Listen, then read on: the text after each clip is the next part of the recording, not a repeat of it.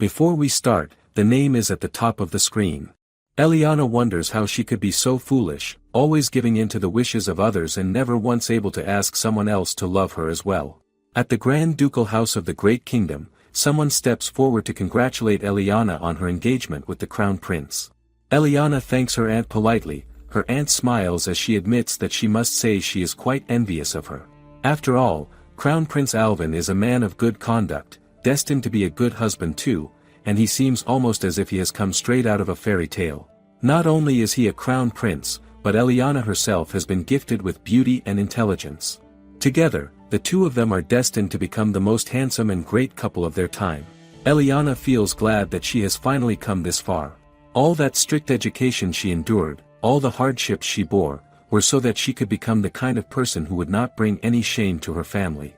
Now, at last, it has all paid off. With this engagement, she will finally be able to fulfill her duties as the daughter of the ducal house. Yet her relief is broken when she hears her father's voice, asking Luna to stop stirring up trouble with her selfishness. Luna argues in return that she is only being honest. For the moment she saw the prince, she knew in her heart that he was the one for her. Eliana grows confused at what her foolish younger sister is even speaking about. Her father reminds Luna that this marriage arrangement has already been decided long ago and that she never spoke against it until now. Luna insists that it is because she had only ever seen him from a distance before, but when he came for his courtesy visit last time, she saw him up close, and it was love at first sight. She begs that they allow her to marry the prince instead of Eliana, claiming it would not matter which sister marries as long as the marriage strengthens their house. Eliana calls out to Luna, telling her to stop and not bring more tension to their father. But Luna huffs in frustration, declaring that she already knows she is not going to give up on the prince. She insists that Eliana does not even love Alvin, and that Eliana is nothing more than their father's puppet. Days later, the Duke storms into Luna's room, demanding to know how her condition is. The maids inform him that she refuses to eat anything. The Duke himself pleads with Luna to take at least a little food, but she bursts into tears, crying that if she cannot marry Prince Alvin, she would rather die. The Duke glances at his wife, then turns toward Eliana and declares that this situation is not going to affect the standing of their house, no matter which sister is given in marriage to the prince. He announces that he is going to request the change of fiancé, for if they do not, Luna will fall into a truly terrible state. Eliana wonders bitterly whether he cannot see that she herself is in a sorrowful state as well. The Duke asks her to please understand while she thinks to herself that his words are nothing more than ridiculous. There is no way the royal family will accept such a change. Yet later, the maid brings a sealed letter to the Duke, delivered from the royal family itself. He reads it carefully, then orders the maid to summon both Eliana and Luna. When they arrive, he informs them that the reply from the royal family has arrived and that the request to change the fiancé has been approved. Disgust fills Eliana as the words strike her heart. But Luna is happy, declaring that this is such wonderful news, while Eliana is left shivering at the realization that it is true.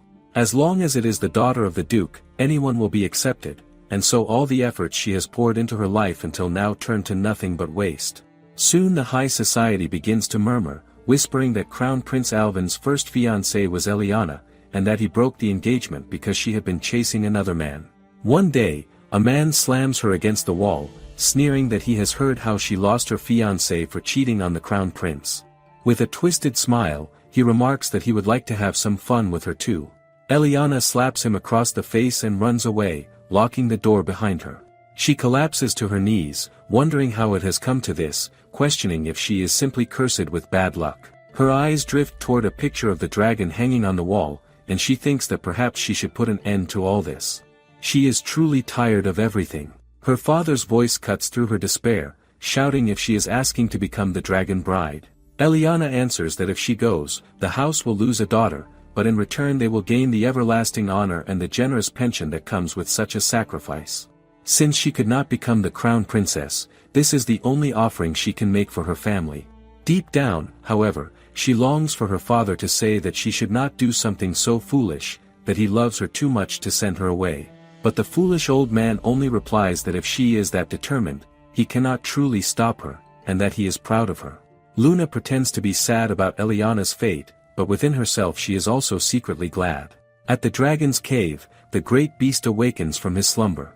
He spreads his massive wings and begins to fly, only to notice Eliana lying there. His eyes narrow in confusion as he wonders why a human has entered his sacred domain. Eliana is sad, wondering why they could not just let her be, and all that she ever wanted to do was to make them smile for her. She gets up slowly, her head still heavy, and begins to wonder what this strange place is. When she turns around, she is startled to see the great dragon before her, and he declares that finally she is awake. Eliana jolts in shock, realizing that this dragon actually exists. She stares at him with wide eyes and finds him truly beautiful. The thought slips into her mind too quickly, and she soon realizes what an awkward thing it is for her to think, especially about a being like him. The dragon tilts his head and questions why she is groggily moving about like a frog. She notices suddenly that his voice shifts, and in that very moment she sees the dragon transform into a dashing young man. Her heart races, and she starts to look around frantically. Then, gathering herself, she begins to explain to him that she is the eldest daughter of the ducal family, and she asks if he could tell her exactly where the dragon has gone. To her surprise, the young man does not even flinch at the mention of her noble house, and it seems to her that he is not someone from this land at all. He questions her presence, demanding to know why she is here in a place such as this. Eliana answers that she has come here to be the bride of the dragon. The dragon man appears truly confused by this statement, for he cannot understand why a dragon would ever marry a human. She then explains that the marriage is not literal but a metaphorical one. Her life is to be sacrificed. It is an old tradition, she tells him, in which by offering their life to the dragon, their family gains great fortune and honor. The dragon man scoffs at her explanation, mocking her if she truly believes that the dragon of this place grants such power. He insists that the dragon exists only for destruction. Eliana, however, tells him that they have never heard such stories about the dragon, and in her land, people have always held the dragon in the highest regard. At her words, he snaps his fingers and declares boldly that he is going to marry her. Eliana shakes her head and refuses, saying that she is supposed to marry the dragon. But the man announces himself as none other than Greed, the great dragon of avarice, and in that moment the scene shifts as the great dragon reveals his intent to marry her. She is taken aback, her eyes widening, and she wonders if he is truly the dragon Greed who dwells in the volcanoes. Greed questions whether she dares doubt him, reminding her that she has already seen his true form only minutes ago. Eliana notices the flames rising and flying around them, yet to her shock, they do not burn her at all. Greed looks at her closely and asks why she appears so surprised to see fire, reminding her that they are inside the volcano itself. Eliana protests, saying that this is not the problem, for people actually die from such flames. Greed only comments with cold certainty that he knows humans are indeed very fragile, but she does not need to worry, for these flames will not harm her. He explains that she is covered in his saliva, and so they will not burn her flesh. Eliana is utterly disgusted by this revelation and declares that she would very much like to take a bath. Greed remarks that she is right, and since she is his wife now, it is his duty to accommodate her. But it is really tiresome. Eliana hurriedly says that actually she will be able to serve him much better if she gets a proper bath. Greed smirks, amused by her reasoning, and remarks that this is the kind of spirit he likes, so he decides that he will grant her wish. He shifts back into his dragon form, though this time his body is a little smaller, for dragons have a knack for changing their size at will. Eliana reaches out and touches one of his scales, but she instantly feels a strange sensation and pulls her hand away quickly. Greed explains to her that for an ordinary being his scales are poisonous, but for her it does not matter, since she is still covered in his saliva. He then instructs her to hold on to him tightly. When they take off, the flight is so swift that it leaves her breathless, and it seems to him that she is enjoying it so much she is left at a loss for words. By the time they finally arrive, she gets off with trembling legs and admits that she truly thought she was going to die. Greed turns back to his human form. She notices that his scales really do bring decay to all living things. Greed points toward the pond and tells her that she can take a bath here. She thanks him but still hesitates. He notices her hesitation, and she admits nervously that if she cleans herself and washes away all of his saliva, then perhaps she will no longer be able to touch him. Greed is completely dumbfounded, struck silent by her words. She goes down to her knees explaining what she truly means is that if she cannot touch him, then she will be unable to serve him properly. He retorts with a faint hint of impatience that she should stop acting like a frog. It is not that he is displeased by her, but rather that no one has ever said something like this to him before, and so he is simply surprised. He finally tells her to just wash off everything she wants, because his saliva must have already made her body resistant to his presence anyway. Now Eliana grows worried, wondering how on earth she is supposed to take off her dress. Greed looks at her plainly and points out that, being human, she is obviously clumsy, since she cannot shed her own skin as easily as dragons do. He says that he will leave now, as he has other matters to attend to, but she can relax and take her bath here, because no humans are foolish or wicked enough to come to this place.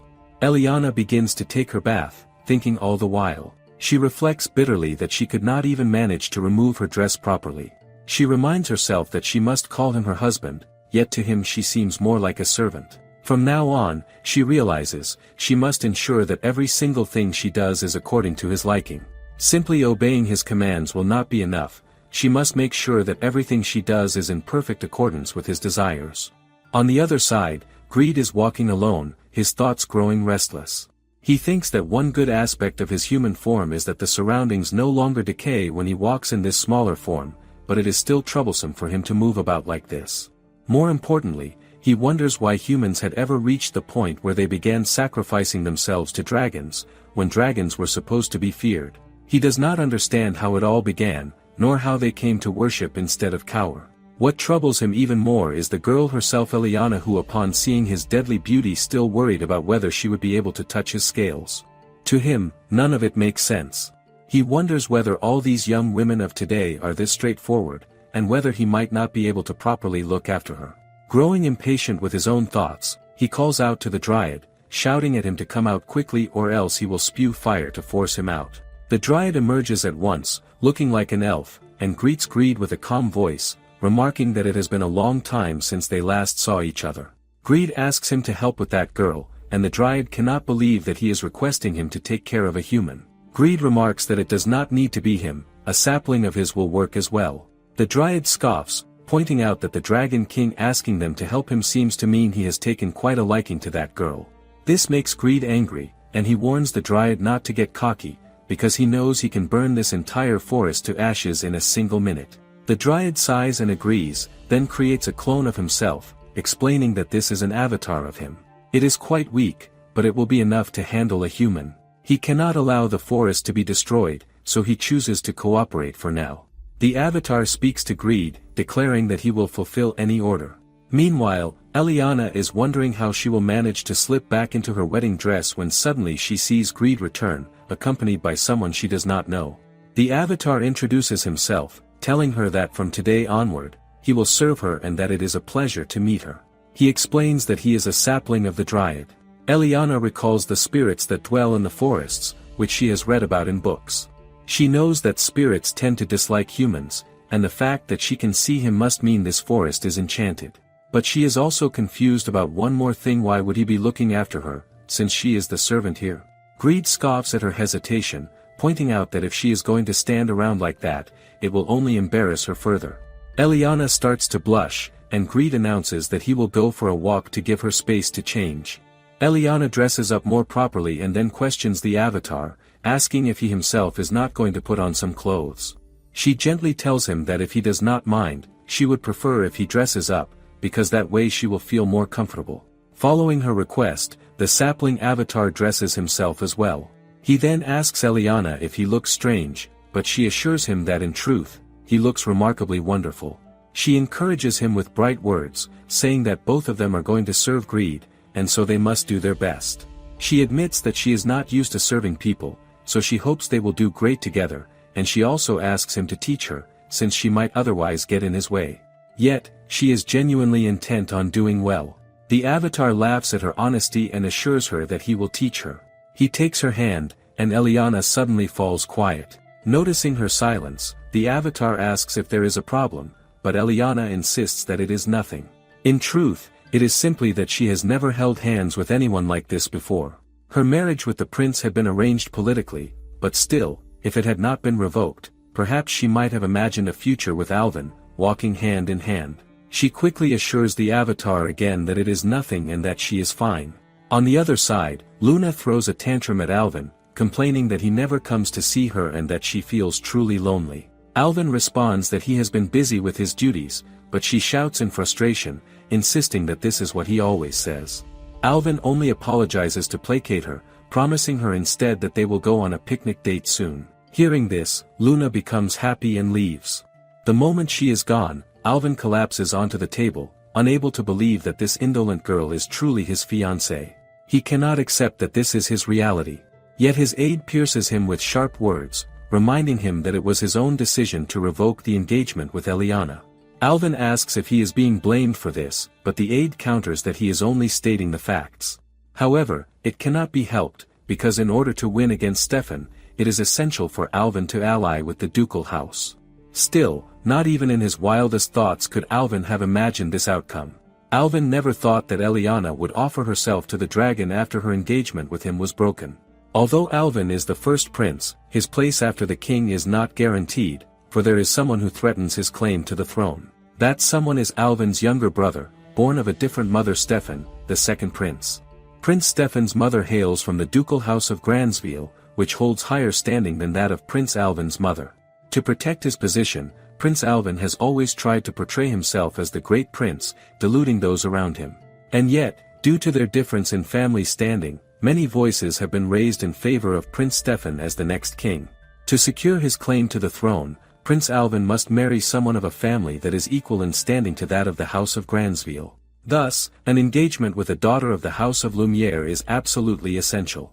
Yet no one had imagined that such a selfish girl would become Alvin's bride. The reason he had first chosen Eliana, aside from her family, was because of her humble personality. Since the two sisters came from the same household, he had thought the difference between them might not be that significant. But to think that the younger sister would be this selfish, he had never considered such a possibility.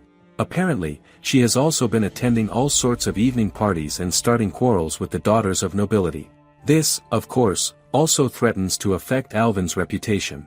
And as if that were not enough, the royal chief magician, Chris, is now refusing them service. This has put the king into a terrible mood and only means more work for them. Perhaps this is Alvin's divine punishment, and it almost slips as a regret from his mouth, but even so, he cannot do anything about it now. Back with Eliana, she is stunned to see the dragon temple.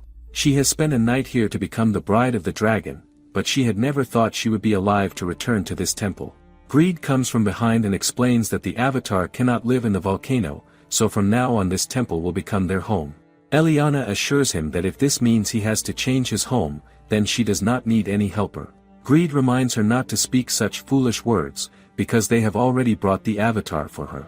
And since he is under the dragon's protection, he cannot return to his forest. Eliana looks at the avatar and apologizes, saying she did not mean it that way. The avatar chuckles softly, assuring her that it is truly fine. Greed cuts into her babbling, telling her to stop speaking such nonsense, because it is not as if he was living in that hot volcano by choice. He had chosen it because he could live there peacefully without causing decay around him.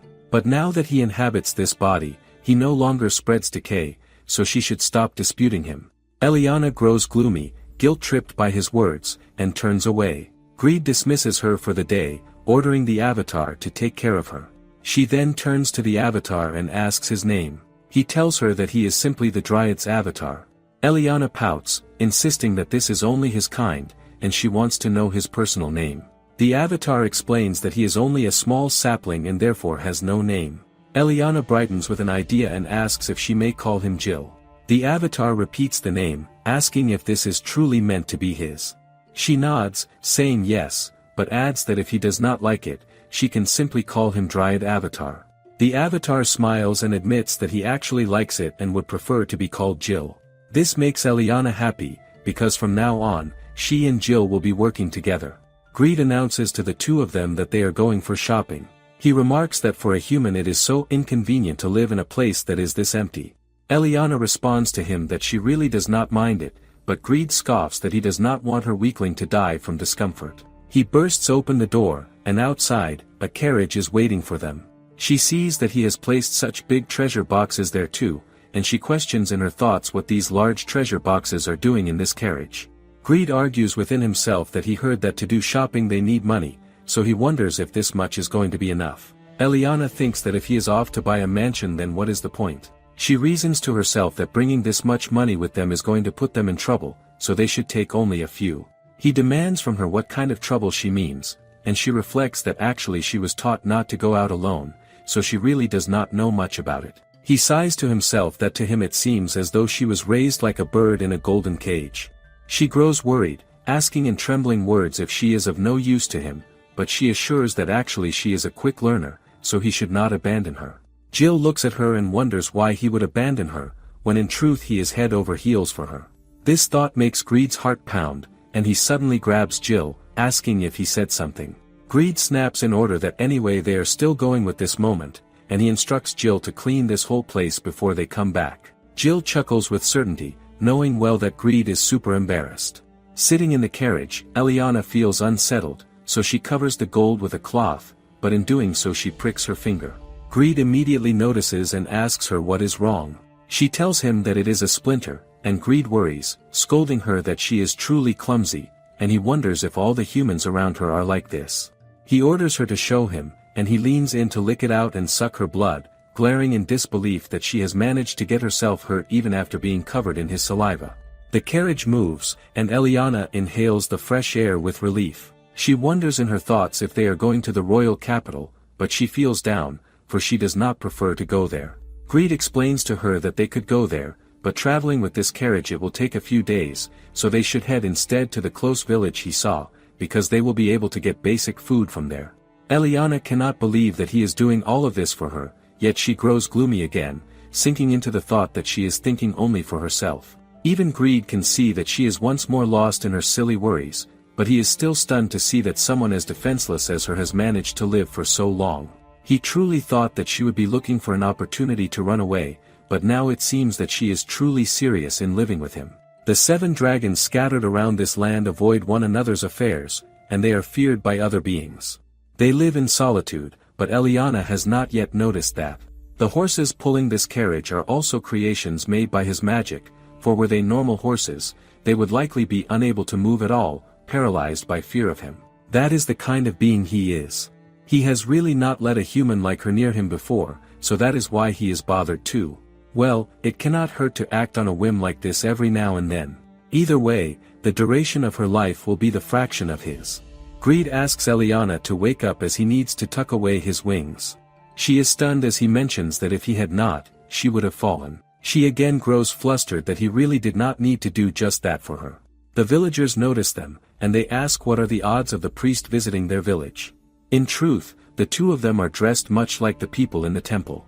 Greed straightforwardly tells them that he has money and he wants them to share their supply and food with them. Eliana softens the request politely, hoping not to be rude but carefully phrasing the request for their journey, asking if the villagers could consider sharing some of their supplies. The villagers grow happy at this more gracious way of speaking. The leader of the villagers comes forward and says that they do not get many visitors. The other villagers encourage him, saying that they too should share their provisions. The leader says that they will give them food and goods if Greed is going to trade one of his horses with them. Greed questions why they would prefer a horse over money, to which they explain that in this remote area, a horse is of far more benefit than gold, and they can also tell that his horses are not like the ordinary kind. Greed affirms this, saying that this is right, for these horses do not need to eat, they do not die, and on top of that they do not mate. Eliana is shocked, questioning within herself if horses like this even exist. The villagers scoff back at him, thinking that he is speaking nonsense because he does not want to part with the horses. The leader insists that if they were to trade for money, they would not be able to provide nearly as much in resources. Greed sighs and says that if they prefer horses, then he is going to trade them with that. This decision makes the villagers rejoice, and everyone rushes to gather what goods they can provide. As the villagers are putting their supplies into the carriage, one of them notices the treasure box. Eliana grows saddened over the thought that if she had not been there, Greed would not have had to sell off his horse for this. Then she notices that someone is whispering something to the village leader, and she feels goosebumps rise upon her arms. It seems that they have seen the gold. She quickly jumps to the carriage and urges Greed that they should depart now. Greed agrees and says that they will go, but the villagers stop him. Eliana, all worried, calls out to Greed. The villagers say to her that they had better do what they ask for, and if they comply, they will not hurt her. They want to make a new deal, and that is that the two of them must trade all the money they have in their carriage. Greed begins to ponder, and he realizes that so this is what humans call robbery. He truly thought that perhaps things might have changed after he has woken up from the slumber after so long, but the humans are still the same. He raises his hand and snaps his fingers. A big monster emerges, and all the poor villagers scream and run for their lives. Greed returns to the carriage, telling Eliana that they should go. Seeing her trembling, he thinks to himself that just as ever, he is born only for destruction, and so soon she is going to leave him too. Greed questions Eliana if he has frightened her, and she replies that perhaps only a little. Greed wonders if he has frightened her, even to the point of leaving him, because he is a monster. Eliana insists within that she does not think of him as a monster, for he is the one who rescued her from the mountains, and he even changed into his human form so that she could live here with him. In her eyes, he is actually a kind person, and if it had not been for those selfish people, they could have even kept that horse. But Greed is not the one who appears as a monster in her heart. Greed only smiles at her and thinks she is truly a strange human. Jill arrives and complains that the two of them seem to be having fun without him being around. Greed wonders aloud what exactly Jill is talking about, but Jill explains that he enjoys seeing the two of them getting along, so he would prefer if they flirted when he is present. Greed, however, remains in denial, still questioning whether Jill is even the duplicate of the Dryad, because although they share the same face, their personalities are completely different. Eliana begins to boast to Jill that he did a great job in cleaning this whole place. Jill feels happy hearing her praise, yet she still cannot believe that he managed to do all of it by himself. Greed suspects instead that he must have relied on the help of the tree that exists here. Jill teases Greed, asking if he dislikes it when Eliana compliments him, and it seems almost as though he is jealous. Greed grabs him by the collar and threatens that they should take this talk outside, because he is about to turn him into firewood. Jill counters by asking if this is truly how Greed intends to treat the sapling that was entrusted to him. Eliana notices that the voice suddenly changes, and she realizes that Greed is speaking to the Dryad King. Greed shouts to him that peeking is a bad habit. Eliana cannot understand what this exchange means, and the Dryad King explains to Greed what peeking actually is. Jill is, after all, a part of his body, one way or another. Greed continues to press, calling him an old geezer. The Dryad King responds that he has brought information that may be useful. It seems that another human has entered the forest, wandering around near the base of the river to the east, and strangely enough, this human is able to see them. Eliana grows worried and wonders how this could be possible. The Dryad King replies that he has no clue, and as long as the human does not harm the forest, it should not concern them. Yet it appears the matter may have something to do with Eliana, and that is why he came to tell them. What they choose to do with this information is entirely up to them. With that, the Dryad leaves Jill's body, and Jill returns to himself. Greed remarks that it does not really matter if the human is here to harm the forest, because they only need to drive him out. Still, the day is already darkening, so they decide to wait until tomorrow before investigating. Eliana, however, remains troubled, fearing what might happen if the people of her kingdom wander into a place like this, where dragons live. Yet again, she considers the strangeness of someone being able to see spirits, for that must mean he is someone capable of using magic. How such a thing is possible remains a mystery. The next day, Greed and Eliana set out to search for that person. They arrive at the location the Dryad had described, but when they look around, Eliana notes that this was the spot only yesterday. The man might have walked somewhere else already. Greed gets off the horse and throws a twig into the bushes. Someone hidden there wonders aloud what a twig could be doing in such a place. Eliana catches sight of the man's clothing, and she immediately recognizes him. This is Master Chris. Chris becomes overjoyed the moment he sees her, crying out with excitement as though he cannot believe his own eyes. He rushes forward, grabs hold of her, and keeps asking if she is truly fine, all while fearing that this is just a dream. He is known as the most powerful sorcerer in Slenvale, serving directly under the king as the royal court chief magician. Eliana has no clue what Chris is doing here. Chris tells her that he has been looking for her and that he is glad he finally found her. He says that if she does not mind, he would like to hear how she has been before anything else. Greed suddenly steps in, pushing Chris away because he does not want to be left out of the conversation. He turns to Eliana and demands to know if she recognizes this man. Chris becomes defensive, shouting back at Eliana, demanding who this person truly is, because he can sense an overwhelming supernatural presence from him. Greed scoffs, remarking that it seems even among humans there are a rare few like this one, able to perceive such things. Still, he notes that Chris cannot see his true identity, though he admits he is impressed that Chris is able to feel his magical presence. Chris questions him, asking exactly what he is. Eliana urges him not to be surprised, because Greed is none other than the Dragon King. At first, Chris is stunned, unable to believe it. Dragon? But soon, realization strikes, and the truth settles into him. All he can do is shout back. Later Eliana explains that she too was shocked to see Chris here. Chris answers that, at the royal capital, they are unable to draw power from the spirits anymore. He came here to the forest some time ago to replenish his strength, and while he was resting, he heard news that she had given herself to the dragon as his bride. Upon learning this, he immediately set out to find her, and today he finally succeeded. Chris then offers them the herbal tea he carries, insisting it is all he has for now. Eliana accepts it and thanks him sincerely. Greed, however, asks Chris why he is chasing after Eliana when the so-called foolish bride custom is supported by the royal church. Chris admits that this is true. The country indeed accepted sending her as the dragon's bride, but at the same time, calling it foolish is cruel, because many women have already given up their lives for this tradition. Greed only scoffs again, stating that he has no recollection of ever asking humans to do this. It is something they have done entirely on their own accord, and besides, from this moment on, one bride is enough for him. Chris grows tense, questioning Greed further if he truly means to keep Eliana with him. Greed affirms this with certainty and points out that Chris still has not answered why he is chasing her. Chris falters, nervous because his reasons are personal. Eliana does not understand after all, they barely know each other. She asks what kind of personal reasons he has. Hesitant at first, Chris finally admits that he has adored her all this time and now wishes for her to run away with him. A heavy silence falls. Greed observes bluntly that Chris seems to be in love with her. Chris's words leave Eliana bewildered. Coming from someone much older than her and without noble ancestry, it is beyond her expectations.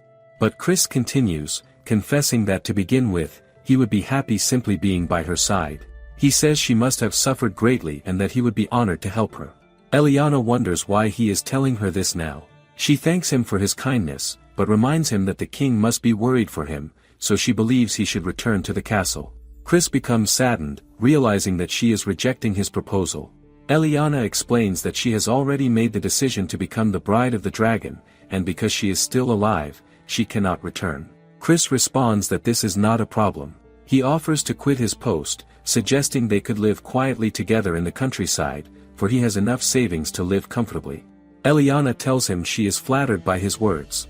Still, she cannot deny that Greed saved her life, and she intends to devote herself to him. If Chris truly cares for her, she asks him to return to the castle and tell everyone that she has died. Chris turns to Greed next, asking if he is truly serious about this. For a human to serve a dragon is a tremendous burden, especially since Eliana has no powers. Greed retorts that such a thing has nothing to do with him, because he has no intention of handing Eliana over. Chris could have confessed his feelings to him sooner, but now there is no point in coming here and babbling. If Chris really wants her, then he will have to take her by force. Chris rises, apologizing, but declares that he is going to challenge the Dragon King. Eliana grows deeply worried, fearing for Chris's life. Greed asks Chris if he is sure about this because he still has the chance to back down right now. Chris dismisses the thought as absurd, declaring that he will do anything to take Eliana away from him. Eliana, caught between the two, desperately begs them to stop. She pleads with Chris to return to the capital, but he argues that if he cannot take her back with him, then there is no point in returning alone either. Greed sharply demands Eliana to keep quiet, insisting that the two men have decided to fight and that she had better not get in the way. She cannot comprehend why he is doing this at all. Greed hurls flames at Chris, but Chris dodges them with swift movement. Greed smiles, noting that it does not look like it was enough to take him down this time. Chris retaliates by throwing his magic circle, which explodes against Greed, striking him multiple times. Eliana grows extremely worried for Greed, but once the smoke fades away, he is seen standing unharmed. Chris clicks his tongue in frustration, muttering that it is only natural to expect such resilience from the great dragon. He admits that it looks like he has no choice but to get serious. He raises his staff high into the sky, drawing upon the sky's energy, and the destructive power begins to tear everything apart. Even one of the trees is cut apart, its massive trunk threatening to crash down onto Eliana. Chris turns in panic as he shouts for her, but before the tree can strike her, Greed in his dragon form has already swept her away to safety. Greed coldly remarks that when one focuses only on a single thing, they inevitably lose the things they do not pay attention to. Chris questions him, asking if he has merely been testing him. Greed responds that Chris thinks he has something precious to protect Eliana, but he needs to think again about it. With that, Greed flies away, leaving Chris standing there all alone. Eliana expresses to Greed her relief that she will be able to live with him. Greed sighs, saying of course, since she is his wife, she must stay by his side. She then asks how long they are going to keep flying like this. Back at the temple, Jill shouts, saying that Greed is truly hopeless. Greed sulks, admitting that he accepts it is his fault, but Jill keeps on nagging him, scolding that he flew too high and kept Eliana hanging there, even though his foolish head needs to remember that humans are far more fragile than dragons. Before Greed can say anything in response, Eliana steps forward and asks Jill not to scold him so much.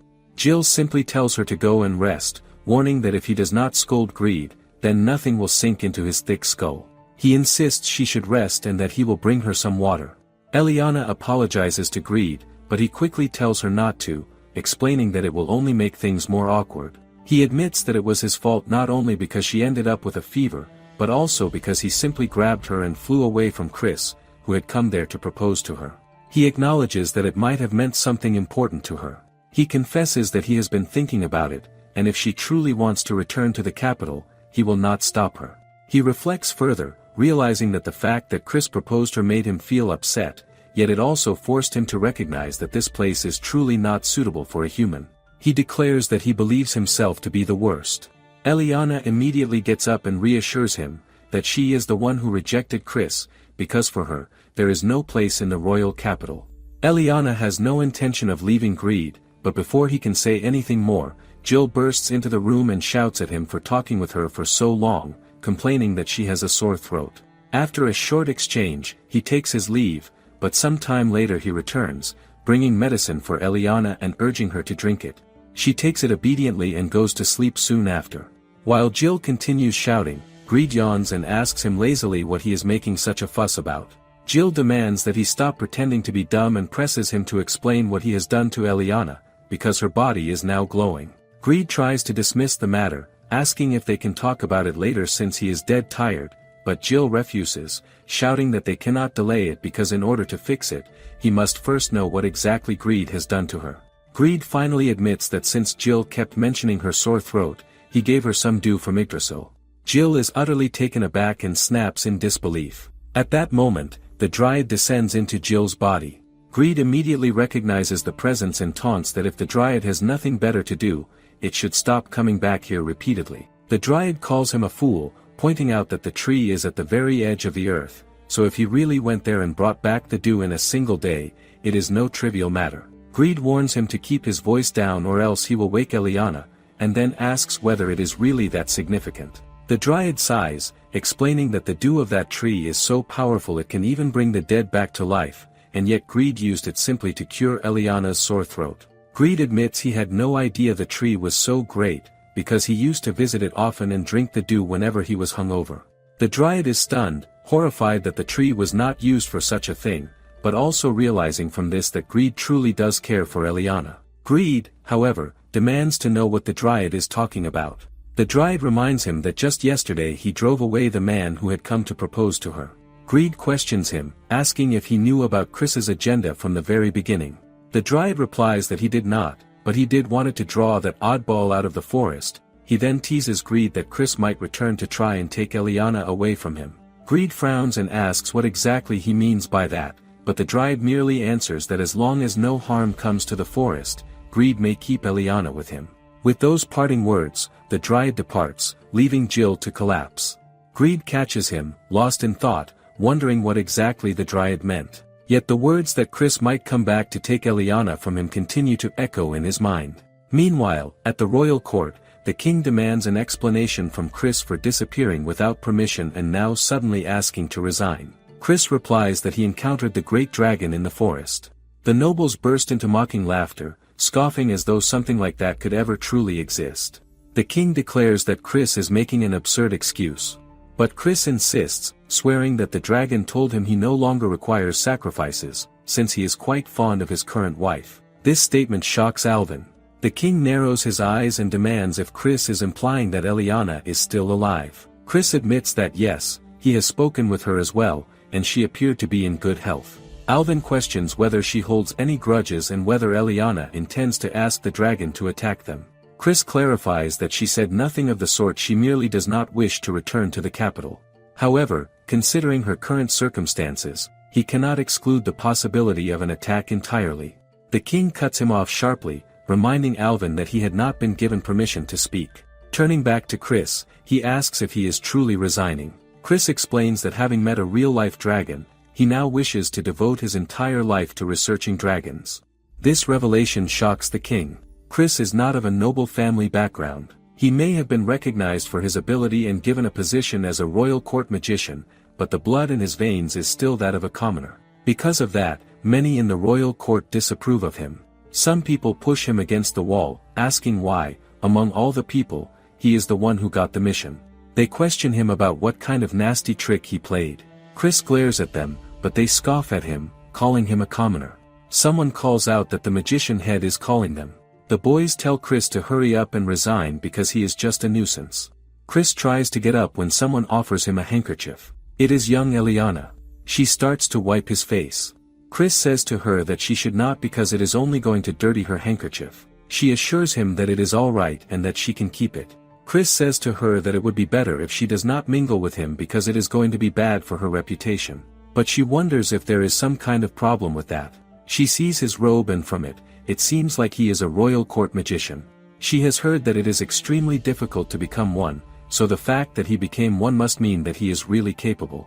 She smiles and thinks that he is really amazing, so he should take more pride in it. Suddenly, someone calls for Eliana. She says to him that she will have to go now. But as he hears her name, he remembers that she is a duke's daughter. He knows she is the daughter of the ducal house of Lumiere, and a candidate to be the next queen. He feels that he is not in a position to speak to someone of her standing. She is still a child, yet she seems so wise, unlike him. But he tells himself that he should not indulge in self-deprecating thoughts because she asks him not to. Later, the magician chief comes to Chris, asking him if he is skilled in magic detection and telling him to come with him. Chris asks if there is something the matter.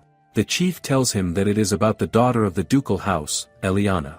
At the tea party, the tea was poisoned. Luckily, she spotted it and spat it out, so her life is not in danger. Still, this type of thing happening in the royal court is unforgivable. That is why he wants Chris to figure out the culprit, and with her being so young, the poison was still dangerous after all. She is only a little child. The investigation concludes that the perpetrator is Eliana's maid. But in reality, it is the doing of the House of Gransville, who seek to weaken the influence of the House of Lumiere. Fearing a collision, the king orders the matter be settled in a negotiation between the two houses. The official story goes that the maid did it out of a personal grudge. But who was really behind it all has been kept secret. Chris is confused that there was an attempt to murder the duke's daughter. He plans to keep the lid on who the real culprit is, so the official outcome makes no sense to him. The matter is wrapped up that way, but a lingering uneasiness stays with him. One day a letter arrives for Chris from Eliana. Later, the maid tells Eliana that Chris has come to see her. He asks after her health and remarks that he has heard she was confined to bed rest. She tells him that, thanks to him, she has made a good recovery. She apologizes for making him come all the way, but she wanted to thank him. Chris thinks that he only did what he was asked to do as his duty, and that they even let the real culprit off the hook. Eliana tells him that it really does not concern her if it helped her family. She is happy. He cannot believe that she is this child, because someone tried to murder her and her parents came to an agreement with the enemy that tried to kill their daughter. He tells her that at least he cannot accept such a thing. Eliana walks to him and tells him something that makes him stunned. Back to present, Chris woke up for a short dose of sleep. Someone then informs him that they are all set. He thinks that Eliana's words remain shocking to him, and those words do not seem like the words of a little girl but like the words of a true monarch. He might have lost her the first time, but this time he is not going to give up. At the Dragon Temple, Eliana is sad over the fact that her cooking is a real mess. Jill assures her that she does not need to weep over this. After all, being able to make such a terrifying dish is also a skill. Eliana admits that she knows this is not helpful at all, because not only is her cooking bad but her laundry is a disaster too. She is a complete failure when it comes to housework, so her being able to perform table manners and ballroom dance is of little use. Greed comes and asks what they are up to. Jill happily tells him that Eliana cooked something for him. Greed asks why she would do such things for him, reminding them that she is his wife, not his servant. Eliana explains that she has the idea that when commoners get married the wife is made to do all the housework. Greed replies that she is actually terrible when she comes to this, and seeing Jill huffing, he tells her okay they can do whatever they like and leaves. Jill cheers that Eliana does not have to listen to this blockhead. At night, Eliana comes to Greed and asks if she can come in. He asks what it is. She says she would like to know if there is anything he wants her to do so that she can be of more use to him, because she is useless at house chores. Seeing his gaze, she states that it looks like he found something to displease him, so if he wants she will leave right now or she can throw herself in the volcano. Slamming the wine glass, he tells her to stop it. He rises and points out that she is his, so he will not allow her to throw her life away like that. Seeing her tremble, he asks if she fears him. She says no, but he sees how much she is shaking and suspects she is lying. She insists again that she is not afraid, but this time he grows enraged because even if he is human in form she is still afraid of him. She grabs his face and assures himself that this is right. She does tremble before his enormous power, but it is only instinct that she cannot help. She kisses his cheek and declares that even so she still wants to be by his side. His whole face flushes as he asks why she would do this, and she, blushing as well, replies that she simply wants to show him she does not fear him. Before dashing away, Jill laughs that he took his frustrations out on her because she paid more attention to housework than him, and look what happens. Greed shouts and asks how long he has been watching them. Jill adds that nobody likes the man who is always dissatisfied. This makes him twitch. He touches his cheek, remembering how Eliana kissed him earlier, and begins pulling at his hair in embarrassment. The next day, Greed notices that a large group of people has gathered, and he immediately demands to know who they are and what they are doing here. They explain that they have come under the orders of Chris and that they have brought goods for Eliana. Greed reacts with irritation, recalling that he had told that man to try again later, but apparently Chris did not wait. The men clarify that life in this forest might be difficult for Eliana, so they were ordered to remain here and take care of her. They then ask for Greed's consent in this matter. Greed turns to Eliana, asking her what they should do. Eliana replies that even if she would prefer to decline, she would like to refuse directly to Chris. She questions the men, asking whether Chris is going to come. One of them confirms that he is indeed going to arrive after signing his resignation papers. Eliana suddenly grows pale and nervously asks Greed if she can borrow one of his horses. He asks her what she is planning, and she confesses that she intends to deliver a letter herself, although she admits that she does not know if the letter is going to reach its destination on time. A chief magician resigning with such a crude excuse is something she has never heard of before, and the strangeness unsettles her deeply. Suddenly, a bright light flashes across their faces, and Chris himself appears, smiling broadly and remarking that they are already late. He happily declares that he is finally unemployed and that the royal capital is no longer a place for them. Eliana's eyes drift to the group of people he has brought along, and Chris questions whether she is going to send them all away. Greed scoffs at Chris, thinking him far too pushy. Chris insists that a life of charity is of no benefit, claiming that he has learned that lesson firsthand. A sharp tension rises between Chris and Greed, while poor Eliana stands at the center of it all, unable to decide exactly what she should be doing. Around them, the people busily set up tents and arrange their belongings, filling the clearing with restless movement, while Eliana stares at the scene in disbelief. Jill remarks that it almost looks as though Chris truly does care for her. Eliana notes that, for some reason, Jill's expression appears unusually happy, and Jill explains that it is only because he has never seen this many humans gathered together before. The atmosphere feels strangely festive. Eliana overhears someone suggesting that a tree in their way should be cut down. She quickly steps forward and tells them not to do so, explaining that this forest is sacred and should not be harmed. The man argues with her, insisting that without cutting it they will not be able to pitch their tent. Jill pats Eliana in acknowledgement, aware that she spoke up for his sake. He then proposes that he has a better solution. He sits down calmly, and to everyone's astonishment, the sapling tree in question begins to move. Gasps ripple through the group as they witness the tree transforming before their eyes. Within moments, the sapling reshapes itself into a house, leaving everyone shocked and speechless at the miraculous sight. Jill tells everyone that this house will be enough for them all, and they also do not need to worry about wind and rain. The inside of the house is truly magnificent. Eliana asks Jill if all dryads possess this kind of power. Jill answers that not all do, since he was born of dryad kind from one sapling, making him a little special. Chris thanks him for calling him a dryad, but Jill corrects him, saying that he has a name, and that name is Jill. Chris finds it odd for a sapling to carry a name. Proudly, Jill points out that he received this name from Eliana. Chris turns to Eliana and remarks that she has truly changed, since back then she used to be calm and composed, and this is the first time he has seen her like this. Eliana coldly replies that if she has changed that much, then what about him withdrawing his proposal? Chris laughs instead, claiming that her change only makes her more attractive and that his love for her is only growing stronger. Gritting her teeth, Eliana asks Jill that they should go now, while Chris remains unsatisfied at the fact that he was not the one able to help her reveal her feelings. 1 month later, Jill remarks to Eliana that everyone is working so diligently that it does not seem like there is anything left for him to do.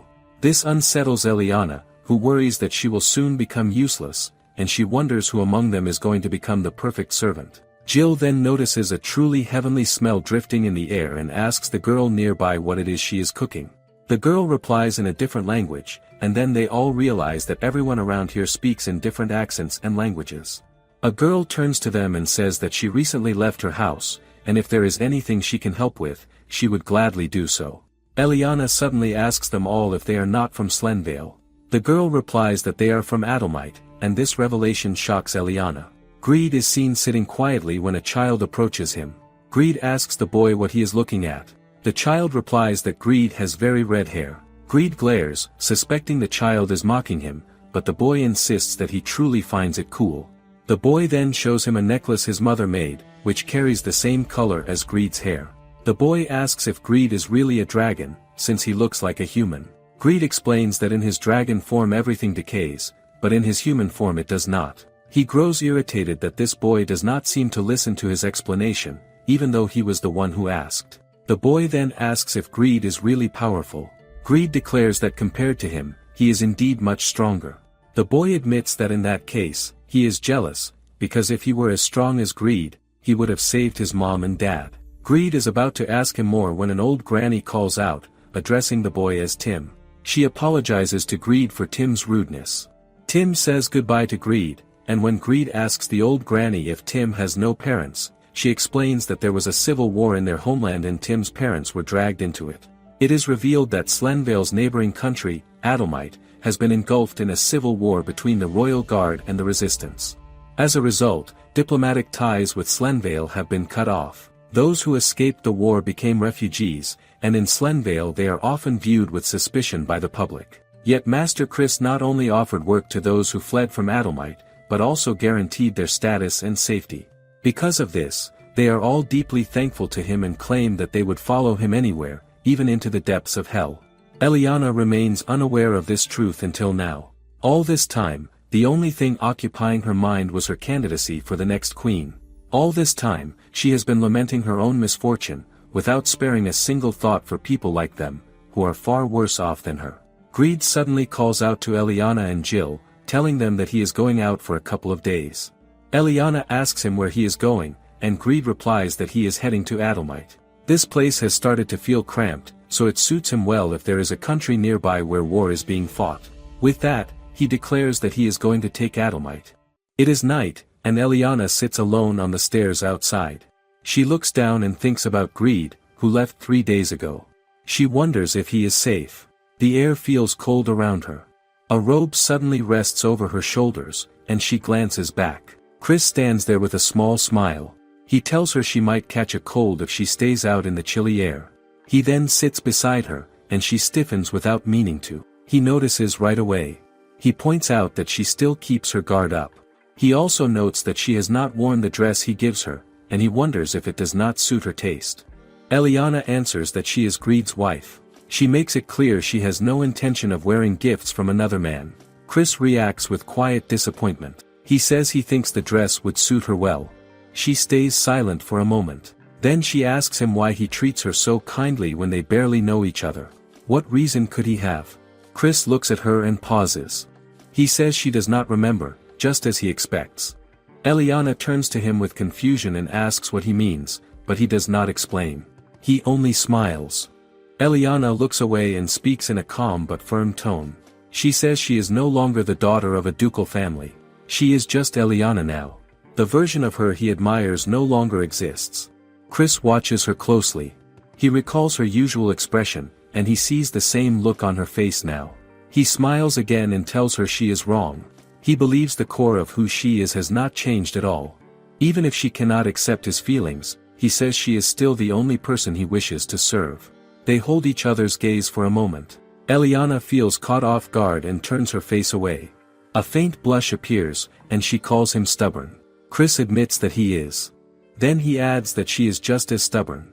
Later, Eliana walks down the stairs and notices Jill nearby. Jill stands in deep focus with her eyes closed and one hand pressed against the bark of a tree. Eliana approaches and asks what she is doing at such an hour. Jill suddenly opens her eyes. She shares urgent news.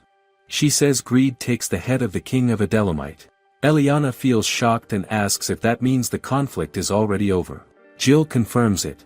Eliana cannot hide her surprise. It has only been 3 days. How is that possible? Jill explains that the information spreads through the local trees, so it reaches her quickly. She believes Greed will return by tomorrow. The next day proves her right. Greed appears and calls out to Eliana and Jill. He announces that their castle is ready and tells them it is time to leave. As for Chris and those who follow him, Greed says they can choose for themselves. They may come along or remain behind. The decision is theirs. The people nearby watch in silence, stunned by how suddenly everything changes. Eliana stares in surprise as she sees Greed in his dragon form. She asks if they are leaving right now.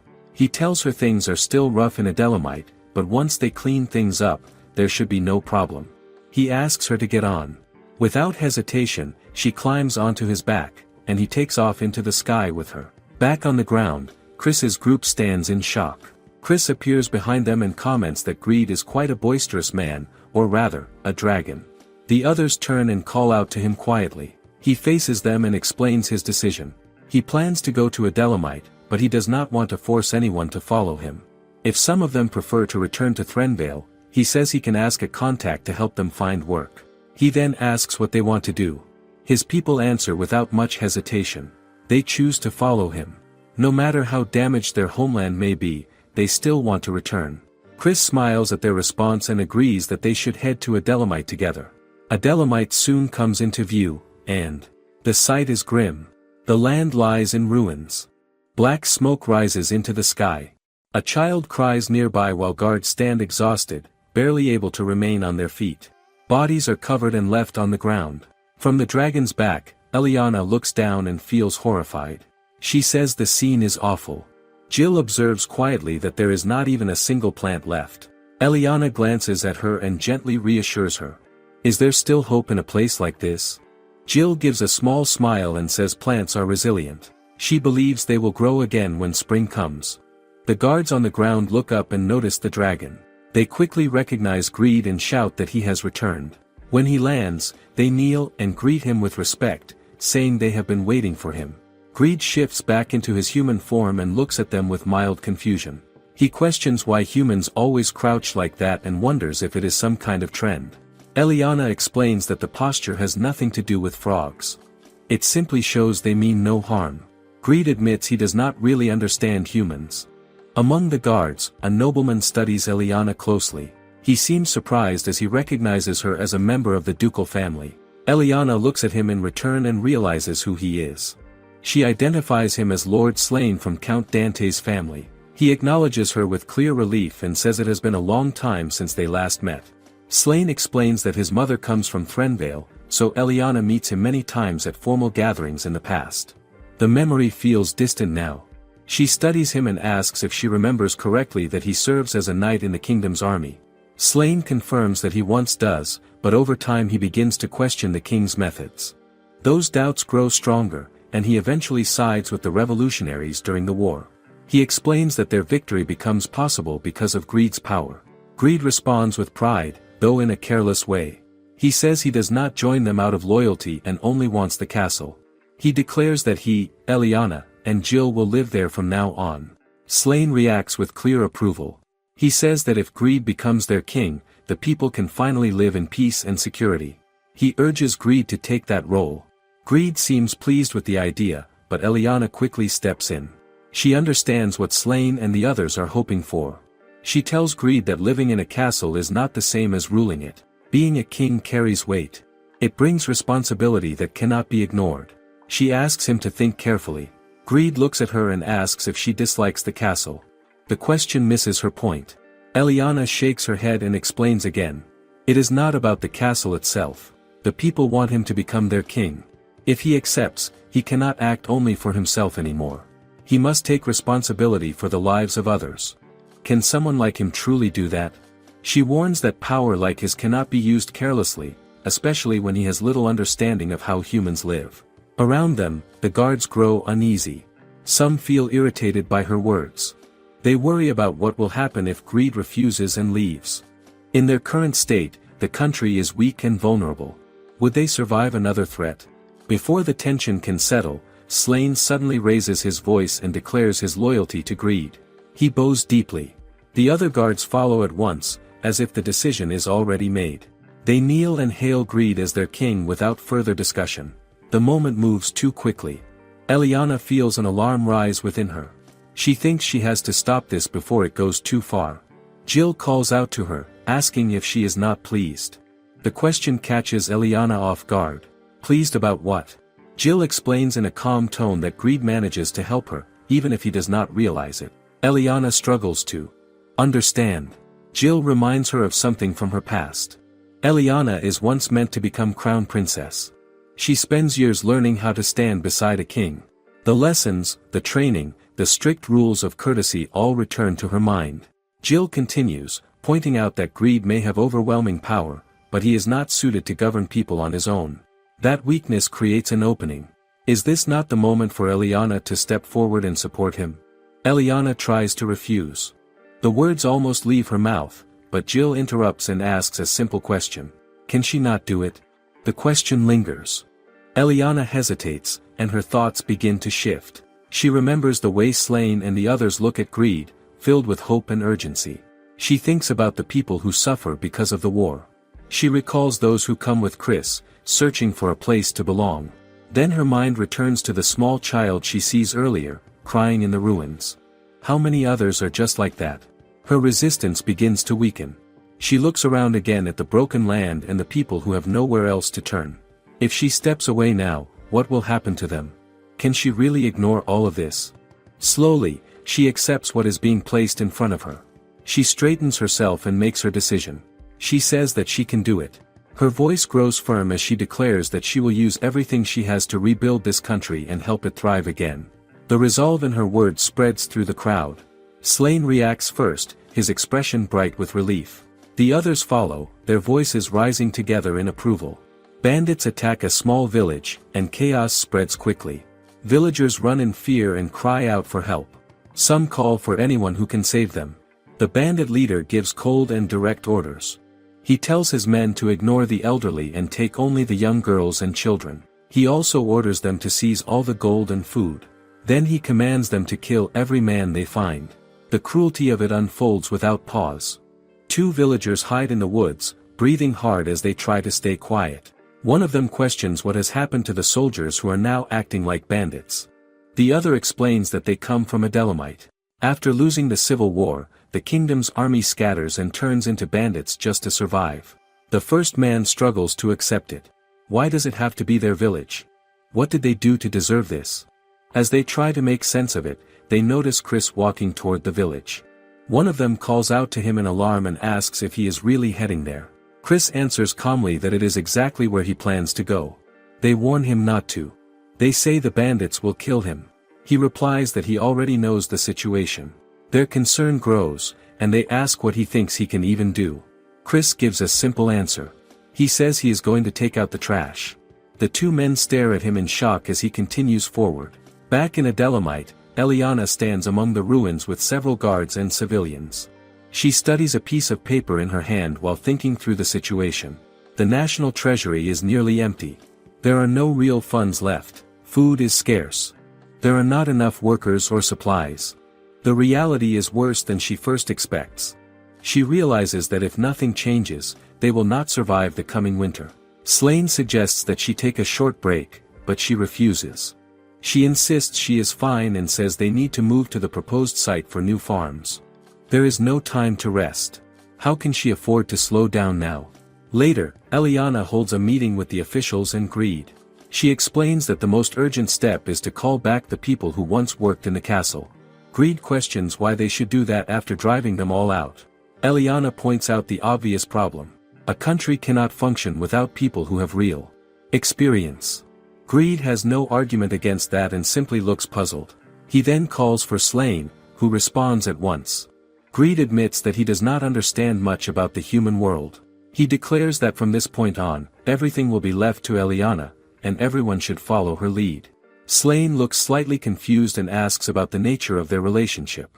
Greed answers without hesitation. He says Eliana is his bride. Then he leaves just as abruptly. The room falls into a brief silence before Eliana continues. She addresses the officials and asks them to see her as a fellow comrade who serves Greed, not just as a woman. She studies their reactions carefully. Women rarely take part in politics here. Will they accept her? Slane steps forward with a reassuring smile. He says she will be a great help and suggests they rebuild the kingdom together. He extends his hand toward her. Eliana looks at it for a moment, then takes it. She accepts his support. Eliana brings up the question of what to call the country. The officials begin to share their thoughts. One of them admits he worries about their reputation, as people already see them as a land of endless civil war. Another adds that some refugees commit crimes in neighboring countries, which only makes things worse. Their name carries a poor image beyond their borders. Someone then suggests including Greed's name, so it sounds like the nation is under the protection of a dragon. Eliana quietly repeats the key ideas to herself. Greed. Dragon. Kingdom. She pieces the words together as she thinks out loud. Slane quickly agrees and says the name sounds fitting. To him, it gives the impression of a country devoted to a dragon's protection. Eliana looks startled by how easily everyone accepts it. She asks if they are truly fine with that, since she only speaks her thoughts aloud. Slane reassures her without hesitation. He declares it the founding of the Greed Dragon Kingdom. The others accept it just as readily. Eliana feels the weight of their expectations settle on her. Can she really live up to this? Not long after, she sees Greed returning. He carries a child on his shoulder while other children gather around him. The child plays with his hair, tugging at it without restraint. Greed tells the child to stop and questions whether they even know who he is. Despite his words, he does not seem truly bothered. Eliana steps forward to welcome him back, with the officials standing behind her. She apologizes for always asking him to handle dangerous tasks, like dealing with bandits and protecting refugees. Greed brushes it off. He says he is not suited to building a country and is better off fighting on the front lines. Eliana listens, but she senses something deeper. Even if he says that, she believes he does not truly like conflict. She remembers how long he remains asleep in the volcano, avoiding the world. A quiet thought crosses her mind. Is it wrong for her to want to stay by his side no matter what? An elderly refugee woman approaches and observes them with a warm smile. She comments that they look like a lovely married couple. Eliana feels her face grow warm and struggles to respond. Greed answers plainly that they are indeed married. The woman reacts with surprise and says she assumes Eliana is only his assistant. Eliana's mood sinks as she admits that, despite being married, they have not really done anything that feels like a true relationship. A younger woman who comes with the elder steps closer and clings to Greed. She says she has no idea he is married and admits she has been interested in him. She casually suggests that he come spend time with her if he ever grows bored of his wife. Eliana reacts at once. She refuses firmly and tells the woman not to make light of her feelings. She declares that her feelings for Greed are stronger than anyone else's. The younger woman laughs it off and calls her intense. She turns to Greed and remarks that he is clearly loved. Greed does not respond. Instead, he sets the child down and walks away without a word. The others watch him go, and Eliana feels a wave of regret. She realizes she may have spoken too strongly again. Elsewhere, Greed crosses paths with Slane, who carries a small box filled with scrolls.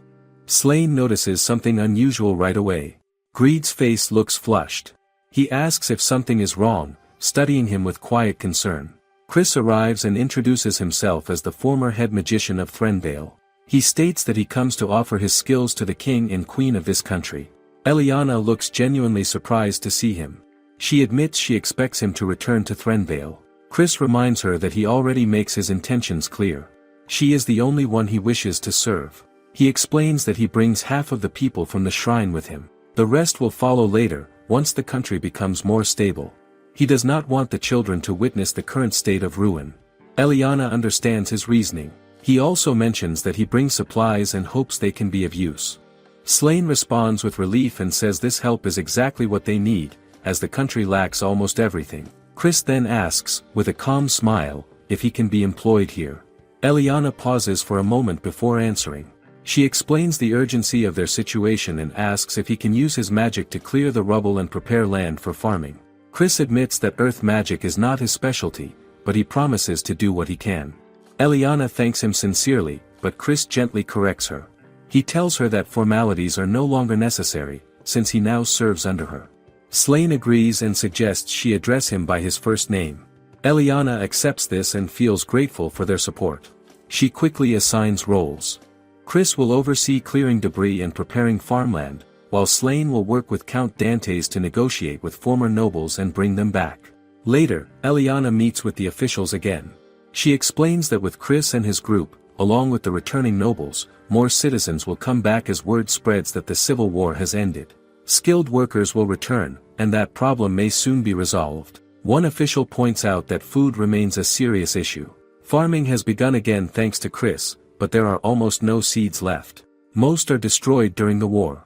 Even if they plant now, the crops will not be ready before winter. Eliana listens carefully and then reaches a decision. She says she will travel to Threnvale herself. The officials react with shock.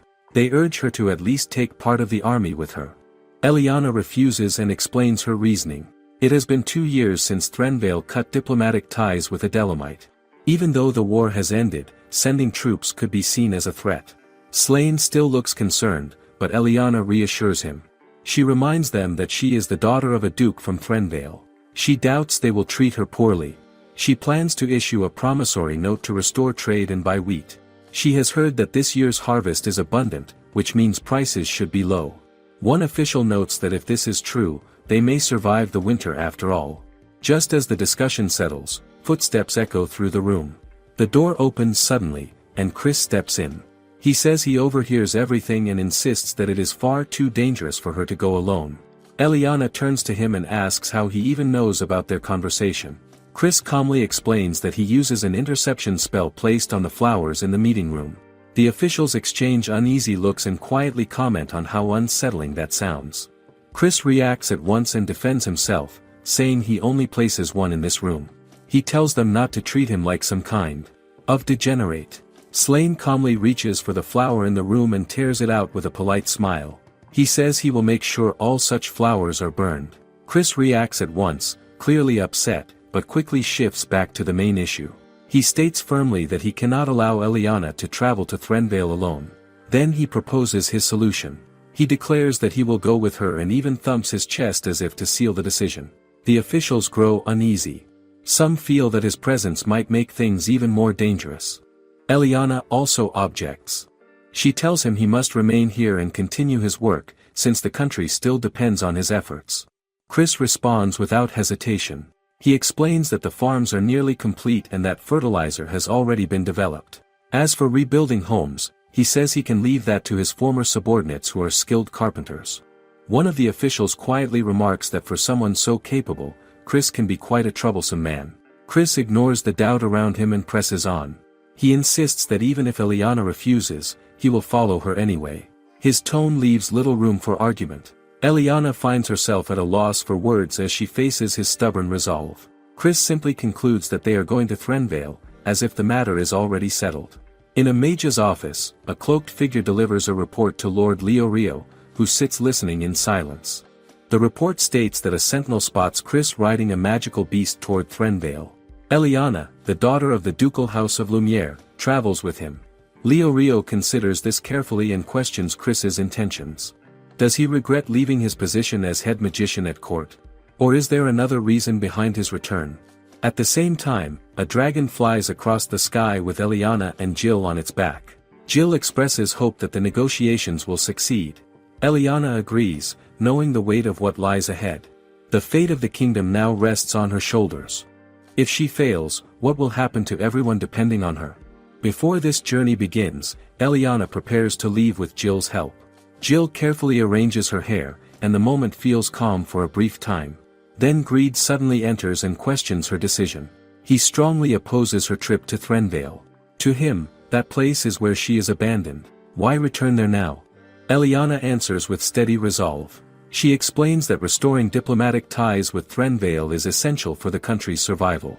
Greed argues that there is no need for her to go in person. He suggests sending Slain instead. Eliana shakes her head and explains the difference. Anyone tied to the civil war would raise suspicion, but she is different. She comes from Threnvale, and people there know her name. That familiarity may give her a chance to be heard. Or at least, she hopes it will. Greed then decides he will go with her. Eliana refuses at once. She reminds him that the country is still unstable. If another attack comes while he is gone, everything could collapse. She offers reassurance instead and says that Chris will accompany her. Greed pauses to think, then turns to Jill. He tells her to go along as well. Jill agrees without hesitation. Greed adds a blunt warning. If Chris, whom he calls a strange magician, tries anything suspicious, she should deal with him herself. Jill accepts this seriously. Eliana reacts with surprise, unsure how to respond to such a statement. Greed then notices a nearby flower. He picks it, bites into it, and strips away its leaves before setting it on fire. The sudden act startles Eliana. From that moment, a young girl appears, formed from his power. Eliana looks at her in confusion and asks what she is seeing. Greed explains that the girl is a construct, created just like the horses he once made. Though she appears human now, she can transform into a dragon. He intends for Eliana to use her as a mount during the journey. Eliana recalls the earlier creatures, which look far more intimidating, and glances at the girl with uncertainty. Will she also take on such a fearsome form? Jill suggests that they should give the girl a name. Eliana agrees and studies her for a moment. She chooses the name Sherry, thinking it suits someone who brightens with a smile. The girl reacts in a way that makes it clear she likes it. Around that time, Greed steps out and crosses paths with Chris. Chris offers a polite greeting as they pass each other. Greed does not stop for long. He gives a direct warning. If Chris is going to accompany Eliana, then he must protect her at all costs. Even a single scratch on her will not be forgiven. He makes it clear what the consequence will be. Chris answers without hesitation. He says he will protect her even if it costs him his life. Greed scoffs and walks on, unimpressed by the words. During the journey, things quickly become uncomfortable. Chris ends up being carried awkwardly by the dragon's claws. He comments that the position feels off. Eliana apologizes, explaining that there is simply no space left. She considers stopping somewhere to rest, but before they can act, Jill notices something ahead. Mages stand along a large wall, already preparing powerful spells. Chris recognizes the danger at once and tells Sherry to dodge.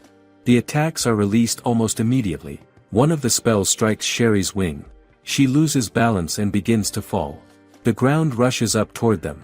Jill reacts without delay and calls upon the spirits of the land. A tree suddenly grows upward and cushions their fall. They land hard but remain alive. For a moment, everything is still. Then the realization sets in. They survive. Eliana tries to understand what just happens. Soon after, a man approaches and explains that they mistake Sherry for a flying demonic beast. The man reveals himself as Leo Rio, accompanied by two subordinates. Chris recognizes him, and Eliana asks if he serves as a court magician. Chris confirms it. Leo Rio then clarifies that he now holds the position of head magician. The situation shifts quickly. They stand at the border, and beyond this point lies Threnvale. Leo Rio asks them to explain the purpose of their visit. Eliana steps forward and calmly states that they come to request an audience with the king. She asks to be allowed passage. One of Leorio's subordinates looks at Sherry and remarks that although Chris once speaks of a legendary dragon, what they see now is only a small magical creature. Eliana tries to respond, but Leo Rio interrupts. He questions how Eliana manages to control such a creature and casts doubt on her intentions. He also points to Jill, calling her suspicious for her ability to manipulate trees. His suspicion deepens as he accuses Eliana of returning to her homeland with thoughts of revenge. Eliana freezes for a moment at Leorio's accusation. The words do not make sense to her, and the shock shows on her face. Before she can respond, Chris steps forward and confronts him directly. He says enough and explains that they are messengers from a neighboring kingdom who come to restore diplomatic relations. His tone is steady, but Leorio does not accept it. He claims Chris has been brainwashed by Eliana long ago. With cold certainty, he apologizes and says anything that threatens the kingdom must be erased. He then declares that they will be killed immediately. A large magic circle appears beneath Leorio's control, and a barrage of attacks is unleashed toward Chris and Eliana. Chris moves quickly and creates a barrier with his own magic circle, blocking the assault. He tells Eliana to go ahead to Threnvale while he handles the situation. Eliana hesitates and says she cannot leave him behind like this. Chris insists again and tells her to hurry. After a moment of conflict, she gives in. Before leaving, she orders him to return safely, making it clear it is not a request. Chris smiles and acknowledges her, calling her his master. Eliana turns to Sherry and asks if she can fly. Sherry responds at once, and they immediately take off again, moving forward toward Threnvale.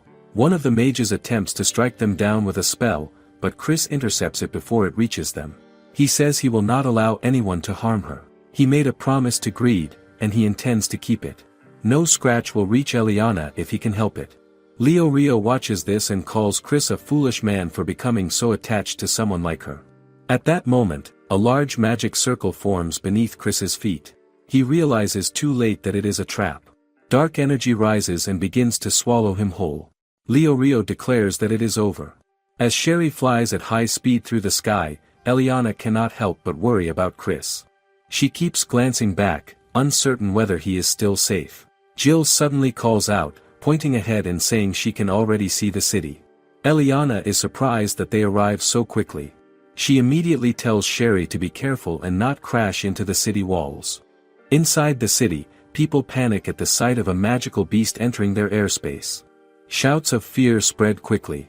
Eliana realizes the situation is getting worse and urgently orders Sherry to land.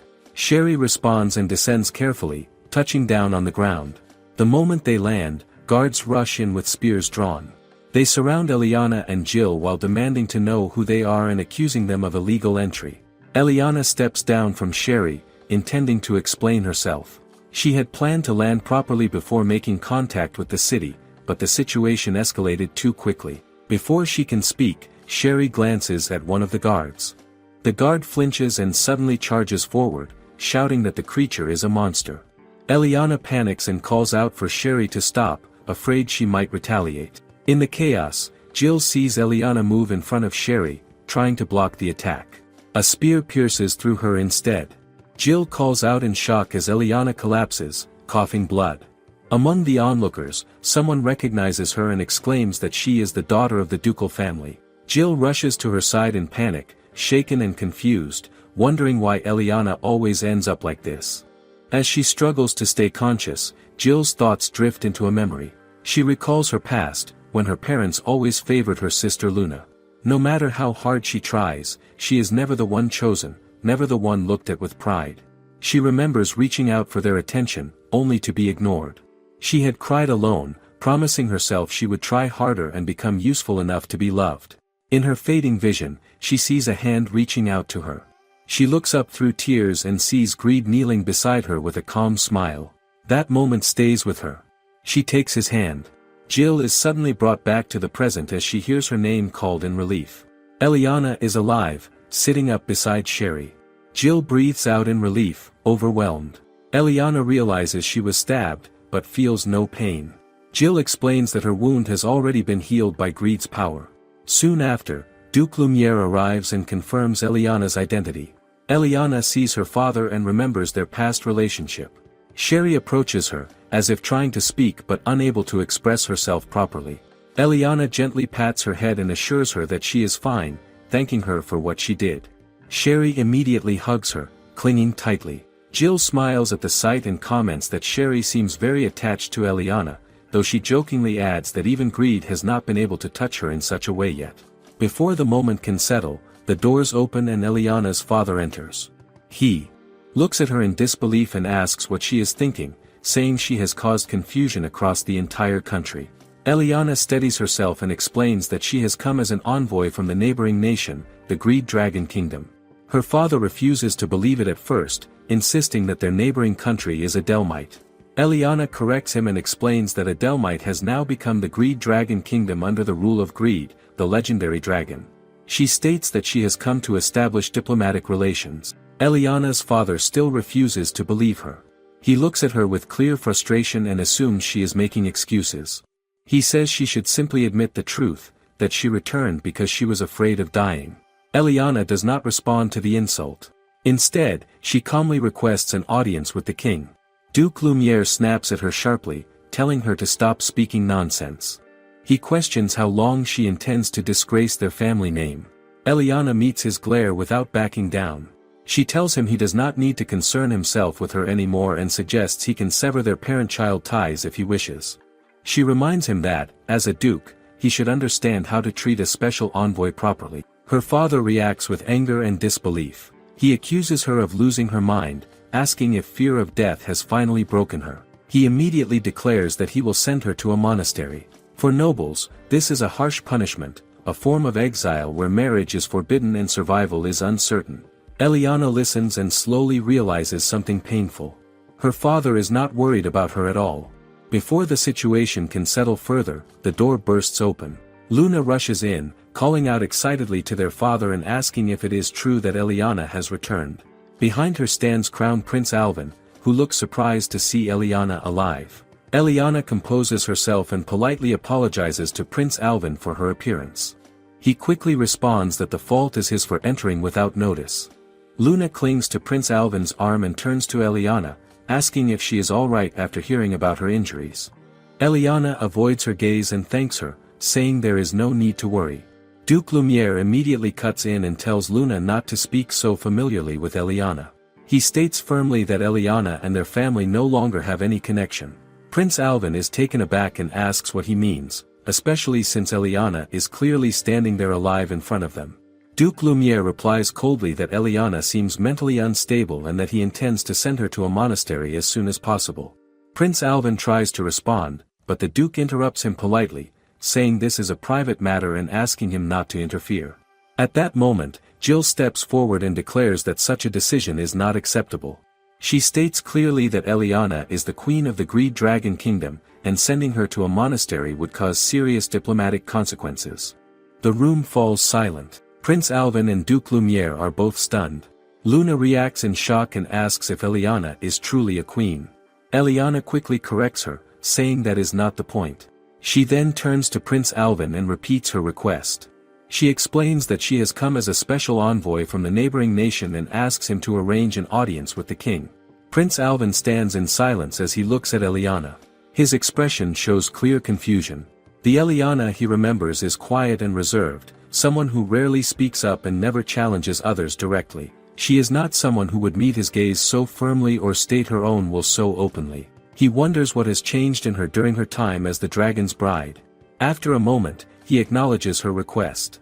He says the king seems interested in speaking with her as well, but insists she should receive medical treatment first. Eliana immediately refuses, saying she is already fine and that they should proceed with the audience now. Jill quickly interrupts, telling her that is not possible. Even if the wound is healed, injuries like that normally lead to death, and her body is also suffering from exhaustion and strain. Prince Alvin also asks for confirmation, noting that she was reportedly stabbed with a spear. Luna steps in and says Eliana's mental condition seems unstable, urging her to rest properly. Eliana shakes her head and refuses again. She explains that there is no time to rest because the future of the people depends on this mission. She says she must complete it as soon as possible. Prince Alvin listens carefully and then agrees to inform the king immediately. Duke Lumiere reacts sharply, calling out to him in concern, but Prince Alvin continues anyway. As he prepares to leave, Prince Alvin states that if Eliana truly comes as an envoy from a neighboring country, they must respond accordingly. Duke Lumiere insists again that she is mentally unwell, but Prince Alvin replies that this judgment is his to make. He tells the Duke to refrain from personal remarks. Duke Lumiere is left stunned as Prince Alvin departs, telling Eliana to take care of herself. Luna quickly follows after him, calling his name. Duke Lumiere clicks his tongue in frustration, calling Eliana a deceitful woman before leaving the room himself. Jill watches him go and mutters in irritation, asking what is wrong with him, even joking that she should make plants that stink around him. Sherry makes a playful expression beside her. Despite everything, Eliana smiles softly and thanks them both. She says she is fine, and for the first time, she feels that she is not alone anymore. Jill and Sherry look at her quietly, taking in her words.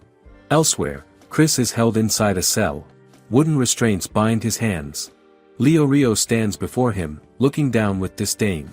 He comments that Chris looks pathetic. Chris calmly asks why he was not killed. Leo Rio replies that his time has not yet come. He says he wants Chris to experience despair before death. Chris observes him quietly and says it seems he is truly hated. Leo Rio reacts sharply, asking what is so strange about that. He says that if Chris did not exist, he would already have been appointed head magician. Instead, a commoner like Chris takes that position. He questions whether Chris understands how deeply he is scorned, and continues to lash out, saying someone like Chris could never comprehend it. Leo Rio finally regains his composure. He says it no longer matters, because everything will soon be over. He mentions that he receives a report that Eliana is stabbed with a spear. Chris reacts with shock as Leo Rio continues speaking. According to the medical team, Eliana does not have a single visible wound on her body. Leo Rio interprets this as confirmation of his belief that she is not normal. He claims he already warns the king that Eliana is, in truth, a witch wearing the face of a noble girl. This, he argues, explains how she can control a magical beast. He presses further, questioning what would happen if they go further than a spear. If she cannot die from being stabbed, then perhaps she can be stopped by cutting off her head. Chris snaps at him to stop speaking like that. But Leo Rio has already lost interest in continuing the conversation. He turns away, laughing as he leaves, saying Chris will soon watch the head of the woman he cares about roll on the ground. Chris freezes as he realizes how far the situation has escalated. Without hesitation, he bites his own finger and uses his blood to draw a small summoning circle. A tiny bird forms from the magic and immediately takes shape. Chris orders it to deliver a message to Greed. Eliana is in serious danger. The bird slips through the cell window and flies away. Chris watches it go, hoping desperately that Greed will reach them in time. Elsewhere, Greed is with the children when the small bird lands on his shoulder. It delivers Chris's message. Eliana is in danger, and Chris has been defeated. Greed's expression darkens instantly. He crushes what he is holding in his hand without a word. At the royal palace, Eliana stands before the king. The room is silent and heavy with expectation. The king looks at her for a moment and then instructs her to raise her head and speak freely. Eliana notices the king's cold expression and feels something is off. This is supposed to be a place for negotiation between nations, yet the hall is filled with nobles as if for a spectacle rather than diplomacy. Why are so many gathered when there is no celebration? The atmosphere feels tense and unnatural. The king acknowledges her return and refers to her as the current bride of the dragon, Eliana Lumiere. She calmly corrects him in her thoughts and stance, making it clear that she no longer belongs to the Lumiere family and now goes simply by Eliana. The king recounts what he has heard. He speaks of her becoming the wife of a legendary dragon, ending the civil war in Adelmite, and arriving now as an envoy. He seeks confirmation, but Eliana firmly explains that Adelmite no longer exists. It has been reborn as the Greed Dragon Kingdom, named after the dragon itself. The second prince reacts with surprise at the name and points out that they have received no official report about the war ending. He questions how such a long conflict could end so quickly, especially under the influence of a non-human force. Eliana recognizes him and understands his doubt. She explains that the power of the dragon far surpasses anything humans can imagine. With that power, the revolutionary army was able to secure victory. Her purpose here is simple. She has come to inform them of this new reality. The king responds with polite words at first. He claims they would gladly assist a newly formed nation. For a brief moment, Eliana feels relief and prepares to continue. Then the tone shifts. The king dismisses her story as too unbelievable. He points out that the existence of the dragon rests only on verbal testimony, which he does not consider sufficient proof. Eliana immediately presents evidence. She produces a box and reveals a beautiful scale. She explains that it belongs to the dragon and serves as proof. She also mentions letters from the dragon and from Count Dante's. The scale gleams with an unnatural presence, drawing attention from everyone in the room. The king asks to examine it more closely. Eliana refuses without hesitation. She explains that anyone without the dragon's divine protection will suffer if they touch it. Their flesh will rot. The warning is clear, but the king ignores it. He orders a guard to step forward and test the claim. The guard hesitates, clearly afraid, while Eliana calls out in concern. Does the king truly intend to risk a man's life for proof? The king insists that they must confirm the truth. Pressured and unable to refuse, the guard reaches out and grabs the scale. At first, nothing seems to happen. Then his fingers begin to melt. Pain overwhelms him, and he cries out as horror spreads across the room. The king watches without emotion and concludes that the report he received was accurate. Eliana stands stunned as the situation spirals beyond her expectations. The king suddenly turns on her. He accuses her of bringing a dangerous object with the intent to harm him. He twists the story, claiming she acted out of resentment after losing the honor of marrying his son and becoming the dragon's bride instead. In his version, she is consumed by humiliation and hatred. He paints her as a vengeful witch who has come for revenge. The accusations are sharp and relentless. Eliana is caught off guard, unable to understand how quickly the truth has been distorted. At that moment, Rio steps forward and supports the king's claims. He declares that he always knew Eliana was dangerous. With a simple signal, guards drag Chris into the hall. He is thrown to the ground, clearly battered. Eliana feels a surge of relief at seeing him alive, but the situation only worsens. Chris urgently tries to warn her. He makes it clear through his actions that she must escape. The truth becomes obvious. This was never meant to be a negotiation. It was a trap from the beginning. Before she can react, a guard seizes her. Rio continues his accusations, now labeling Chris as her accomplice. He claims the dragon scale must be his creation. The nobles quickly turn against Eliana, their voices rising as they brand her a witch. The room fills with suspicion and hostility. Chris struggles to defend her and tries to appeal to the king, hoping to be heard. At that moment, Prince Alvin arrives and demands to know what is happening. This is not what was agreed upon. The king immediately orders him to remain silent, but Alvin refuses to back down. Around them, the nobles grow louder, their voices merging into a harsh chant calling for Eliana's execution. They label her a dangerous witch. The pressure in the room builds. Is there anyone willing to stop this? A voice suddenly calls out for them to wait. Eliana turns and recognizes Luna. Luna steps forward and begins to speak, placing the blame on her own family for sending Eliana away to become the dragon's bride. She claims that her elder sister's actions are the result of emotional pain that no one noticed in time. For a moment, it sounds like a defense. Eliana looks at her, confused, almost hopeful. Why is Luna doing this now? Then she sees the truth in Luna's expression. There is no sincerity there. Luna's tone shifts into a pitiful plea, filled with forced emotion as she begs the king to spare Eliana. It feels staged. Eliana realizes that Luna is only acting to elevate herself in the eyes of the court. The king responds with calm indifference. He praises Luna's display of sisterly concern but dismisses it just as quickly. He claims that Eliana is no longer the person Luna once knew. He refers to a report stating that Eliana survived a fatal wound without harm, suggesting that her body is no longer human. The nobles murmur in unease. Could that be true? The king decides there is a simple way to confirm it. He declares that they will test it by cutting off her head. The words fall heavily over the hall. Eliana remains silent. She reflects inwardly. Is this where it ends? Has she failed everyone who trusted her?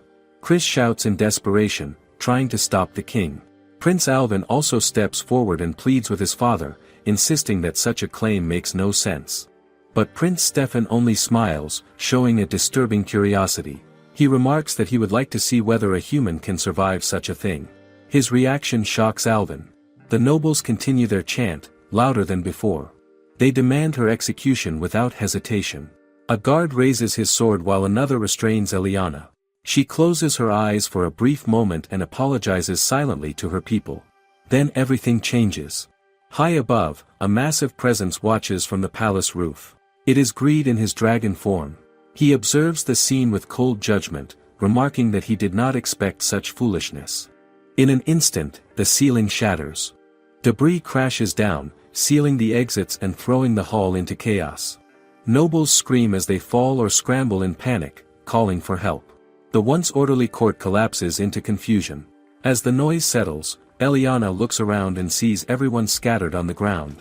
In the midst of it, Greed appears again, now in his human form. The sight of him overwhelms her. Tears fill her eyes as she calls out to him and apologizes, believing she has failed once more. Greed approaches her calmly and places a reassuring hand on her shoulder. He tells her she has done well and encourages her to stand and face what comes next. His presence steadies her, and she regains her resolve. Greed then turns to face the king. His voice is cold and clear as he introduces himself. He declares that this is their first meeting and reveals his identity as one of the 7 dragon pillars, Greed the Avaricious, ruler of the Greed Dragon Kingdom. He states without hesitation that the king of Threnvale has treated his wife with great disrespect. The king is left speechless, unable to respond to the overwhelming presence before him. Leorio, however, reacts with disbelief. Even now, he cannot accept the reality of the legendary dragon. Driven by panic or pride, he orders an attack. Alongside his subordinates, he unleashes a series of spells toward Greed. The magic surges forward, filling the air with destructive force.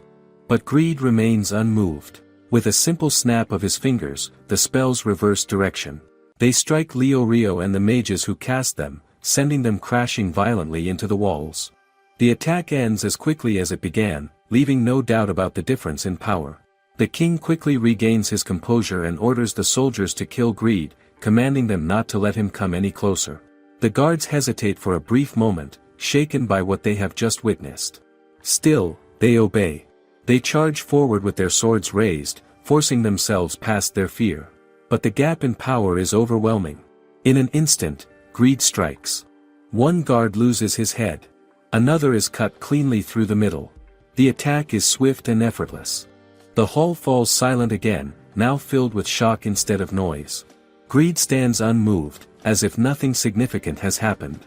He explains that he never intended to stop Eliana from returning to her homeland. He had allowed this meeting, expecting at least a basic level of reason. But that expectation has been proven wrong. He reflects on his mistake. Why did he think humans would act differently? His disappointment turns cold and final. He looks over the ruined hall and makes his decision. This country holds no value to him anymore. After dealing with Adelmite, he now turns his attention to Threnvale. He declares that it will also become his. There is no negotiation in his tone. No room for refusal. The statement is absolute. The king can only stare back in fear. Duke Lumiere suddenly calls out to Eliana. She turns and sees him kneeling, his voice desperate as he urges her to take a sword and kill Greed, calling him a sinister being. The request shocks her. For a moment, she cannot move. Then his tone changes. He lashes out at her harshly, demanding obedience. In his eyes, she is nothing more than a pawn, and a pawn should follow orders. He insists that she should at least be useful in that small way. Eliana slowly takes the sword. Her thoughts begin to surface, clear and painful. She reflects on everything she has done to meet his expectations. She remembers believing that if she became crown princess as he wished, he would finally acknowledge her.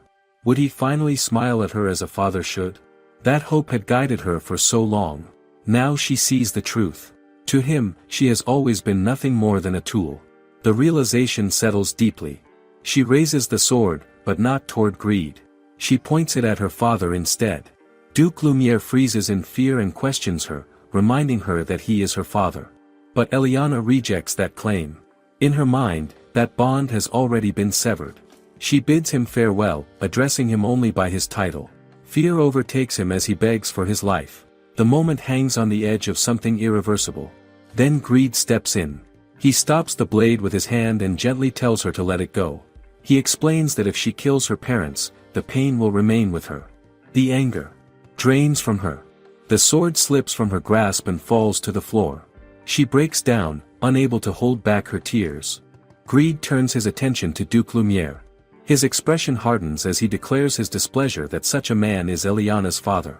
He places a hand on the Duke's head and warns him to never involve himself with Eliana again. The Duke screams in pain as Greed's power takes hold. When Greed removes his hand, the Duke looks confused, unsure of what has been done. Greed calmly explains that he has altered his mind. Then he elaborates on the punishment. He describes sleeplessness as one of the worst forms of suffering. The Duke's body will grow weaker over time, unable to rest, until it eventually gives out. It is, in Greed's eyes, a fitting end. The Duke's screams grow louder, filled with terror. Greed then picks up the sword. Without hesitation, he cuts his own arm. Blood falls to the ground, and from it, shadowy knights begin to emerge. Their presence fills the ruined hall with a new kind of dread.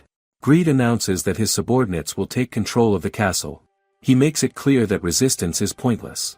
With his power, he could reduce the entire country to ash if he wished. The king and the nobles are quickly seized by the shadowy figures, stripped of what little control they had left. Amid the chaos, Luna steps forward and calls out to Greed. Eliana quickly identifies her as her younger sister. Greed observes her briefly and notes that the two do not resemble each other much. Luna gathers herself and asks if he is truly the one Eliana serves. When he confirms it, she makes an unexpected request. She asks to serve him as well. The statement shocks both Eliana and Prince Alvin. Why would she say such a thing? Greed remarks on the strange similarity between the sisters, both drawn toward him despite what he is. Luna responds with flattery, dismissing the idea that he is a monster and instead praising his appearance. Eliana tries to stop her, warning that serving Greed is not what she imagines. She also reminds Luna of her responsibility as Prince Alvin's fiancée. But Luna reacts with anger. She questions the value of that role when someone else may soon take the throne. Her frustration spills out.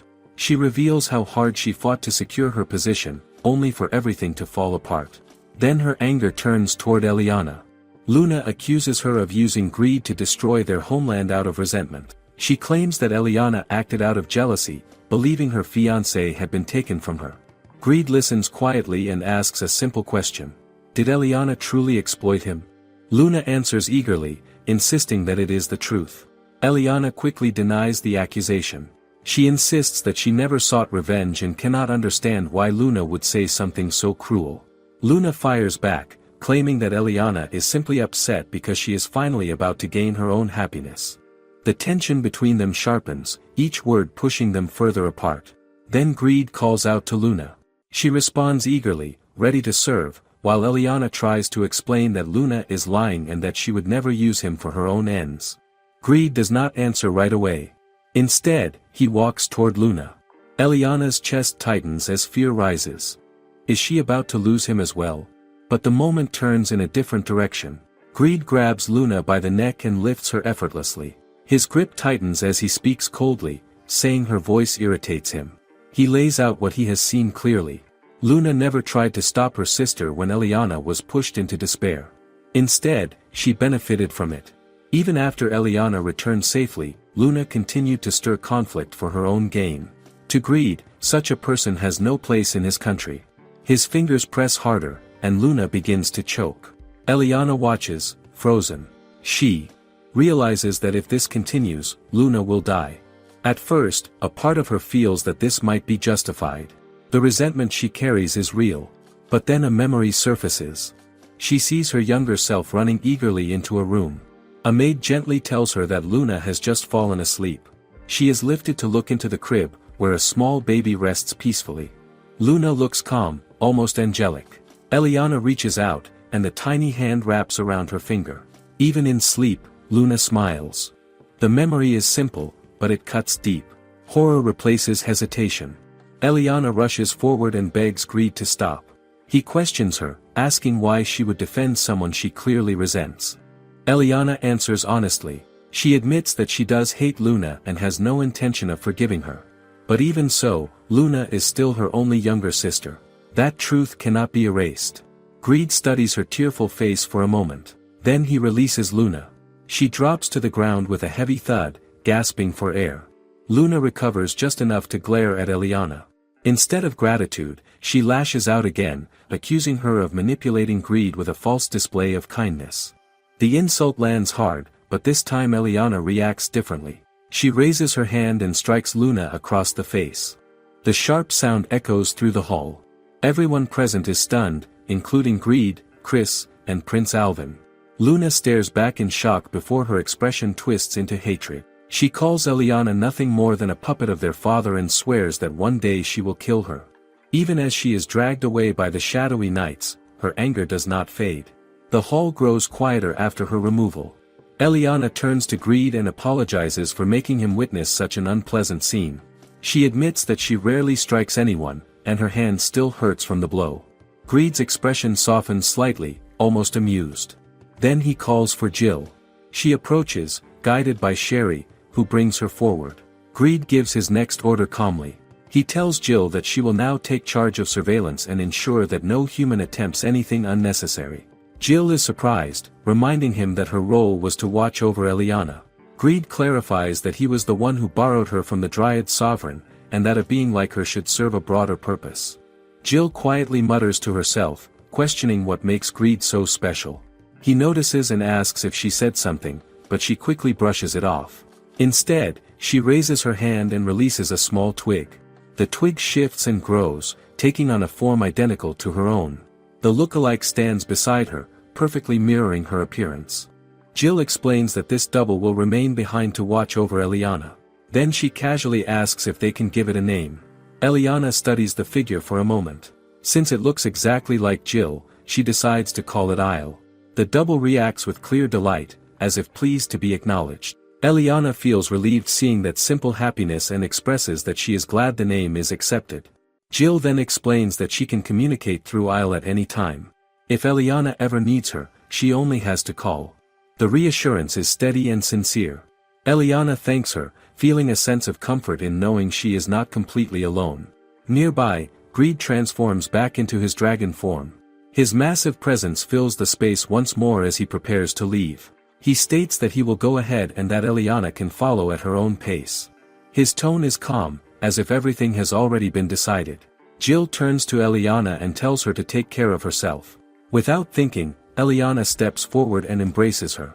Jill is caught off guard by the sudden gesture. Eliana holds on tightly and expresses how much Jill means to her, calling her her first and dearest friend. The words come from a place of genuine emotion. Jill softens, clearly moved, and returns a small, warm smile.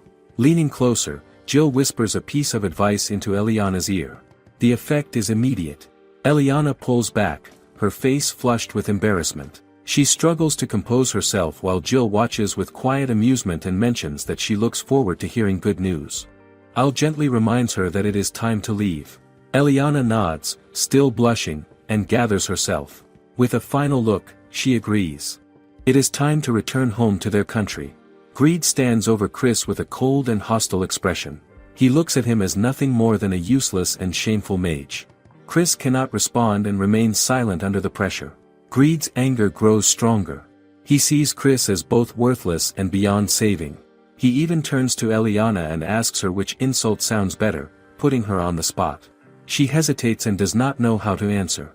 Chris, in an odd moment, feels flattered by the idea of Eliana saying such things to him, but Greed immediately shuts him down. The warning is clear. Greed reminds him of his earlier threat. If Eliana had been harmed in any way, he would not hesitate to kill him. Greed points out that even with divine protection, Eliana was still struck by a spear. That fact alone fuels his anger. Eliana quickly steps in and tries to calm him. She explains that she is fine and unharmed in any serious way. She reminds him that Chris risked his life to create an opening for her. She questions whether it is right to speak so casually about killing someone who helped. Her words are steady and sincere. She then asks him to let Chris go this time. Jill also speaks up and supports Eliana's view. She acknowledges Chris's ability and asks Greed to spare him. Chris feels deeply moved by this unexpected support. He begins to see them differently. Greed lets out a long sigh. He decides to let the matter go, but only once. The tension eases slightly. Eliana thanks him with relief. Chris expresses his gratitude in return and makes a strong promise to remain loyal to her from that moment on. Greed reacts sharply again. He warns Chris to keep his distance and not come near her. The mood shifts but does not fully settle. Soon after, Greed turns his attention to Jill through the communication mirror. He asks for an update. Jill reports that things are progressing well on her side. The soldiers in the castle are starting to cooperate, and there is hope they can be brought over fully. The citizens also seem to be calming down, possibly due to their growing dissatisfaction with the old rule. She pauses as if she wants to say more, but then decides against it. Why does she hesitate? The thought lingers but passes without answer. Al then informs Eliana that Slain and his group have arrived. Eliana asks for them to be shown in. She apologizes to Jill and Chris as the conversation must end. They part on calm terms and disappear from the mirror. Immediately, Eliana is surrounded by officials who begin discussing work matters. One brings up the draft budget. Another raises concerns about the construction of the assembly hall. The responsibilities keep piling up. There is no pause. At the same time, Slain enters and drops a large stack of documents in front of Greed. The weight of it lands with a heavy thud. Greed looks at the mountain of paperwork with frustration. He points out that he has not even finished the previous day's stack. Slain remains firm and reminds him that proper approval is necessary. Without an official stamp prepared yet, Greed has no choice but to continue signing everything by hand. It is not something he enjoys. Still, he has to endure it. Greed sits with a stack of documents and begins signing them one after another. He questions why someone like him has to deal with such tedious work. Slain calmly reminds him that this responsibility comes from his own actions. Greed took control of Threnvale, and this is part of ruling it. Eliana reflects on this and quietly agrees. It has already been 2 months since everything changed. Back then, Slain and the officials in Adelmite were stunned by the news. They had believed Eliana was only going to restore diplomatic ties. Instead, Greed overthrew Threnvale entirely. Some officials still struggle to accept it. One grows visibly uneasy at the thought that the royal and noble families have been taken prisoner. He hopes it is not true, but the reality remains. Greed shows little concern and even remarks that destroying the country might have been simpler. Eliana, however, sees a different side. She explains that Threnvale's strength can now support weaker regions. She points out that Jill has stayed behind to manage things as a temporary official. The process of unifying both lands has already begun. Some officials start to agree, though others remain worried. Can such a sudden change truly lead to stability? The tension shifts when a new voice cuts in. A man steps forward and asks what they are all so worried about. The officials quickly recognize him as Duke Rittenmore. He speaks with confidence and energy. He declares that this is a rare chance for the country to grow stronger. He urges everyone to prepare themselves for the challenges ahead. Without hesitation, he orders a team to be sent to Threnvale at once. The officials respond and begin making arrangements. As he turns, he notices Greed and gives him a bold thumbs up and a wink. Greed and Eliana both respond with blank expressions, unsure how to react. Duke Rittenmore has a history with them. He was the first noble to support the rebel army during the Civil War. At a critical moment, when everything was close to collapse, Greed intervened and turned the tide. That act secured the Duke's complete loyalty. Since then, his admiration has only grown stronger. Eliana can clearly see it. He treats Greed with unwavering praise, yet he constantly criticizes her. Even her cooking is not spared. He often compares it to something unrecognizable and unpleasant. Still, she refuses to be discouraged. A quiet determination burns within her. She wants to prove herself in her own way. One of the officials notices her distant expression and asks if she is all right. She quickly snaps back to the present and reassures them that she is fine. She asks them not to worry. The moment passes, but her thoughts linger. Soon after, Al approaches and informs Eliana that visitors have arrived. A group enters, led by a familiar face from the temple. Eliana immediately recognizes them. They explain that they have been waiting at the temple and have now completed preparations for temporary housing. With that done, they have come to offer their help. They reached out through Chris to arrange this meeting. Eliana feels a sense of relief. The workload has been growing, and extra help is needed. The group offers their full support and asks what they can do. They genuinely want to stand by her. Eliana smiles at their willingness. As she looks ahead, uncertainty still remains. What kind of future is waiting for them? Even so, she feels something new within herself. There is a sense of purpose she did not have before. Despite the challenges, she finds herself looking forward to what lies ahead. She realizes that she is no longer just observing events. She is part of them now, and that thought brings a quiet sense of excitement. Later that night, Eliana returns to her room with Isle. Just as they are about to enter, they find Greed already inside, sitting calmly as if he belongs there. He remarks that it seems Eliana has been enjoying herself lately. Il is immediately shocked and questions why he is sneaking into a lady's bedroom. Greed replies without concern, explaining that he was simply waiting because he knew Eliana would return. Il argues that this does not justify being inside the room, but Eliana gently intervenes. She tells Il that it is fine and senses that Greed has something important to say. She then closes the door, leaving Il outside. Inside, Eliana turns to Greed and apologizes for the earlier tension. Greed brushes it off and casually notes that it is good Il is still around. The mood shifts as he brings up Threnvale. He admits that Eliana went through unpleasant experiences because of him. This makes her reflect. Since returning, she has been so busy that she has not spent any time with him. She expresses her gratitude and acknowledges that his actions helped her move past her past. Still, she struggles to find the right words. Greed stands and dismisses the need for thanks. He reminds her that she will remain by his side from now on. His words carry a quiet certainty. Eliana feels deeply moved. She responds with strong resolve and promises to follow him no matter how difficult the path may be. He lightly corrects her, saying he has no intention of going anywhere extreme. She smiles and explains that it is only a figure of speech. He pauses and notices her expression. It strikes him that this may be the first genuine smile he has seen from her. Eliana reflects on this as well. She realizes that most of her past smiles were forced. Had she truly smiled before now? Greed comments that her natural smile suits her far better than her usual tense expression. With that, he prepares to leave. But before he can go, Eliana reaches out and stops him. She hesitates, then gathers her courage. She asks if they are truly married. He confirms it and looks at her, waiting for her point. What is she trying to say? Eliana pushes forward despite her nerves. She suggests that they should have an heir. The words come out more directly than she expects. Greed freezes in shock, clearly caught off guard. At that moment, Eliana remembers Jill's earlier advice. Greed has lived in isolation for centuries. His understanding of human relationships is limited. If she does not take the initiative, the distance between them may never close. But now, as the weight of her own words settles in, she realizes she may have gone too far. Embarrassment quickly overwhelms her. She apologizes in a rush and asks him to forget everything she just said. Without waiting for a response, she turns and runs off, leaving Greed standing there in stunned silence. Later, Eliana hides under her bed covers, still burning with embarrassment. She questions herself over and over. Why did she say something like that? Is it even possible for a human and a dragon to have a child? Il sits nearby and watches her with quiet amusement, noting that Eliana is far bolder than she first appeared. Elsewhere, Greed wanders into Slane's room, still muttering about what just happened. The situation clearly lingers in his mind. Slane, tired and uninterested, simply asks for peace and tells Greed to return to his own room. Back in Threnvale, the royal castle stands quiet under the night sky.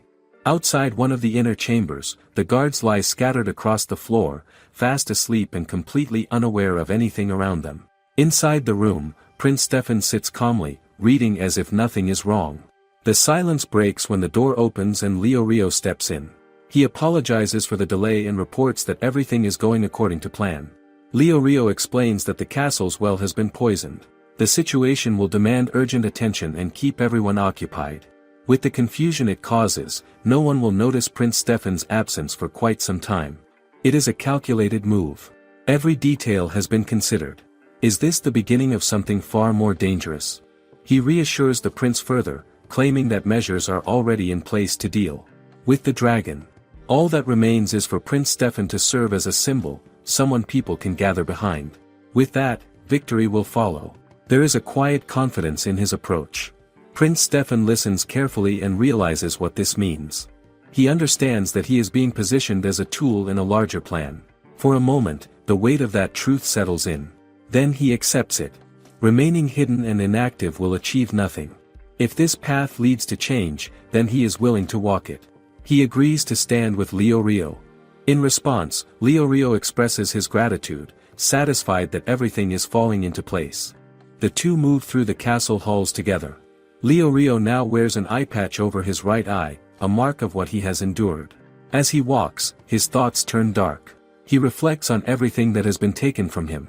The anger has not faded. It has only grown sharper with time. In his mind, the targets are clear. Greed, Eliana, Chris. He holds each of them responsible in his own way. The desire for revenge drives him forward. He does not intend to stop halfway. He wants to drag them down completely. Jill complains that greed has gone too far. She reminds herself that she is supposed to be Eliana's caretaker. Eliana responds gently and explains that Jill is trusted because of her ability. She recalls how Chris also praised her skill and dedication. Hearing those words again brings her quiet happiness. She smiles and says that Jill is someone she is truly proud to call a friend. For a moment, there is no response. Why has Jill gone silent? Isle then explains the situation. Jill is no longer able to speak and is currently overwhelmed, trembling where she is. Eliana immediately grows concerned and asks if she is alright. Isle reassures her that there is no real danger and that Jill only needs time to recover. Eliana accepts this and asks that Jill be told to rest when needed. After that, she shifts her focus and asks Isle to summon the main dryad. The presence that answers is powerful and direct. The main dryad appears through Isle and reacts sharply. She questions why a human would summon her in such a manner. Eliana remains calm and respectful. She apologizes for the sudden call and introduces herself as Greed's wife. She expresses sincere gratitude for the support given to Jill. The main dryad cuts through the formalities and asks her to get to the point. Eliana presents her idea. She explains that Greed has established a new kingdom. The main dryad reacts with disbelief and dismisses it as a strange and foolish act. A dragon ruling humans sounds absurd to her. Eliana does not argue. Instead, she explains the intention behind it. Greed wants to create a place where humans and spirits can live together. He hopes that dryads can also find a place there. This statement catches the main dryad off guard. She questions whether Greed truly said such a thing. Eliana continues, steady and thoughtful. She speaks about the recent years, when belief in spirits has weakened. Humans have entered forests without care and cut down trees, destroying the homes of beings like the dryads. She says that Greed felt troubled when he learned this. He wants to offer support, even if he cannot express it openly. The main dryad finds this hard to accept. She insists that Greed would never say something like that. Eliana simply smiles and suggests that he is not good at showing such feelings directly. Still, doubt remains. Eliana then shifts to a practical explanation. She describes the current state of the land. After years of conflict, the country lacks proper systems to manage water. When winter ends, melting snow fills the rivers and creates a risk of flooding. What happens when the waters rise too fast? She explains that if the dryads spread their roots along rivers and mountain paths, they could help control and redirect the flow. This would protect cities and support farmland. She makes her final point with care. This is a country ruled by a dragon, but its people understand the value of non-human beings. They do not wish to harm the dryads. They are asking for help, not taking it by force. Eliana knows this will not be an easy decision. Even so, she feels strongly that they must find a way to gain the dryads' trust and cooperation. The main dryad studies Eliana in silence for a while. She then leans back in her chair and says she needs time to think. The response is neither acceptance nor rejection. It leaves the matter hanging in uncertainty. After the connection ends, Isle asks how the meeting went. Eliana reflects on it and admits that the outcome is unclear. There is a chance, but it is not certain. The dryads still hold deep resentment toward humans. Will they really agree to help? Isle, however, points out that Eliana's ideas are unusual in a good way. The thought of humans and dryads living together is not something easily imagined. Eliana explains her reasoning. Dryads possess knowledge and power that could greatly help the country. With their support, many of the current problems could be solved. She pauses for a moment as another thought crosses her mind, but she brushes it aside. Deep down, she holds a quiet dream of her own. One day, she wants to open a boutique and create comfortable clothing inspired by Isle's designs. It is a small ambition compared to everything else, but it still matters to her. As they walk through the hallway, they soon come across Greed. Eliana asks if he is heading out. He confirms it briefly. She tells him to be careful, and he acknowledges her before continuing on his way. The exchange is short and stiff. Once he is gone, Eliana turns to Isle, clearly embarrassed. The atmosphere felt awkward, and she cannot ignore it. Her thoughts drift back to the previous night. She feels a wave of regret and wonders why she said something so bold. Would it not be easier to forget it ever happened? Al tries to lift her spirits. She reminds Eliana that they are already married, so there is nothing truly wrong with what she said. She suggests that greed is simply not used to such situations. At the same time, she admits that the timing and approach may not have been ideal. There was no proper mood for such a topic. Eliana reacts with mild frustration and asks her not to make things worse while she is already feeling down. Still, she does not stay discouraged for long. She steadies herself and focuses on her responsibilities. There is work to be done, and she cannot afford to dwell on embarrassment. She explains that she needs to deliver some documents to Duke Rittenmore. Since it is within the castle, she decides to go alone and asks Al to take a break instead. There is a practical reason behind this choice. If Al comes along, it will likely lead to an argument with the Duke. Eliana reassures her with a practiced smile, the kind she often uses to hide her true feelings. She tells her to relax and enjoy some tea. As she walks away, she can already imagine what would happen if the two of them met. The image of Isle and Duke Rittenmore arguing back and forth almost feels inevitable. Eliana arrives outside Duke Rittenmore's office and pauses at the door. She knocks and announces that she has brought the documents he requested. There is no response. She waits for a moment, then wonders if he is away. Slowly, she turns the doorknob and steps inside. The room is quiet. As she looks around, her eyes are drawn to the walls. Portraits fill the space, each one carefully painted. Most of them depict greed, especially in his dragon form. The detail and effort are impossible to miss. She takes it in with quiet surprise. So many paintings. All focused on him. Before she can think further, the door suddenly slams shut behind her. Duke Rittenmore appears and calls out sharply, clearly startled to see her inside. He demands to know why she is there and immediately orders her to forget everything she has just seen. His reaction is intense, almost desperate. Eliana, still trying to process the situation, asks if he is the one who painted them. The question only makes things worse. In a sudden burst of panic, he pulls out a knife and threatens her, warning that if she speaks of this to anyone, he will kill her and then himself. Eliana tries to calm him down, but her next request only deepens the chaos. She asks if she can have one of the paintings. The response is immediate. She is thrown out of the room without ceremony. The door shuts firmly behind her. Standing in the hallway again, she gathers herself and realizes she is still holding the documents. What just happened in there? Elsewhere, far from the tension of the castle, Greed is out in the fields working alongside a farmer. The atmosphere is simple and calm. The farmer feels uneasy, apologizing for having the king help with plowing. Greed dismisses the concern and says he is the one who is grateful, especially for the help he received with writing a letter. The exchange is quiet and grounded. Soon, the farmer's wife and other women arrive carrying trays of food. They suggest taking a break and ask if the men have eaten yet. The farmer proudly mentions that his wife makes good bread. They sit together and begin their meal.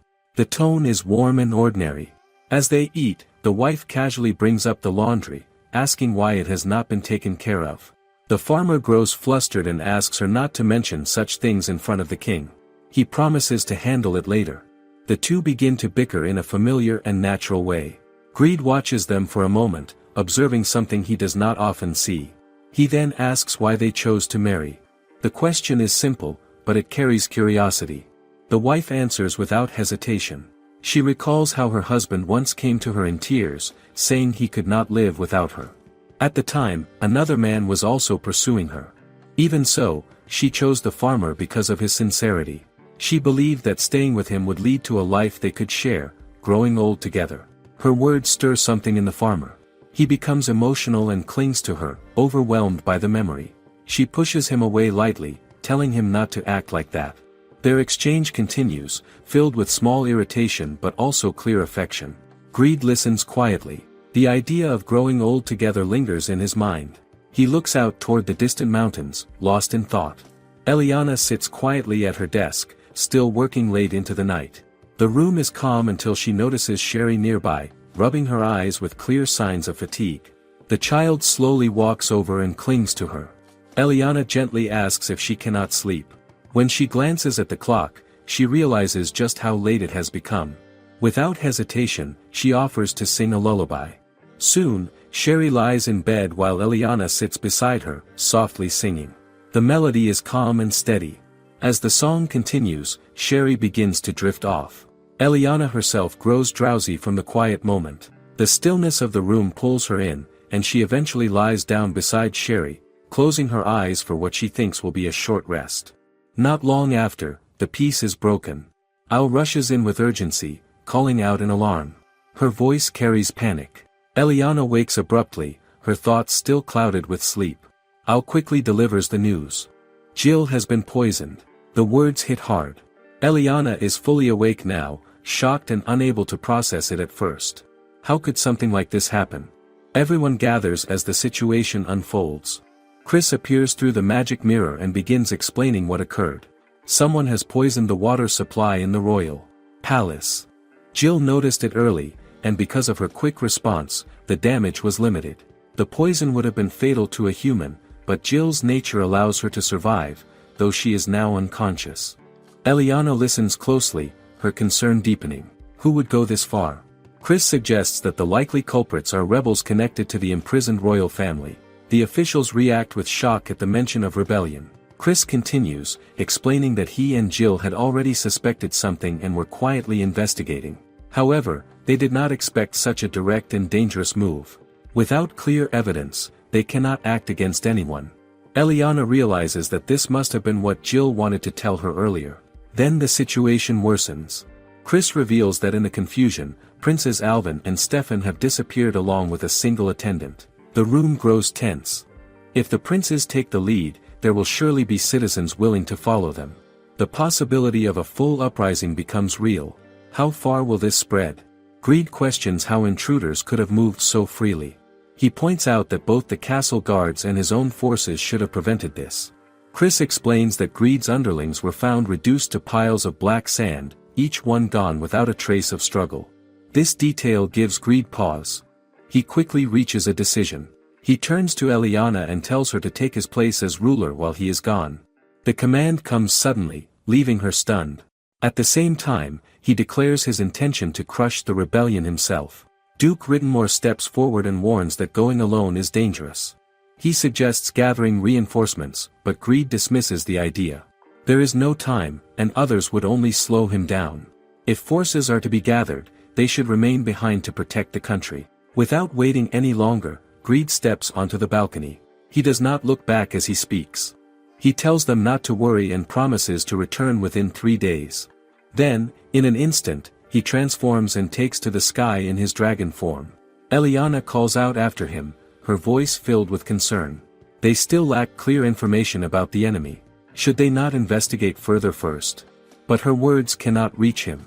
He is already gone, disappearing into the distance. 2 weeks pass since Greed leaves with his promise to return in 3 days. There is still no sign of him.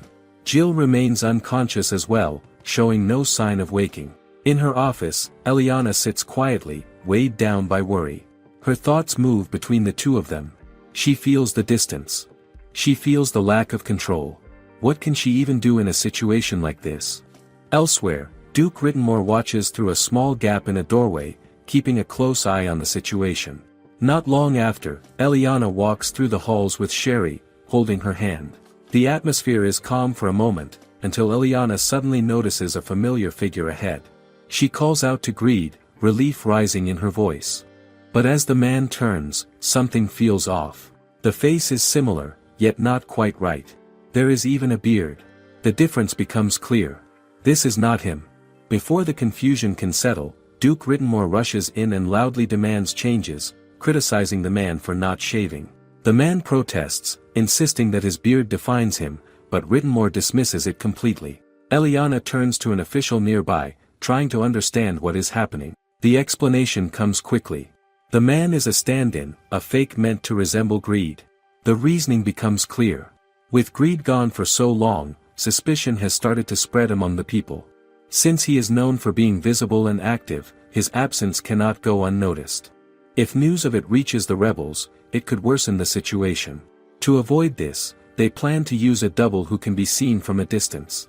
From afar, the illusion only needs to be convincing enough. However, Duke Rittenmore insists on perfection, pushing the effort further than necessary. Sherry suddenly laughs, commenting on how extreme Rittenmore's behavior is. Her tone is unusually low and composed, completely unlike her usual self. The room falls silent for a brief moment. Even the stand-ins are surprised. Eliana immediately recognizes the voice behind the words. She steps closer and calls out to Greed. Through Sherry, Greed finally speaks. He notes that it is about time he contacted them. Duke Rittenmore quickly pushes his way forward, demanding to know where he is. The reply comes calmly, still through Sherry. The tone remains steady, almost detached. Rittenmore voices his concern, saying that sending Greed alone was too dangerous. He does not doubt Greed's strength, but the long absence worries him. Greed explains that the rebel forces are scattered, making it difficult to deal with them all at once. He has been waiting for the right chances to act. Most of those involved are only following orders. They are not the true threat. If he can find and eliminate the ones giving commands, the rebellion will collapse. Slane asks who these leaders are, but Greed admits he has not identified them yet. He has, however, located a contact point used by one of the rebels. His plan is simple. He intends to force the information out and end things from there. He then says he will return soon and prepares to end the connection. Before leaving, he directs a final remark at Eliana. He notes that she does not look well and warns her not to overwork herself, reminding her of how fragile humans are. The words are blunt, but there is a trace of concern beneath them. Eliana feels a swell of emotion as she listens. She responds, asking him to return as soon as he can if that is truly how he feels. But before she can say more, the connection breaks. Sherry returns to normal, her expression blank and her voice gone. A heavy silence follows. Eliana's expression darkens as frustration takes over. After everything, he appears only briefly, says what he wants, and disappears again. At Threnvale, the mages report to Chris that they have finished reinforcing the magic circles at the East Gate. He acknowledges their work and calmly states that they will move on to reinforce the North Gate next. Behind him, a few mages whisper among themselves. They question the sudden urgency. The defenses already seem strong enough, so why the change now? Chris hears every word, but he keeps quiet. He understands what they do not. The well has been poisoned, and the two princes have gone missing. These truths cannot spread. What would happen if fear pushes the mages toward the rebels? That risk is too great. He reflects on his failed attempts to track the missing princes using detection magic. They remain completely hidden. This level of concealment suggests something troubling. Could the enemy have a skilled magician supporting them? As he considers this, a small girl approaches him with a flower in her hand. One of the mages quickly scolds her and tells her to show respect, but Chris stops him. He lowers himself to the girl's height and gently observes her. Something feels wrong. The girl keeps repeating the same request, her face empty of emotion. Why does she not react at all? In that instant, Chris understands the danger. He shouts a warning for everyone to get down. The flower suddenly glows. A violent explosion follows, breaking the calm in a single moment. Elsewhere, Prince Stefan meets Border Count Thompson, who welcomes him with polite reassurance. He explains that the prince has endured house arrest since the kingdom fell, and he acknowledges how difficult that must have been. He promises that the prince is now safe. Stefan expresses his gratitude. Thompson responds with confidence, saying that arrangements are already in place for Stefan to reunite with his father and grandfather. For now, he encourages him to rest and feel at ease. Nearby, Rio discusses their plans. He confirms that the poisoned well should already be causing unrest across the country. He also notes that the trap set for Chris has likely been triggered, removing him as a threat. If they conceal the avaricious dragon and eliminate Eliana, their victory will only be a matter of time. Thompson agrees. Without the dragon, he sees Eliana and her allies as powerless. Later, Prince Alvin approaches Rio in private. He asks for a moment of his time. What does he want to say? Alvin makes a simple request. He asks Rio not to kill Eliana. Rio questions him, then dismisses the idea. Eliana is now the queen of an enemy nation. There is no reason to spare her. Alvin struggles to respond, but Rio interrupts and reminds him that their former ties no longer matter. The broken engagement has erased any connection. Still, Alvin stands firm. He insists that he will not forgive any harm done to her. Leo Rio reacts with mild surprise. He wonders if Alvin's feelings run deeper than he admits. Alvin denies it, yet his determination does not fade. Leo Rio brushes it aside and reminds him that this is war. Personal emotions have no place here. Alvin raises his voice and repeats his plea. Leo Rio watches him and concludes that he is acting like an inexperienced young noble. A subordinate rushes in with urgent news for Border Count Thompson. The avaricious dragon has finally appeared. Thompson reacts with a quiet sense of satisfaction, as if he has been waiting for this exact moment. He turns his attention to a figure resting on a sofa nearby. Now that Greed has arrived, he states that the rest will be left to him. The figure shows little enthusiasm and complains about the burden of the task. He questions whether Thompson truly intends to keep his promise. Thompson responds with calm confidence and assures him that he will. The atmosphere remains tense, but everything seems to be moving according to plan. Back at the royal castle in Adelmite, Eliana learns that Slane has been unable to contact Chris. Slane points out that Chris has never been late before, which makes the silence unusual. Still, they decide to wait a little longer. Soon after, an official bursts into the room with alarming news. A letter has arrived from Threnvale. Chris has been caught in an explosion and is now gravely injured. The room falls into shock. Slane quickly asks if the rebels are responsible, and the official confirms that this is the likely cause. Chris managed to erect a magic barrier in time, which prevents any deaths, but many people are left severely wounded. Eliana immediately orders preparations to send support to Threnvale. Her decision meets resistance from Marquis Rittenmore, who questions where such personnel will come from when their forces are already stretched thin. He then shifts his focus to Eliana herself and suggests that she should go instead. She hesitates, reminding him that Greed entrusted her with responsibility here. Rittenmore points out her recent lack of focus and argues that her presence is no longer helping.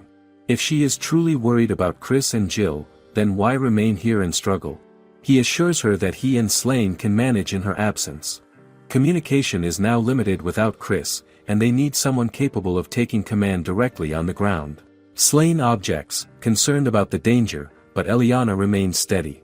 She explains that she can travel safely using Sherry and her divine protection. Moving under the cover of night will reduce the risk compared to a journey by land. Is this not the most practical choice? Eliana then turns back to Rittenmore and asks if she can entrust everything to him while she is away. He responds with a hint of challenge, suggesting that she may find no place left for her when she returns if she gives him that authority. Eliana meets his tone without hesitation and remarks that she will simply take her place back when the time comes. A quiet understanding forms between them as they exchange faint smiles. Those watching can sense the weight of the moment, even without words. Later that night, Sherry takes on her magic beast form, ready for the journey ahead. Eliana stands beside Isle as they prepare to part ways. The moment feels quiet, yet heavy with unspoken concern. Is there really nothing more to say before she leaves? Just as they are about to finish their farewells, Marquis Rittenmore steps forward and abruptly presses a sheet of paper into Eliana's hands. He tells her she does not need to come back. Eliana looks down at the paper and realizes it is a carefully drawn portrait of Greed. The gesture catches her off guard. She calls out to Rittenmore, who has already begun to walk away. He stops but does not turn fully toward her at first. When he finally responds, his words carry a mix of contradiction and honesty. He admits that he hates her very much, yet also says that he loves her very much. Rittenmore reacts with a dismissive scoff and answers in his usual blunt manner. He claims that he simply hates her very much. Eliana and I'll ride through the night on the back of Sherry in her magic beast form, crossing the skies above Threnvale. When they descend, the guards quickly notice their arrival. Two officials rush forward as soon as they recognize her. They express surprise that she has come in person, and without an escort. Their tone soon shifts to guilt. They admit their failure in allowing the enemy to infiltrate the city and in losing track of the princes. They stand ready to accept any punishment. Eliana listens but does not dwell on it. She tells them that there will be time to address responsibility later. Right now, she needs to see Jill and Chris. One of the officials hesitates and explains that Chris is currently undergoing treatment. No one is allowed to see him except doctors and magicians. His burns are severe, and his condition remains critical. The news weighs heavily on Eliana. Is he truly that close to danger? Isle then suggests they go to Jill instead. The officials agree and lead them through the castle. When they arrive, Eliana rushes to Jill's side, but Al quickly notices something alarming. Strange roots are extending from beneath the bed covers. What is happening to her body? Al explains that the roots are likely spreading throughout the castle's perimeter. They are acting as a barrier and absorbing poison to protect the surroundings. It is a desperate defense. The water supply will eventually be purified, but there is a cost. By the time that happens, Jill may not survive. The words remain unfinished, but the meaning is clear enough. Eliana asks Isle and the maid to leave the room. She wants to stay beside Jill not as a queen or a messenger, but simply as a friend. They understand and quietly step out. Alone in the room, Eliana sits beside Jill's bed and lowers her voice. She apologizes for leaving her behind before. She wonders if things might have turned out differently if she had stayed. Jill has always been the one to lift her spirits, yet now she can do nothing in return. She asks herself what kind of friend she has been. She leans forward and rests her head near Jill, hoping for any sign of response. After a moment, she lifts her face and wipes away her tears. This is not the time to break down. If she loses hope now, what will be left? She steadies herself and promises that she will find a way to save her. By morning, Eliana stands again with Isle and the officials. Her decision is already made. She announces that she will go to the Dryad Forest at once. The officials react with shock at how sudden it sounds. Eliana remains firm. The only way to cure Jill is to seek the help of the Dryad Chief. There is no alternative. Isle immediately offers her assistance, saying that Eliana can communicate through her. Eliana admits that she has not received any response from the Dryad Chief since her last request. She believes the silence is a sign of anger.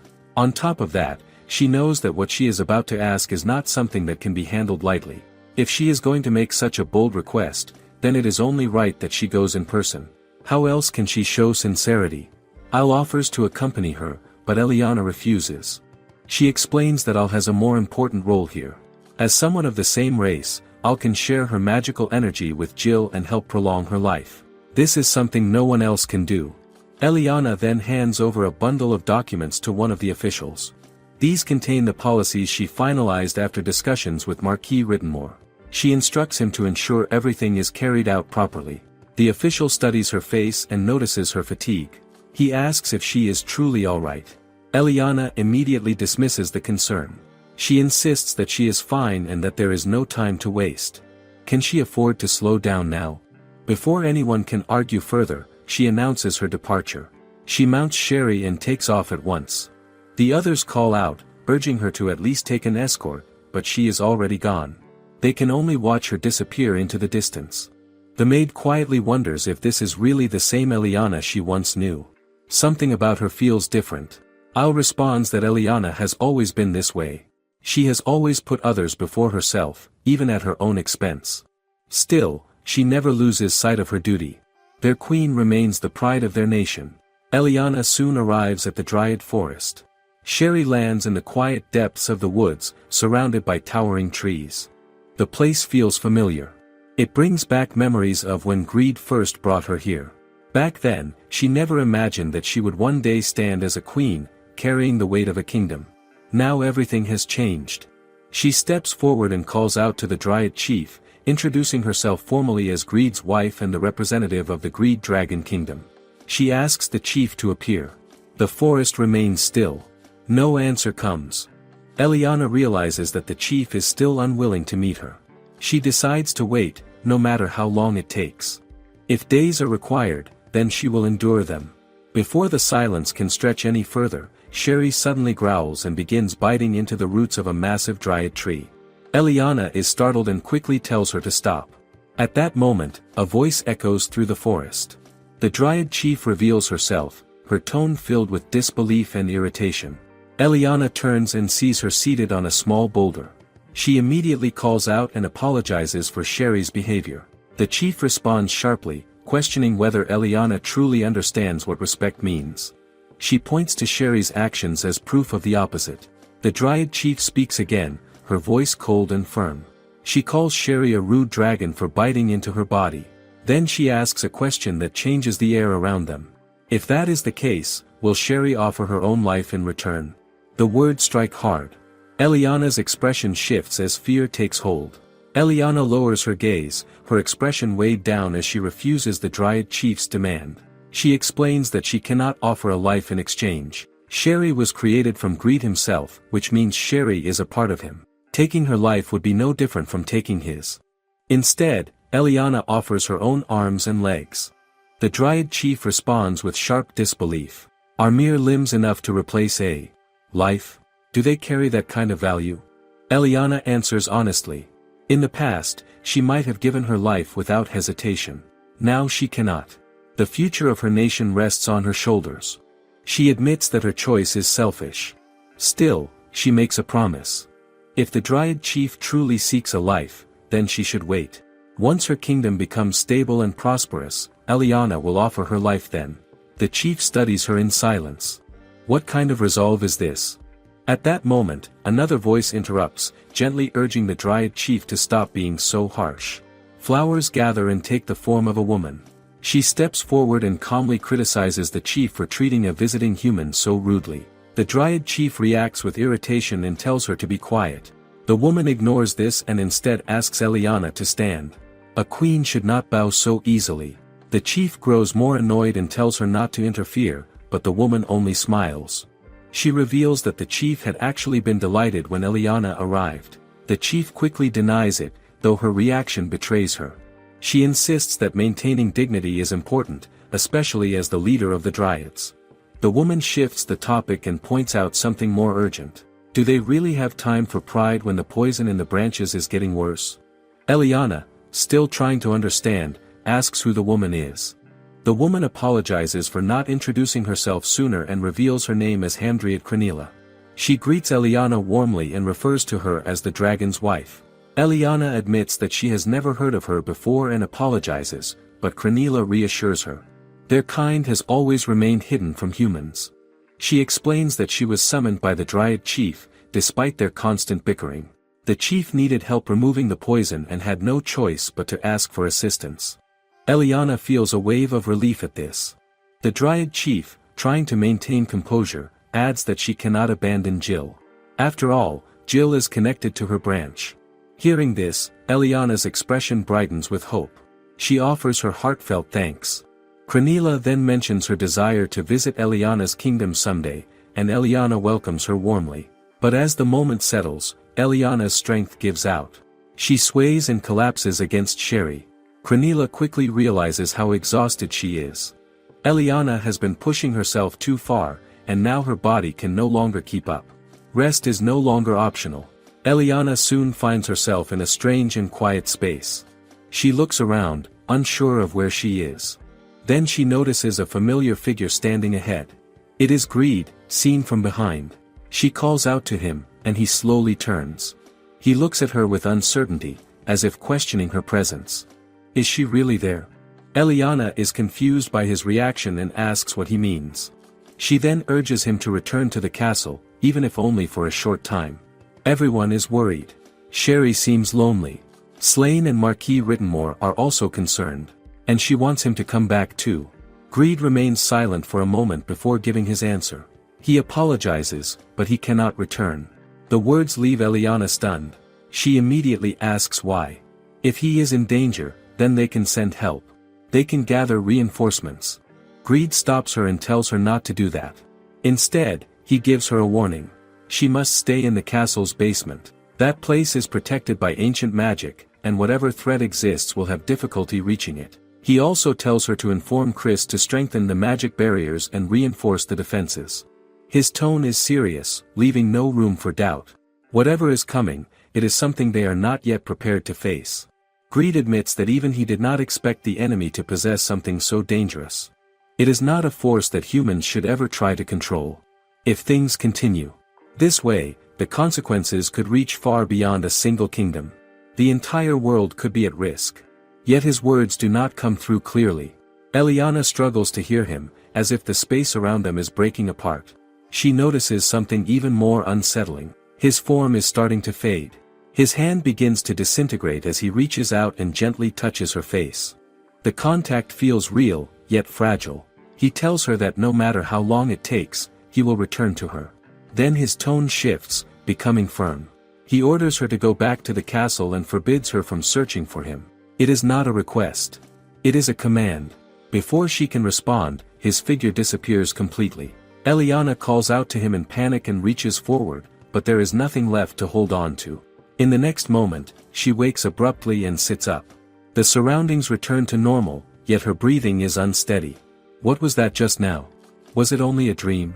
She looks at her trembling hand, then realizes that her entire body is shaking. She tries to convince herself that it was not real. Still, a heavy feeling settles deep inside her. Even if it was only a dream, why does it feel as though she may never see him again? In the Dryad forest, Eliana tries to steady herself. She tells herself that what she experienced must have been a dream, yet the uneasy feeling refuses to fade. It lingers quietly in her chest. She moves to the edge of a stream and washes her face, her thoughts drifting without focus. The cold water does little to calm her. Why does it still feel so real? As she looks up, she notices Handriad Crenila standing nearby. Crenila turns and greets her gently, asking if she rested well. Eliana answers yes and apologizes for collapsing so suddenly the day before. Crenila studies her expression and senses that something is troubling her. She asks with quiet concern if there is anything she wants to share. Eliana initially tries to brush it off, but Crenila reminds her that speaking about worries can sometimes ease the burden. After a pause, Eliana opens up and recounts what she experienced. Crenila listens carefully and suggests that the dream may not have been an ordinary one. It could have been a message, perhaps even from someone other than greed. They sit together on a large fallen log as the conversation deepens. Eliana wonders aloud if it is strange for greed to reach her through a dream. Crenila explains that dreams have a powerful influence on the mind, especially for humans. In some cases, the impact can even be strong enough to harm a person. Sending a message in that way carries risks. Even a small mistake could endanger the one receiving it. This raises a question. Would greed truly take such a risk with her life? Crenila considers this and suggests that perhaps he had no other choice. The situation may have forced him to act in that way. She then gently observes that Eliana's feelings for him must run very deep. As they speak, small glowing lights begin to appear around Crenila. Eliana watches in surprise and even rubs her eyes to make sure she is not imagining things. What are these lights? Crenila explains that they are nymphs, beings drawn to strong spiritual energy. The fact that Eliana can see them means they have taken a liking to her. Crenila smiles and leans closer, placing a soft kiss on Eliana's forehead. Eliana blushes, caught off guard, and then notices something even stranger. One of the lights transforms into a tiny version of Crenila, complete with delicate wings. The sight leaves her stunned. Crenila explains that she has given Eliana her blessing. Depending on her actions, the nymphs may come to her aid in the future.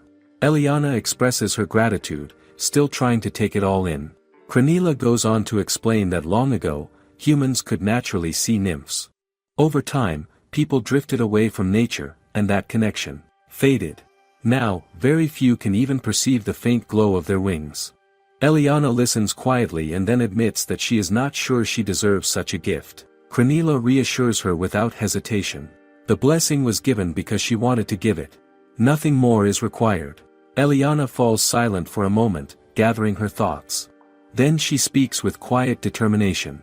She does not know how long it will take, but she will work to build a kingdom where people are not consumed by greed, and where those who live honestly are rewarded. Eliana admits that her idea may sound unrealistic, yet she cannot ignore what she has seen. Humans are easily consumed by desire. That truth is already clear in Threnvale. Over time, people forget about spirits and dragons, and their focus shifts only to gaining more for themselves. She suggests that if the Dryad chief is willing to work with them, they might be able to create something different. A country where humans and spirits live side by side. If that happens, could the pain and resentment on both sides begin to fade? Handriad Crenila listens and then smiles, calling Eliana an interesting person. Before the conversation can continue, the Dryad chief interrupts, urging them to stop lingering and focus on what needs to be done. Eliana thanks Crenila and quickly moves to meet her. As she approaches, she politely asks the chief to consider wearing clothes, careful not to sound disrespectful. Nearby, Crenila watches the exchange and reflects quietly. If Eliana truly pursues this vision, then perhaps even someone else could believe in it too. Soon after, Eliana and the Dryad chief arrive at the royal castle in Threnvale. The chief is now dressed, though her irritation remains clear.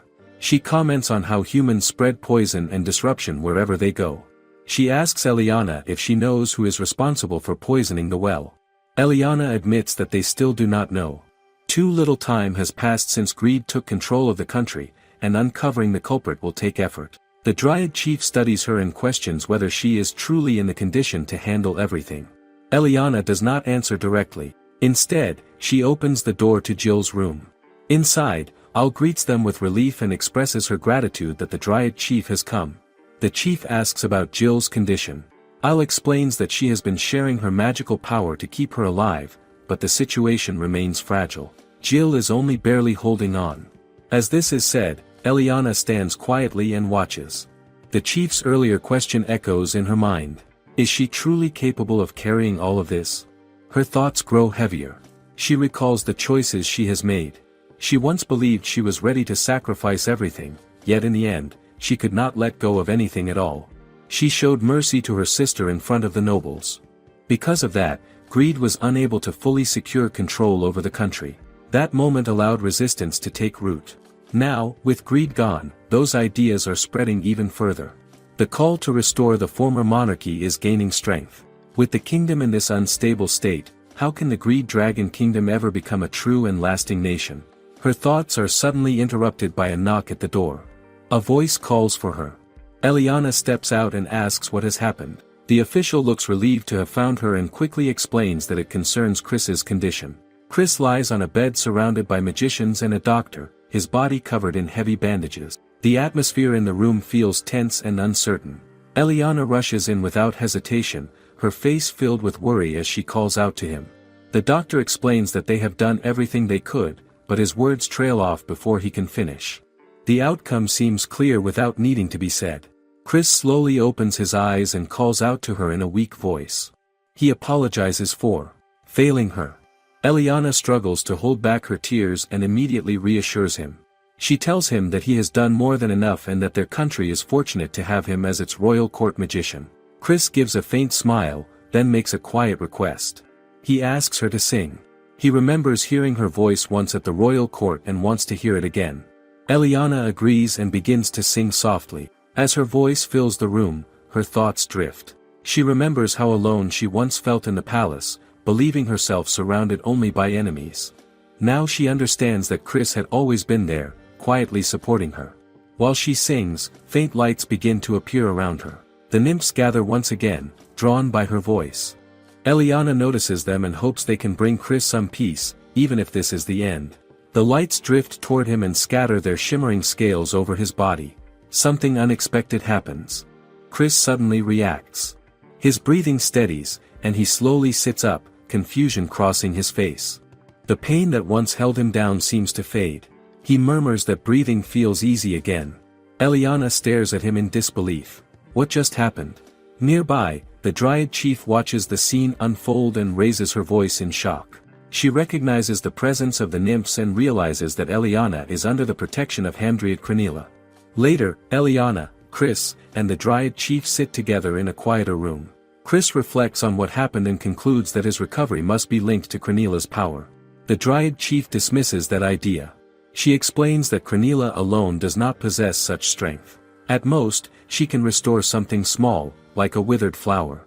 Instead, she suggests that this event may be the result of multiple forces coming together.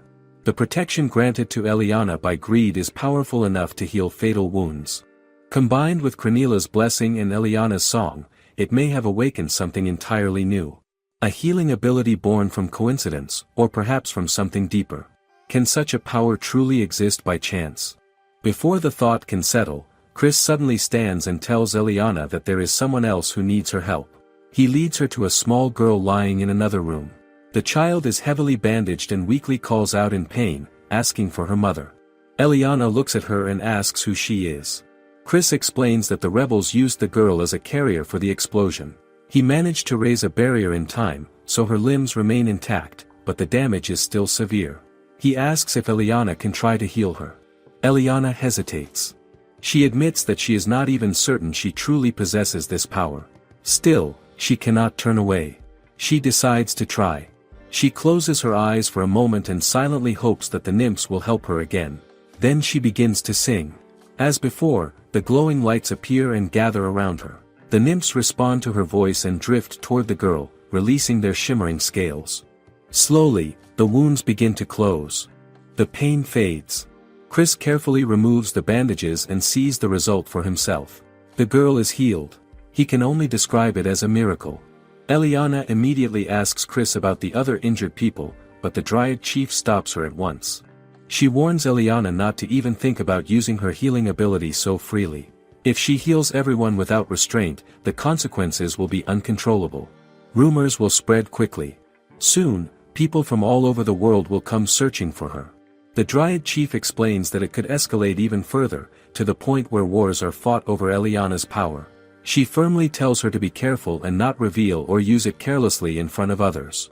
Chris accepts this reasoning, though reluctantly. He admits the Dryad chief is right. Even if it frustrates him, they cannot save everyone at once. The weight of that reality sits heavily on him. He then expresses his anger toward the rebel army, struggling to understand how people could harm innocent lives within their own homeland. He calls it unforgivable, his voice carrying a rare edge of emotion. With urgency, Chris then shifts focus to strategy. He insists that they must inform the public about the poisoning and the bomb attack. If the truth spreads, it could sway public opinion and weaken the rebels' influence. He also suggests revealing how the princes abandoned the kingdom for their own survival. He believes this will expose the corruption behind the former royal family and strengthen their position. But Eliana pauses at this and considers the consequences. If they publicize everything, the reputation of the entire royal family will collapse completely. Chris insists that the decision is already made, but Eliana challenges the assumption. She points out that if there had been widespread casualties in the castle, the narrative might be easier to control. However, because of Jill's intervention, the effects of the poison were limited, and the explosion was disguised as an ordinary fire to avoid exposing the rebels. If they now claim that the princes poisoned the well and that the fire was actually a rebel attack, who would believe them? Many would likely assume it is propaganda meant to justify their rule. In a situation where they already lack trust, any false step could deepen opposition instead of reducing it. Eliana explains that while opposition is expected after taking control of the country, they cannot afford reckless risks. Allies are already few, and even Chris may be ostracized for siding with them. She observes that the castle itself is filled with hidden hostility. That is why action must begin now. Chris asks what she means by start. Eliana answers simply. It is time for a full cleanup. Chris and the Dryad chief exchange a confused glance, both unsure of what direction she intends to take. The nobles gather in uneasy clusters. They murmur among themselves and question why Eliana summons them so suddenly. Some whisper harsher thoughts and wonder what the witch is planning this time. An official steps forward and reports that nearly all the nobility in the country are present. A few are missing. The households of Margaret Thompson and Duke Gransville stand empty, along with others in their circle. He also mentions Duke Lumiere, who remains absent due to severe insomnia that leaves him too weak to stand. Eliana listens and acknowledges the report. She then faces the gathered nobles with a steady expression. She calls for silence. The noise fades as her gaze moves across the crowd. She explains that she has gathered them to announce a punishment that has long been delayed. The words stir tension. Some nobles react with anger and accuse her of seeking revenge. Others mutter insults and call her an undying witch. Eliana does not respond to the insults. Instead, she glances toward the Dryad chief, Isle. The signal is clear. In an instant, tendrils of wood rise and coil tightly around the nobles' necks. Panic spreads. People struggle, but the grip does not loosen. Even children cry out in fear and reach for their parents. Eliana notices the chaos. She still asks a simple question. Do they understand their position now? This time, no one answers. The silence feels heavy. Isle remarks on their cowardice, and the tension grows sharper. Eliana moves forward without delay. She asks if anyone can provide information about those who are missing. A few nobles exchange glances but remain silent. She presses further and points out the absence of key figures at the top of their faction, including Margaret Thompson and Duke Gransville. Where have they gone? Why did they leave? Again, no one answers. The silence becomes its own. Admission. Eliana reminds them that she ordered all nobles to remain under house arrest within the capital. Yet those who are absent leave their mansions empty and flee without a word. They do not consider what might happen to the rest. They simply choose to save themselves. One noble finally speaks and claims that the absent leaders act for the sake of the country. He insists they are trying to rescue the nation from Eliana. She studies him for a moment and recognizes his connection to Margrave Thompson. He holds the title of Viscount. A faint smile appears. Is that truly rescue? Even if it is, who are they trying to save? She points out that none of those leaders attempt to save the nobles left behind. If they truly cared, would they not warn them? Would they not offer a chance to escape together? Her words sink in. The idea feels uncomfortable. The nobles begin to see themselves not as allies, but as tools that have already served their purpose. Now they are discarded. Eliana continues in a calm tone. She states that none of them are essential to the kingdom of Greed Dragon. Because of that, she once proposes their execution to Greed. But she explains that he shows mercy. He allows her to spare anyone who is willing to contribute in some way. The requirement is simple. They must offer something of value. It can be information or labor. Anything that proves they are useful. Al understands that this claim stretches the truth, but she does not challenge it. She lets the message stand. The meaning is clear enough. Eliana finishes with a warning. Anyone who wishes to live must inform the guards of what they can offer. Anyone who tries to leave the castle will lose their life. The ivy around their necks will make sure of that. Escape is not an option. She tells them to remain where they are and reflect on their choices. Then she turns and leaves them behind. After everything ends, Eliana finally lets her guard down. The tension leaves her body all at once, and she admits that she feels extremely nervous the entire time. She wonders if the plan works as intended. Al reassures her and says she plays the role of a villain very well. Chris adds that turning the nobles against those who escape is a clever move. It pushes them to talk and reveal what they know. He praises Eliana for it, though his tone shifts in a strange direction as he expresses a personal fascination with the cold look she gives the nobles. He wishes she would look at him the same way, as if he is nothing. Al reacts immediately and calls him odd, making the moment feel slightly lighter. Still, not everyone shares that ease. One of the officials raises a concern. Does she not risk being hated for the way she treats the nobles? Eliana answers without hesitation. It does not matter. If it helps her find Greed, she is willing to go as far as selling her soul. The official falls silent, caught off guard by her resolve. Al watches her closely and begins to feel uneasy. Is this determination, or is it something more unstable? Later, inside the royal castle, Eliana sits in her office and continues her work. Papers fill the desk as she writes and organizes reports. One by one, nobles come forward to share information, just as expected. She listens to the updates and acknowledges that this is a good sign. At the same time, she remains cautious. What if some of them lie to protect themselves? She points out that they cannot fully trust what they hear. Chris agrees and understands the risk. The flow of information continues, but doubt stays in the background. Deep within the castle, in a dim corridor lit by lanterns, another process takes place. Chris stands with a staff in hand and reads from an oath book. In front of him, a noble kneels inside a magic circle. The air feels heavy with ritual. Nearby, the former king, stands and observes. In silence. The ceremony unfolds with care, each step deliberate and controlled. Not far from them, Al and an official watch the scene. She asks what exactly is happening here. The official explains that it is an oath ceremony, a long-standing custom among the nobility. Through this ritual, they swear loyalty to the royal family, not only for themselves but also for future generations. The oath binds them through magic, making betrayal far more difficult. There are strict rules that govern these vows. The official continues his explanation of the oath ceremony. He states that such an oath must be created by someone with great magical power, and in this case that role belongs to Chris. However, before a new oath can be formed, the old one must first be revoked. That process is not simple. It requires the consent of both parties who are bound by it. This detail raises a question for Isle, who asks why the former king is present. The official explains that the nobles must openly declare their decision in front of him. They must admit that they are abandoning their loyalty. This act makes the choice final. Even if the kingdom of Greed Dragon were to fall, those nobles would never be able to return to their former status in Threnvale. The weight of that consequence is clear. Isle reflects on it and remarks that humans are difficult to understand. Why bind themselves so tightly, only to break those bonds in such a painful way? 5 days pass as the nobles continue to come forward. Information is gathered, recorded, and organized into large stacks of documents. The scale of it grows quickly. The next step is to review everything carefully. Eliana looks over the piles and insists that they must begin at once. Time feels limited. Chris suggests that she should rest first, even if only for a short while. She refuses. If the rebel army begins to gather support around the prince, then any nobles who have not yet sworn new loyalty may flee the capital without hesitation. She cannot allow that to happen. The risk feels too great. Can she afford to slow down now? At that moment, a familiar voice calls out.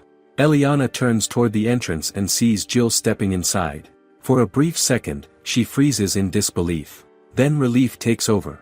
She rushes forward and embraces her tightly, overwhelmed with emotion. She expresses how glad she is that Jill is safe. Guilt follows close behind as she reflects on leaving Jill behind to deal with the situation in the castle. Jill reassures her that none of it is her fault. She notices how pale Eliana looks and urges her to rest. Eliana resists again. She explains that there is no time. If she wants to find Greed, she must continue investigating the information they have gathered. Jill admits that she does not know what has happened to him. Eliana then reveals the truth. Greed is still in the castle at the moment Jill loses consciousness. Jill reacts with a thin smile and a quiet frustration. She feels that he deserves to be punished for causing Eliana so much worry. As the conversation continues, Eliana's strength begins to fade. Her body sways slightly, and she nearly loses her balance. Jill quickly supports her and points out the obvious. This is what happens when she pushes herself too far. She again encourages her to rest, her expression calm but firm. This time, Eliana does not argue. She finally gives in. Chris watches the scene and admits that he is relieved to see Jill return. No matter how many times he tries to convince Eliana to rest, she always refuses. Jill responds with a sharp remark about his lack of dignity, then quickly corrects herself and says that he is simply too kind. Chris catches the first part and becomes quietly confused. Eliana suddenly finds herself standing in a strange and empty space. Nothing around her feels familiar. In the distance, she sees Greed in his dragon form. Relief rises at first, and she tries to call out to him. No sound comes from her mouth. She realizes her voice does not work. Why can she not speak? Before she can understand what is happening, another figure appears. It looks exactly like her. The double approaches Greed and calls out to him as if nothing is wrong. He believes it is really Eliana and moves closer, confused but not yet cautious. As he tries to question her presence, the expression on the double's face shifts into something dark. In an instant, the figure attacks him. The force is sudden and heavy. The real Eliana watches in horror as Greed staggers and collapses to the ground. The impact feels final. How can this happen so easily? The false Eliana changes form after the attack. The shape becomes unclear, and the face remains hidden. The figure speaks with quiet satisfaction, as if amused by the situation. It admits that it did not expect Greed to give such an opening. It mentions rumors about Greed growing attached to a human girl and confirms that they are true. The words strike deeply. Eliana feels shock and confusion. Who is this person? How can someone overpower Greed so easily? She tries to see more, but the figure's identity stays obscured. Eliana wakes abruptly. Her breathing is uneven, and the remnants of the dream linger.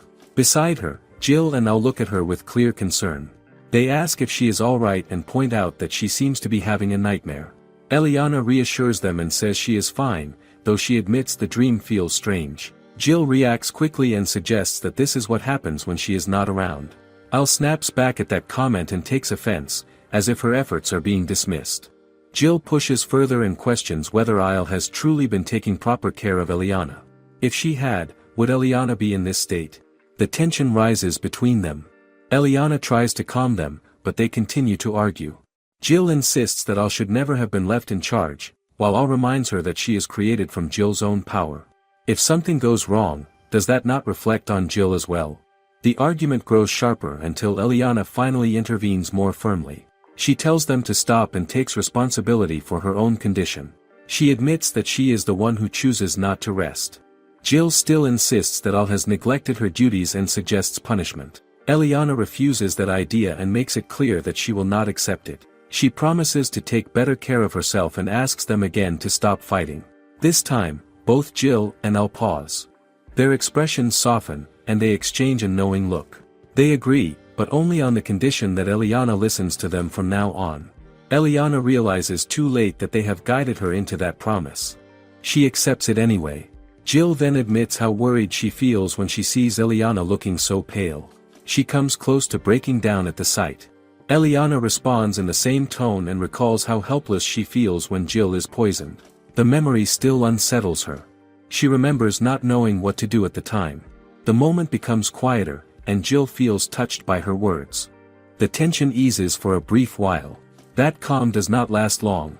The Dryad Chief suddenly enters the room without warning and questions what all the noise is about. Jill and Isle immediately confront her and criticize her for entering without knocking. Eliana steps in again and asks them to settle down before turning to the Dryad Chief for an explanation. The Dryad Chief reports that a message has arrived from the kingdom of Greed Dragon. There is unrest in the castle. Someone has come asking specifically for Eliana. The name takes a moment to recall, but she finally gets it right. The visitor is Alvin. Elsewhere, Slane watches the man in question. Alvin appears worn and tired, as if he has been through a long ordeal. He refuses to speak to anyone else. He waits, insisting that he will only talk to Eliana. Inside the infirmary, the air feels heavy with pain and exhaustion. Sick and injured people lie on their beds, too weak to move, some quietly calling for help. A woman in a cape enters the room without drawing attention. One of the patients notices her and struggles to understand who she is. There is something unfamiliar about her presence. The woman walks through the corridors of the royal castle, moving carefully and avoiding notice.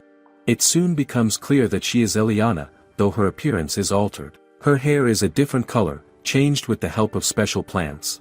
As she moves, she hears the voice of Dryad Chief calling out to her, warning her not to wander around healing people so openly.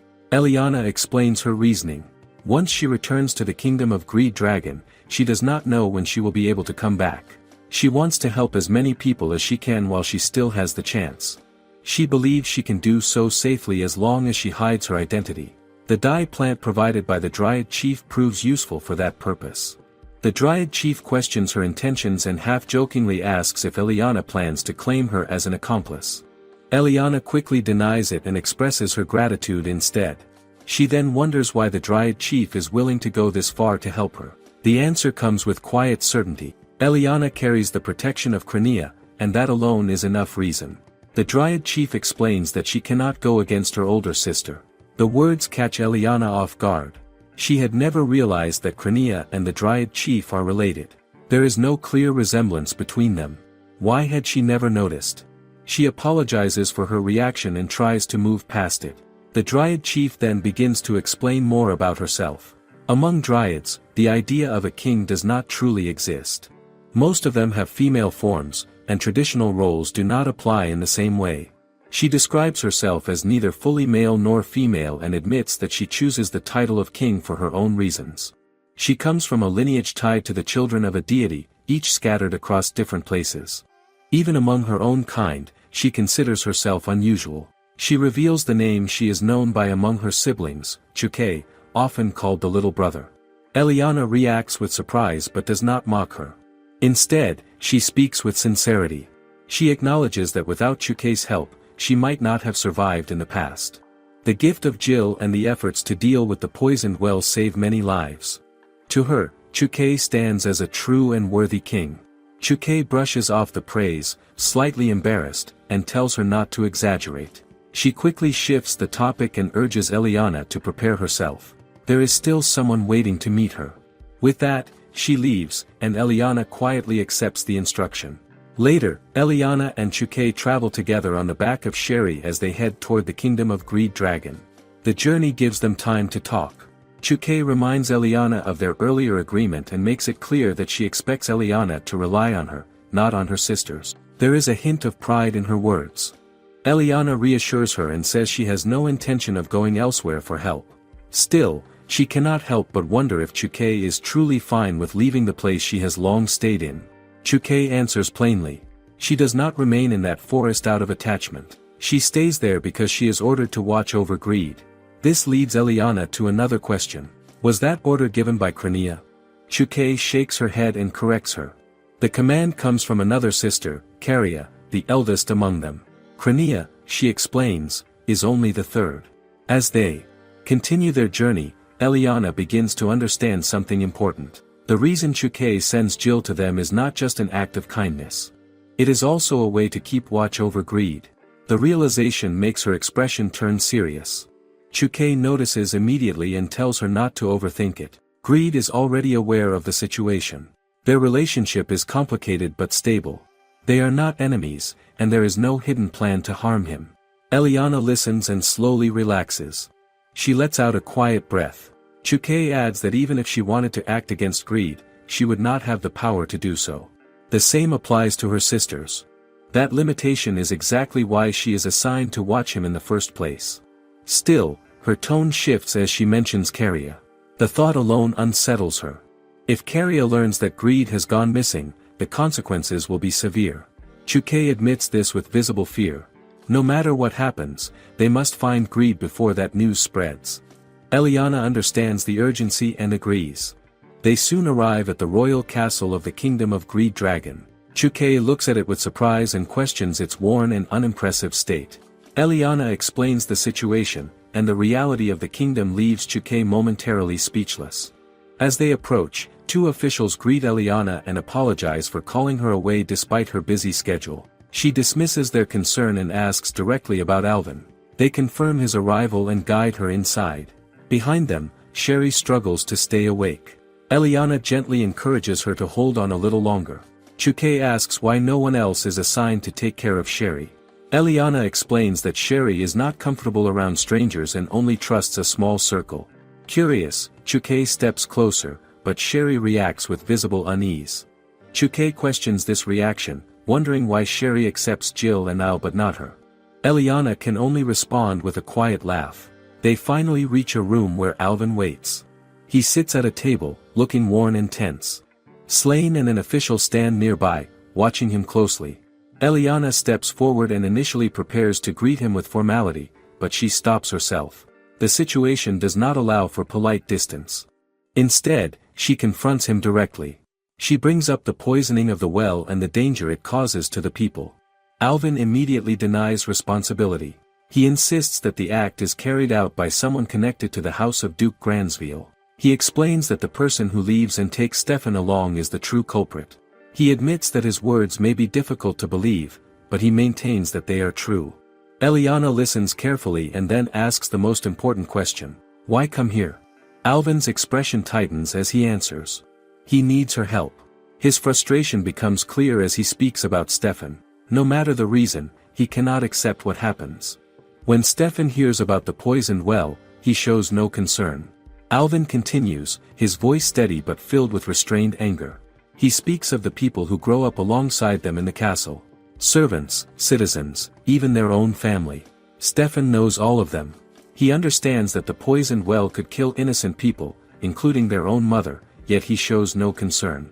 That indifference is what breaks something inside Alvin. He admits that he never sees himself as particularly patriotic, yet when he learns about the poisoned water, he feels a surge of anger strong enough to consume him. Why does it affect him this much now? Even he cannot fully explain it. What matters is the result. He decides that he will make those responsible pay, no matter the cost. Once everything is over, he is ready to accept any punishment from Eliana. He asks for her help with a clear and unwavering resolve. Eliana takes her seat with Slane assisting her. She studies Alvin carefully before asking why he goes this far when Stefan is still his brother. Alvin reacts with a cold scoff. The question itself feels misplaced to him. Slane grows angry at the disrespect and nearly draws his sword, but Eliana stops him before things escalate. Alvin then explains his perspective. For a crown prince, a brother is not simply family. He is a rival. A threat. In royal life, princes are often closer to enemies than allies. Stefan is loved by many and possesses natural talent. Even without effort, he excels. On top of that, Stefan's mother comes from a higher-ranking family, which strengthens his claim in the eyes of others. Alvin grows up with constant pressure and fear. What if Stefan takes everything from him? He admits that his past choices reflect that fear. His engagement to Eliana is never about affection. It is a calculated move to secure the support of Duke Lumiere. When the situation changes, he agrees to the Duke's demand to become engaged to Luna instead, simply to maintain that alliance. At the time, he sees both daughters as interchangeable pieces in a larger strategy. All he cares about is protecting his position as crown prince. Looking back, he recognizes how shallow and selfish those choices are. Everything he works for begins to collapse, and when it does, Stefan shows no reaction at all. That lack of care becomes unbearable. Alvin admits that what he does to Eliana is unforgivable. He did not consider how his actions would push her into a corner, leaving her with no option but to sacrifice herself as a dragon's bride.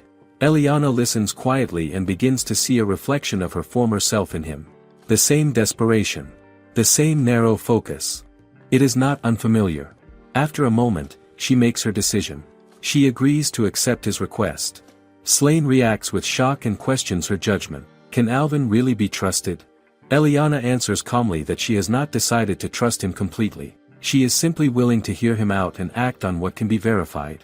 She recalls the earlier reports that mentioned two princes and a chamberlain fleeing together.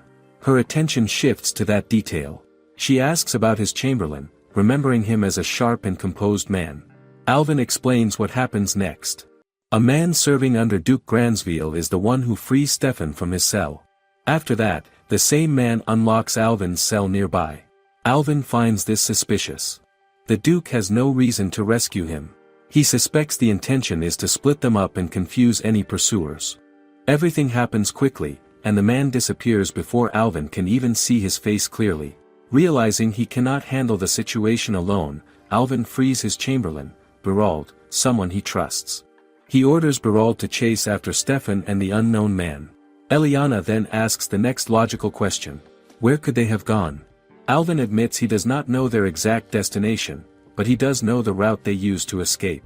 There is a hidden passage connected to a tomb beneath the chapel, a place where former royalty are buried. It leads outside the castle through an underground path. Alvin and Berald use that route to escape. Once they reach safety, Alvin sends Berald after Stefan while he comes here to report everything to Eliana. She listens in silence, then asks the question that lingers in everyone's mind. Why come to her? His country has been taken, and she is the one responsible for it. Alvin answers without hesitation. Dealing with Stefan is not something he can expect help from the remaining nobility. No one would willingly involve themselves in something so dangerous. So he chooses a different path. He takes a risk and turns to the enemy instead. It is a gamble, but one he believes is worth taking. Eliana understands his reasoning. Still, something else catches her attention. She notices the confidence he places in Berald and questions whether he is expecting too much from a single person. Alvin explains that Berald is more than just a chamberlain. His true role is that of a bodyguard and a member of the Royal Intelligence Network. Following targets and gathering information are skills he has mastered. For him, this task is routine. Eliana then asks if there is any way to contact him. Alvin confirms this and produces a small magical device, one that is passed down within the royal family. Both of them possess one. Before entering the castle, he uses it to reach Berald and learns that he is near the border, close to the territory of Margaret Thompson. Eliana reflects on everything he reveals. Hidden passages. Secret intelligence networks. Magical tools. There are many things he never shares with her when they are engaged. She points this out, and Alvin lets out a quiet chuckle. Slane reacts immediately and demands to know what is so amusing. Alvin apologizes and admits that the Eliana he once knew would never speak this way. Slane takes offense at his tone, but Eliana stops him and replies calmly. She says that Alvin also seems different from the man she once knew. Alvin accepts that observation. He explains that he used to act the part of the perfect prince, but that act is no longer necessary. Eliana studies him closely and asks if this is truly the path he wants. By siding with her against Stefan and the rebel forces, he risks being labeled a traitor. For someone who once takes great pride in being crown prince, can he endure that? Alvin answers plainly. If he cannot handle resentment, he would have ended his life when he was imprisoned. But he does not. He no longer clings to his former title. He is not a crown prince anymore. He is simply himself, and by his own will, he chooses to bring Stefan down. Slane warns Eliana that trusting him is dangerous. She responds that she is choosing to believe him for now. It is not blind trust. It is a decision. She adds that if he proves useless, she will remove him without hesitation. Alvin accepts those terms without protest and promises to prove his worth. He acknowledges her authority and recognizes her as queen. Before the moment can settle, hurried footsteps echo through the hall. Marquis Rittenmore bursts into the room, calling out to Eliana and questioning why she does not come to see him immediately after returning from Threnvale. As she begins to respond, his attention shifts. He notices Alvin and recognizes him at once. The reaction is immediate. He draws a dagger and demands to know why the Prince of Threnvale is present. In his view, Alvin must be punished. The tension rises sharply. Slane steps in to stop him and points out the disrespect of drawing a weapon in front of Eliana. She soon learns from one of the officials that Marquis Rittenmore has no prior knowledge of Alvin being brought here. The official admits that he chooses not to inform him, thinking it would only complicate matters further. The explanation reaches Rittenmore, and his reaction is immediate. Shock flashes across his face, followed by anger. He turns on Eliana and accuses her of taking advantage of the situation. In his view, she brings her former lover into the castle now that Greed is gone. Is that really how he sees it? Before the tension can escalate further, an unexpected interruption occurs. Sherry, still half asleep, drifts toward Rittenmore. Without warning, she bites down hard on his forearm and refuses to let go. The reaction is immediate and loud. Rittenmore cries out in pain and demands that she release him, but she does not respond. The scene quickly turns chaotic as he struggles, unable to free himself. His shouts echo through the room, calling for help. Nearby, Chuke observes everything with mild amusement. She comments on how lively and disorderly Eliana's castle seems. Eliana responds lightly, suggesting that at least it will not be boring. Chuke reacts with a hint of disbelief and calls her shameless for saying that so casually. She then shares her own observation. After taking a quick look around, she notices the lack of trees and plant life in the area. The environment feels barren to her. Eliana answers without hesitation and tells her that she is free to spread her roots as much as she likes. The offer is sincere. Chuke pauses at that and gives a small, knowing reaction. She reminds Eliana not to forget those words. There is a subtle edge in her tone, as if the promise may carry consequences later. She adds that Eliana might come to regret it, though she does so with a faint smirk rather than open hostility. With that, she takes her leave. Behind her, the chaos continues. Rittenmore's voice still echoes as he begs for someone to help remove Sherry from his arm. Night falls over the castle, and a quieter atmosphere settles in. Eliana invites Alvin to sit with her in the dining room. The meal placed before them is simple and modest. Alvin notices it immediately and comments on how plain it seems for a royal setting. Eliana explains that, unlike Threnvale, this land is struggling with a shortage of food. They cannot afford to serve extravagant dishes, even to someone of his status. They take their seats, and Alvin lets out a quiet laugh. He reflects on her nature and notes that she has never been someone who seeks luxury. Eliana looks at him with slight confusion, unsure where he is going with this. He continues and recalls how she never asks him for anything in the past. Instead, she always focuses on supporting him and lifting his spirits. In his eyes, she is the ideal fiancée. He admits that he only realizes this after becoming engaged to her younger sister. Eliana falls silent. She understands that he may not intend harm, yet the words still carry weight. Does he truly not realize how they sound? She responds calmly and reminds him that the choices he makes are entirely his own. Alvin recognizes his mistake and apologizes, admitting that he should not have said it. Eliana does not dwell on it and shifts the conversation back to more pressing matters. If Alvin is to cooperate with them, then he must share everything he knows. He agrees without resistance. They continue talking for a long time. The discussion goes deeper than any conversation they have in the past. They speak about the royal family, the structure of power, and even their sibling. As the conversation unfolds, Eliana begins to notice how similar they are in certain ways. The thought lingers in her mind. What if things had been different back then? If he had made another choice, where would they be now? The question remains unanswered as the night passes. By morning, The sun is already high. Eliana moves forward with a clear plan. She tells Alvin that it is time to act and asks if he is ready. He confirms and activates the magical device. A small mirror lights up, and soon Berald appears on its surface. He greets Eliana respectfully, noting that it has been some time. She acknowledges him and immediately focuses on the situation. She asks if it is true that he follows Stefan into the territory of Margaret Thompson. Berald confirms this. Eliana then asks about the scale of the forces gathered there. Berald explains that around 500 soldiers are stationed near the estate, with additional groups scattered throughout the territory.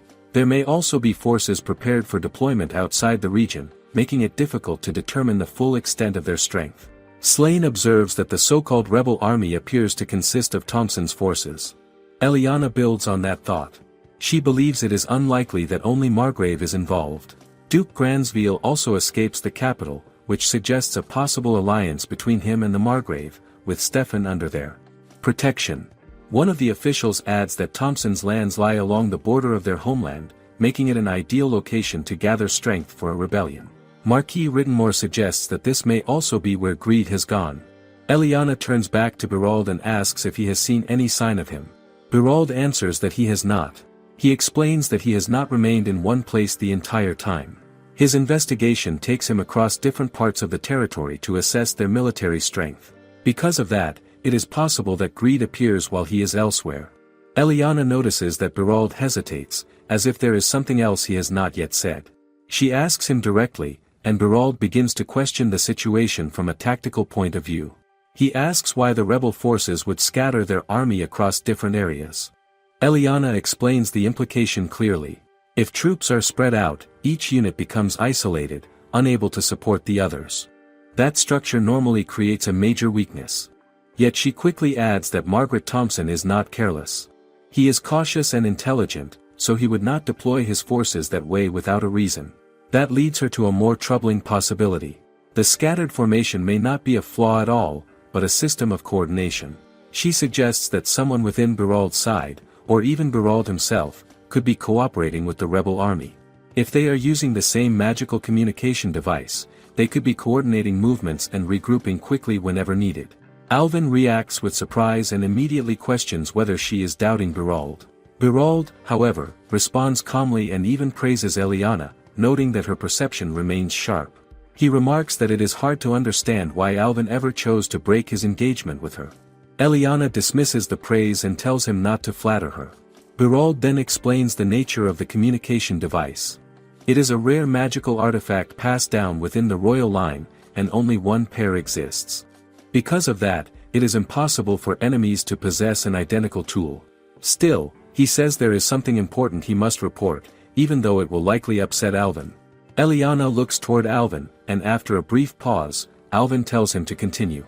Berald reveals the truth. The head of his clan, the Acadians, is cooperating with the forces of Duke Gransville and Margaret Thompson. Alvin reacts immediately, standing up in shock and disbelief. Eliana does not fully understand why this affects him so deeply. Berald continues and explains that he only discovers this when he sees the clan leader personally meeting Stefan upon his arrival at Thompson's estate.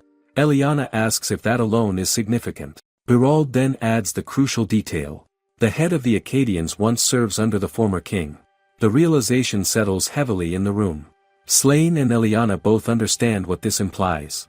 The former king himself appears to have chosen a side and joined forces with Duke Gransville and Margrave Thompson, supporting Stefan as the center of their uprising. Alvin's expression darkens as the truth becomes clearer, and silence spreads through the room. Eliana watches him and recognizes the feeling too well. It is the pain of being replaced by a younger sibling, the sense of being pushed aside for someone else's future. She understands that kind of agony more than she would like to admit. Berald asks what his next orders are. Eliana answers without hesitation. Alvin is now under the protection of her country, and that means Berald is expected to follow her commands as well. Berald acknowledges this. Eliana then adds a final warning.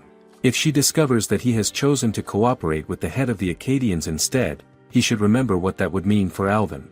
The implication is clear, and no further explanation is needed. Berald remains calm after. Eliana warns him. He states clearly that if he had chosen to side with the head of his clan, he would already be with them. There would be no need for conversation here. He adds that even if every member of the Acadians chooses to follow the former king, he would still stand with Eliana as long as Alvin does the same. His loyalty is not directed at the crown or any kingdom. It is directed at Alvin alone. With that said, he declares his departure from Threnvale in spirit and allegiance. Alvin listens in silence, visibly moved by the statement. The weight of that loyalty is clear on his face. Even Eliana feels something unexpected at that moment. A quiet envy surfaces as she watches Alvin receive such unwavering loyalty. She thinks back to her past and wonders what it would have been like if someone had stood by her in the same way when everything began. The thought passes quickly, but it leaves a trace behind. Berald continues with another revelation. The Acadians do not approve of hostility toward dragons. When Eliana asks why, he explains that their lineage traces back to dragons themselves. The statement catches her off guard. She pauses, surprised by the implication. Their ancestor is said to be the child of a dragon and a human woman. The truth reshapes what she thought she understood about them. Meanwhile, far away, Greed finds himself standing amid ruined terrain.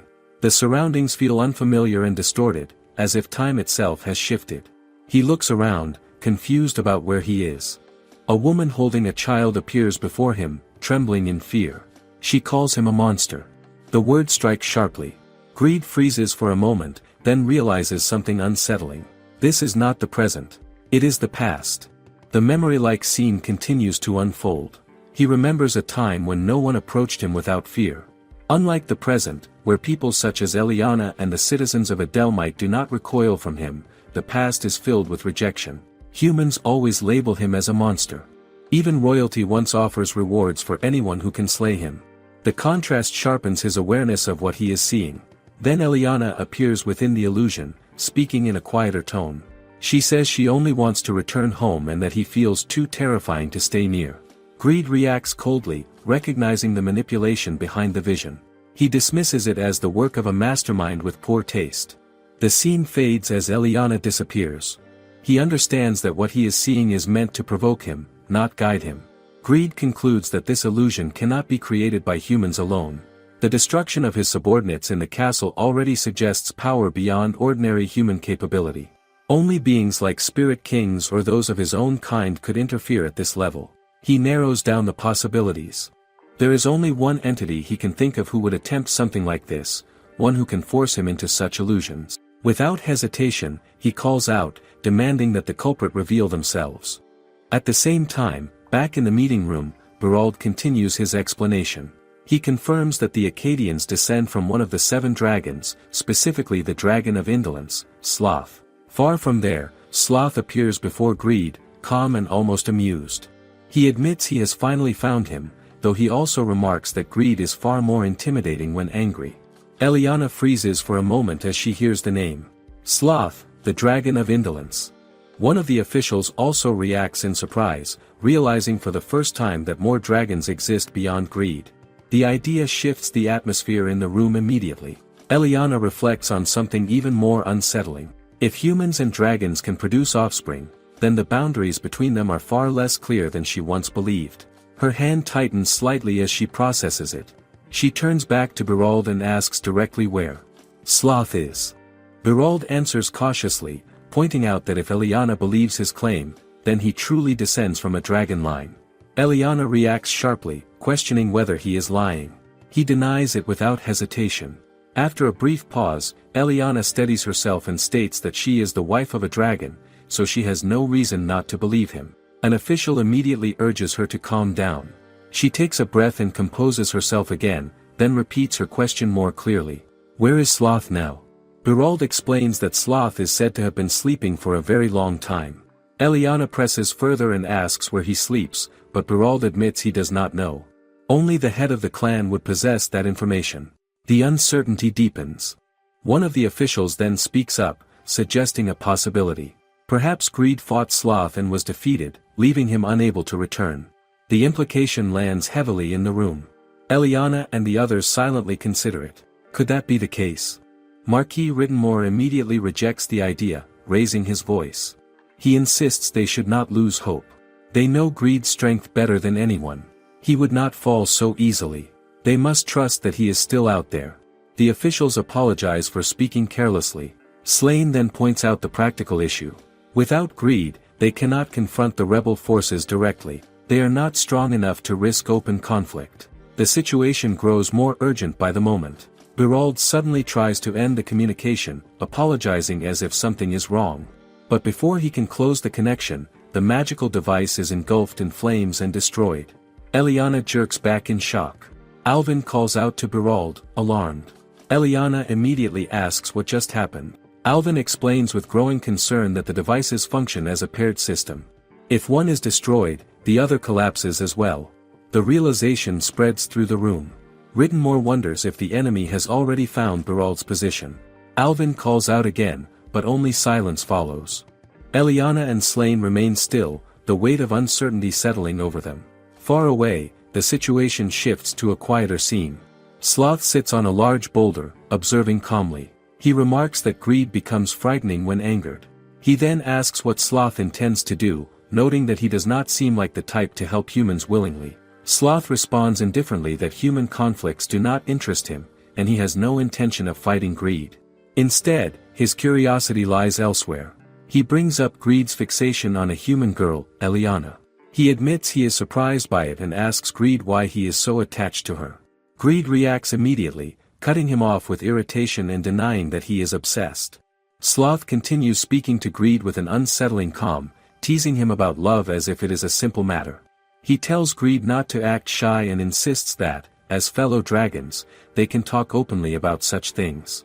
Greed reacts sharply, telling him to stop and demanding to be released from the place he is trapped in. The irritation in his voice is clear, and the strange space around them only makes the situation feel more confined. Sloth then shifts the topic. He asks if Greed is truly so attached to Eliana that he would consider making her immortal. Greed does not answer immediately. When he finally speaks, he questions why he would do something like that. Sloth responds by describing human fragility. He explains that humans live short lives, and before long, they die and fade away. Because of that, he says, he would not recommend granting immortality to them. Their minds are not built for it. According to him, after about 300 years, humans begin to deteriorate mentally. They lose joy, stop expressing themselves, and eventually become hollow, staring into nothing. While wishing for death, he continues, recalling a woman from his past. He says she once stopped singing entirely, and when that happened, he no longer saw a point in keeping her in that state. So, he granted her what he calls eternal slumber. His voice carries a quiet emptiness as he admits that he still remembers her singing. He had wanted to hear it again. That memory seems to linger in him even now. Greed watches him in silence for a moment before calling him a fool. He insists that humans cannot bring the dead back to life. Whatever Sloth was shown must have been an illusion. Sloth refuses to accept that explanation. He tells Greed to shut up and questions whether he has any dreams at all. He claims that the man who promised him revival proved it with something Sloth saw with his own eyes. Greed argues again, but Sloth no longer listens. He says Greed will need to stay there a little longer, leaving him with those words. Then he simply waves and turns away. Greed calls after him, demanding to be released, but Sloth is already gone, leaving only silence behind. Back in the physical world, Chuke explains to Eliana how the Dryad network works. Through a special tree, they can communicate across distances. By touching a leaf and calling the name of either Jill, Isle, or Chuke herself, they can establish contact. Eliana thanks her sincerely, recognizing how valuable this will be. Chuke then says she will leave to find a place to stay. Eliana immediately turns to the officials and gives new instructions. She orders them to contact Jill without delay and gather more information from the nobles stationed around the territory of Margaret Thompson. Eliana enters the room where the officials and Slane are already gathered around the table. The group is studying maps spread across the surface, speaking in low tones as they compare routes and territory lines. Eliana greets them calmly, and they acknowledge her arrival. Slane immediately asks whether they did not wake her earlier, but she simply moves closer to the table without answering. She studies the map and asks if it shows the lands of Margaret Thompson. Slane confirms it, explaining that the document comes from a period when the territory was once under Adelmite control. It is more than 2 centuries old. Eliana acknowledges that the map may be outdated, but she notes that the terrain itself is unlikely to have changed significantly. She thanks them for preserving it, recognizing how valuable it is in their current situation. One of the officials then speaks up, voicing a growing theory. If their assumptions are correct, then Greed may be trapped somewhere within Thompson's territory. They reason that Greed was heading toward Threnvale, and if he encounters Sloth near the border, their battle could have taken place within that region. That would also explain why no trace of Greed appears in nearby towns. The pieces begin to align, but nothing is certain yet. Eliana considers the situation carefully. She explains that Greed's power causes decay, while Sloth likely possesses a different ability that could counter or suppress it. That might explain how Sloth is able to restrain or trap him. However, she also raises an important contradiction. If Sloth was responsible for this, then why did he not appear when Greed first reached Threnvale? The officials admit that information on Sloth is extremely limited. Most records about dragons are lost or destroyed during the Civil War, and even surviving texts are so old that they are difficult to interpret. For now, their priority remains locating Greed. Eliana then shifts the direction of the discussion. She states that they cannot afford to divert their remaining troops, as they still need to defend against the rebel forces. Slane adds that they would also need manpower for a search operation, but Eliana interrupts him with a decision already forming. She declares that she will go find Greed herself. The officials immediately object, warning that the area is likely enemy territory and far too dangerous for her to enter alone. Eliana counters with firm resolve. She orders that all be called back to the castle. Jill will remain in Threnvale to maintain stability. Chukei will accompany her. They will stay in constant contact and share updates as the situation develops. She also instructs them to keep everything strictly confidential, as nothing about Greed's disappearance must reach the public. A substitute will need to act as her body double while she is away. Slane objects again and asks if she is truly ignoring their warnings. If she insists on going, she should at least take soldiers with her. Eliana refuses. She explains that they do not have enough troops even to properly defend the castle. Sending soldiers would weaken their position further, and in a terrain where they are unfamiliar, they would only slow her down. She also points out that Chukei alone is stronger than several human squads, making additional escort unnecessary. The officials remain uneasy as they think about the situation. They know humans are weaker than dragons and spirits. That much is clear to them. But their fear is not about strength alone. They worry about what will happen if something goes wrong. How would they ever face Greed if Eliana is harmed? The thought lingers heavily in their minds.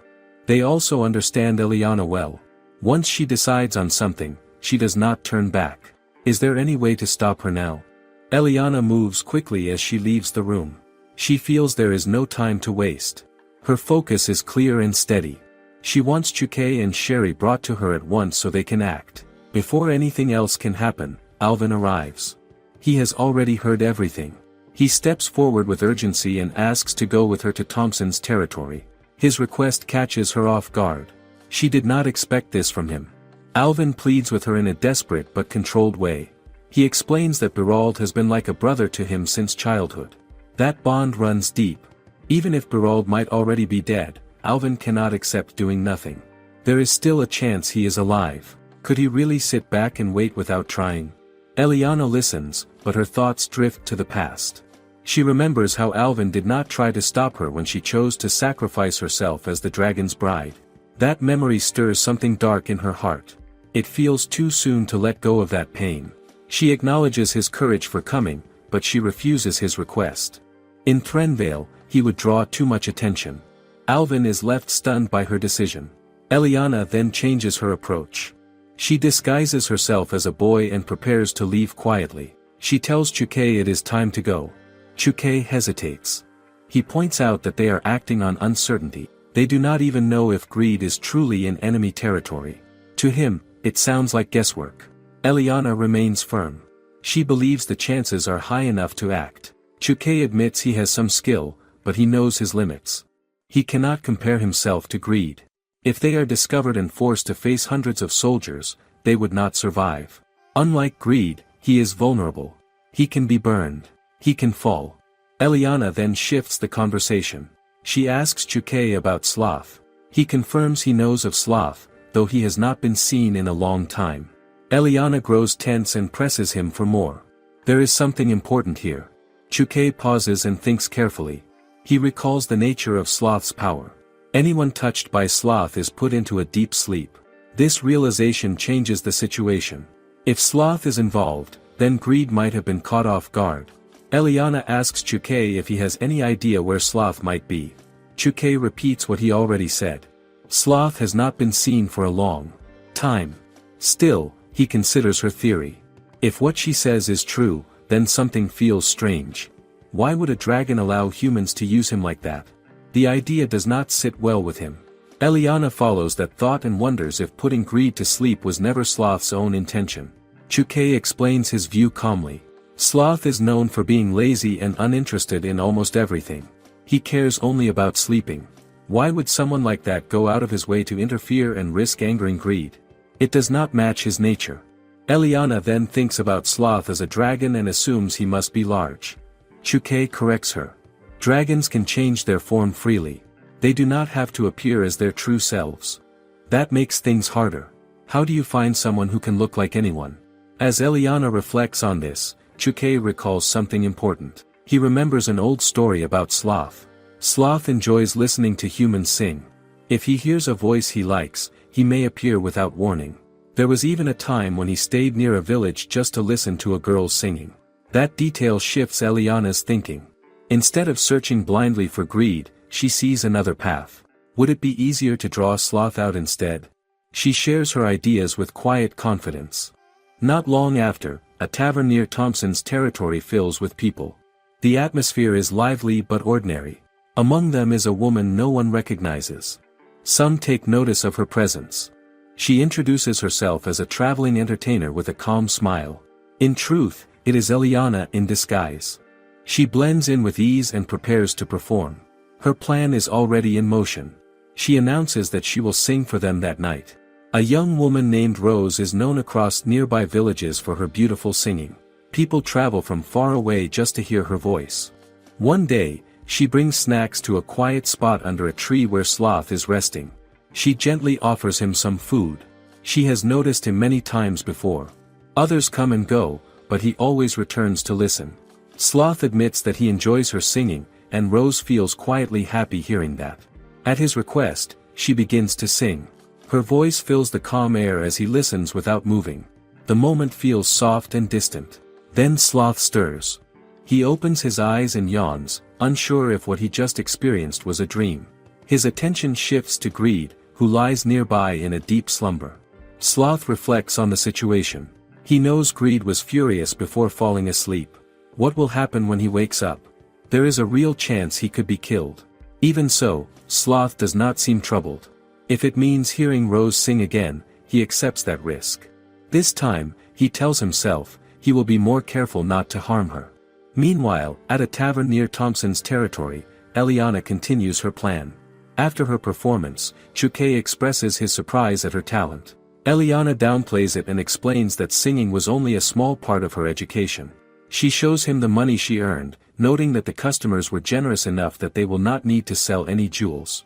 Chukei insists she should not be modest. He believes she truly performed well. Eliana recalls how her tutor once described her singing as average, but she accepts the compliment with quiet gratitude. Still, her mind stays focused on their goal. Will Sloth appear? Their routine begins to take shape.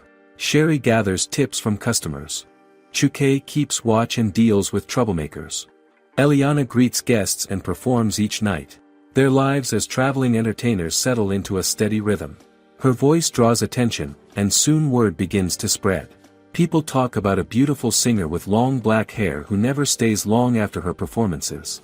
Some even claim that listening to her sing prevents a hangover. The stories grow, and curiosity follows. Among those who hear these rumors is a cloaked woman who listens in silence. Who is she, and why is she interested? Despite the growing fame, Eliana feels uneasy. There is still no sign of Sloth. Doubt begins to creep in. Is her singing not enough to draw him out? Chukei tries to reassure her. Sloth is known to sleep most of the time, so timing is everything. If she happens to sing while he is awake, there is still a chance. But that uncertainty weighs on her. She presses Chukei for answers, asking when Sloth might awaken. Chukei can only respond honestly. He has no way of knowing. Eliana reflects on her efforts to quietly gather information from the customers, but she comes up with nothing. The approach feels slow and ineffective. She begins to worry that they are wasting time, and the thought of the rebel army draws closer in her mind. What happens if they do not act soon? She concludes they need a different plan. Just then, a commotion breaks out. She notices the same lady from earlier struggling against a group of drunken men. The woman tries to pull away, but they keep bothering her. Chukei watches and assumes it is just another case of drunk behavior. He grows irritated and thinks about how people lose control after drinking. Eliana steps in and tells him to stop the situation, pointing out that the woman clearly has no interest.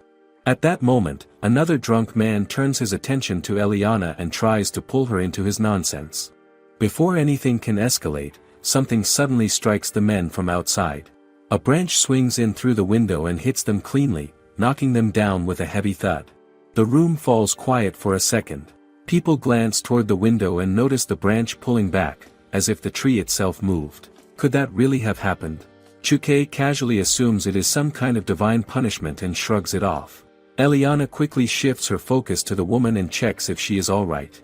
She warns her that coming alone to such a place is dangerous. As she looks closer, something about the woman feels familiar. Her expression changes as recognition dawns. Without hesitation, she grabs the woman's hand and leads her away, announcing that the show for the night is cancelled. Later, inside a private room, Eliana demands an explanation. She calls the woman by the name Alvin, which shocks Chukei and almost makes him laugh. He finds it amusing that the prince, known for his pride, actually looks convincing in a woman's disguise. Eliana questions how Alvin managed to leave the castle. Alvin insists that he received permission from Slane, but Eliana struggles to believe it. She cannot imagine Slane allowing such a reckless decision. Alvin admits that it is not something Slane would normally permit. To prove his situation, he reveals part of his chest. There, Eliana sees a cursed seal engraved into his skin. The sight alone explains everything. Alvin recalls how he begged Slane to let him follow Eliana and the others. Slane refused at first, standing firm in his judgment. Alvin argued that he needed to ensure the safety of those under his command and to learn more about his brother. Waiting in the castle feels pointless to him. Still, Slane reminds him of a harsh truth. Alvin chose to stand with them, yet he remains a man of Threnvale, their enemy. Trust does not come easily in such a position. Should he not consider how others see him? In response, Alvin proposes a drastic solution. He asks Slane to place a cursed seal on him, the same mark used on the worst criminals. It is a dangerous request, but one that would bind him and prove his resolve. He even suggests bringing Chris to carry out the act. Alvin explains that the cursed seal allows Chris to set a time limit on his life. If he fails to return before that time runs out, the seal will kill him. He recalls how he begged Slane to let him leave, and how Slane finally understands that he is serious about risking everything. Even then, Slane points out the obvious problem. People in Threnvale will recognize him no matter where he goes. Before the matter can end there, two young women step forward after overhearing the conversation. They are excited and offer to help. They suggest creating a disguise that will completely hide his identity. That is how Alvin ends up dressed as a woman, carefully styled so no one would suspect who he really is. Back in the present, Eliana questions his choice. She points out that something simple like a wig and glasses should have been enough. Alvin admits that he thinks the same at first, but the girls are so eager that he cannot bring himself to refuse them. Chukei teases him, suggesting that maybe he also enjoys how he looks. Alvin hesitates, then admits there is a small part of him that does. The moment feels light, but it quickly shifts when Eliana asks about the time limit on the seal. Alvin calmly reveals that it expires today. The words take a second to sink in. Then panic sets in. There are only 5 minutes left. Eliana reacts immediately and tells Chukei to connect to Jilk so they can reach Chris and extend the limit. Chukei is unsure if they can make it in time. Eliana turns her frustration toward Alvin, demanding to know why he did not say this earlier. Alvin apologizes, but there is no time to dwell on it. The final seconds pass as they wait. Midnight arrives. Alvin places a hand on his chest, expecting the worst. Nothing happens. He remains alive. Chukei notes how lucky he is, and the tension slowly fades. What just happened? Did the seal fail, or was the limit extended without them knowing? With the immediate danger gone, Chukei asks what they should do next. Eliana decides they cannot abandon Alvin after everything he has done. Alvin expresses quiet relief at her decision. But before they can settle anything, the room suddenly goes dark as the lights are extinguished. A presence emerges from the shadows. Leorio appears behind Eliana, using shadow magic to move unseen. He reveals that he has been searching for her. Eliana recognizes him at once. Chuke reacts quickly and tries to reach her using his control over plants, but Leorio counters with fire. Flames rise and spread, cutting off Chuke's path. Leorio points out the weakness clearly. Plants cannot stand against fire. Even as the situation turns desperate, Chuke acts with precision. He secretly throws a small tree seed that sticks to Leorio's clothing without being noticed. Before anyone can react further, Leorio disappears into the shadows with Eliana in his grasp. Chuke and Alvin are left behind, unable to stop him. The fire continues to grow, consuming the room. Smoke fills the air. There is no time to hesitate. Chuke lifts Shelly and urges Alvin to leave with him. They escape as the flames spread, the entire place beginning to collapse under the fire. Chuke explains that he managed to attach one of his seeds to Leorio before he escaped. Because of that, he can track their location. Even so, he admits his limits.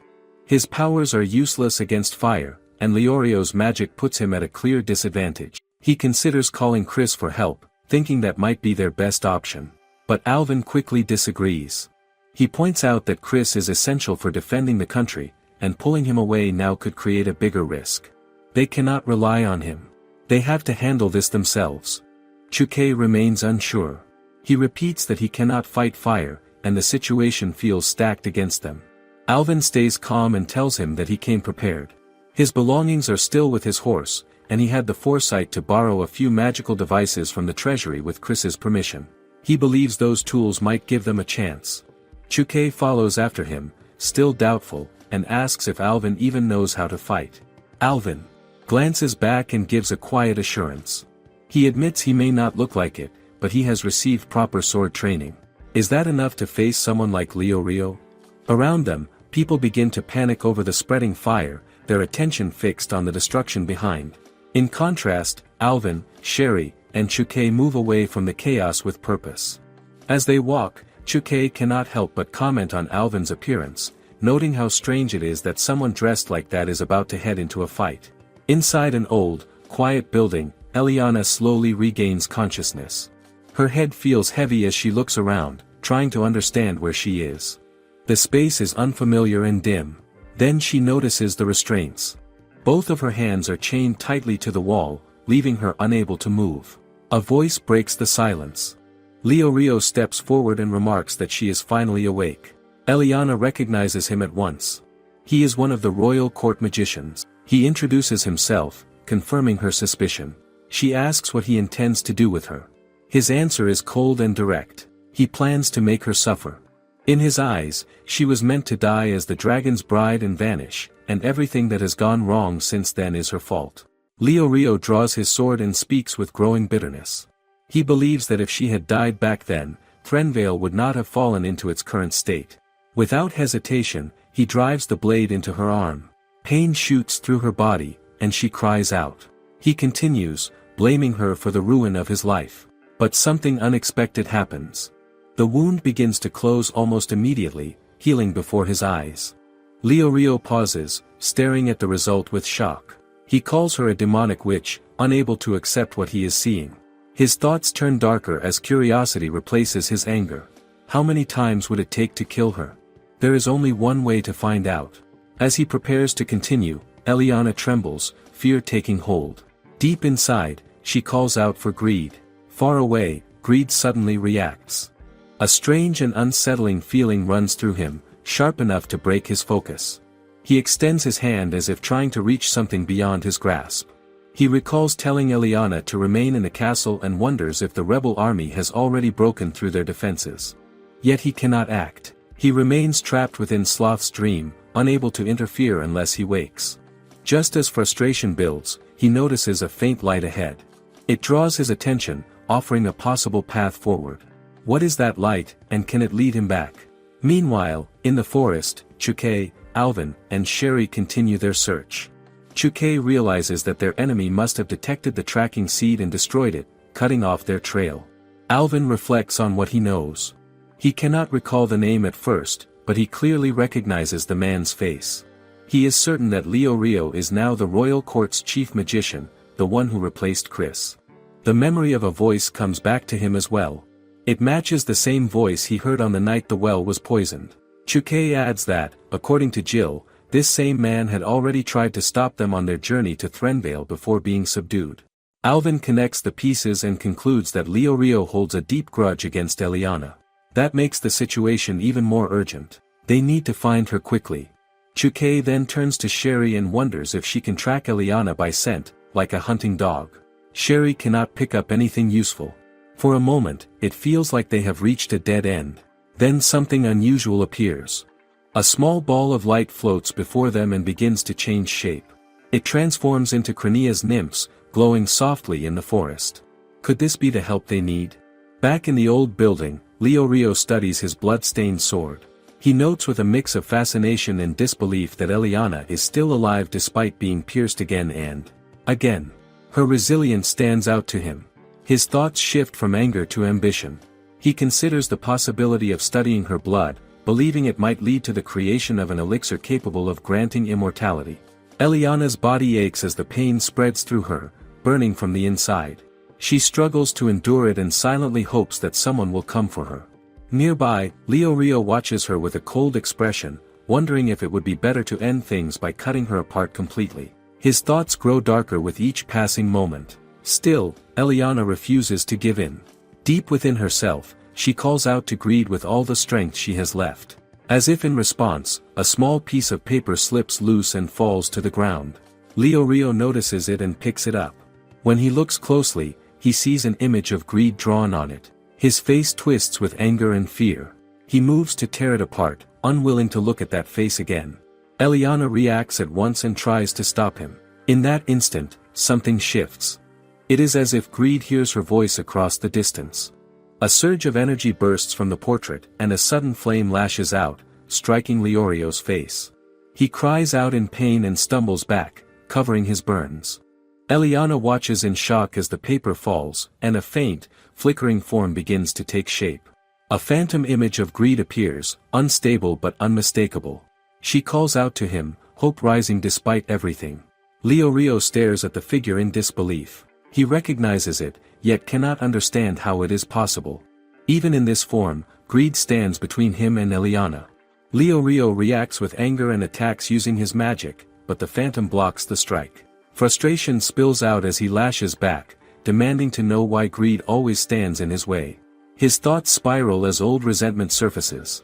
He remembers the time when Chris was chosen as the royal court's chief magician instead of him, despite his noble lineage. That decision stains his family's name and leaves a wound he never accepts.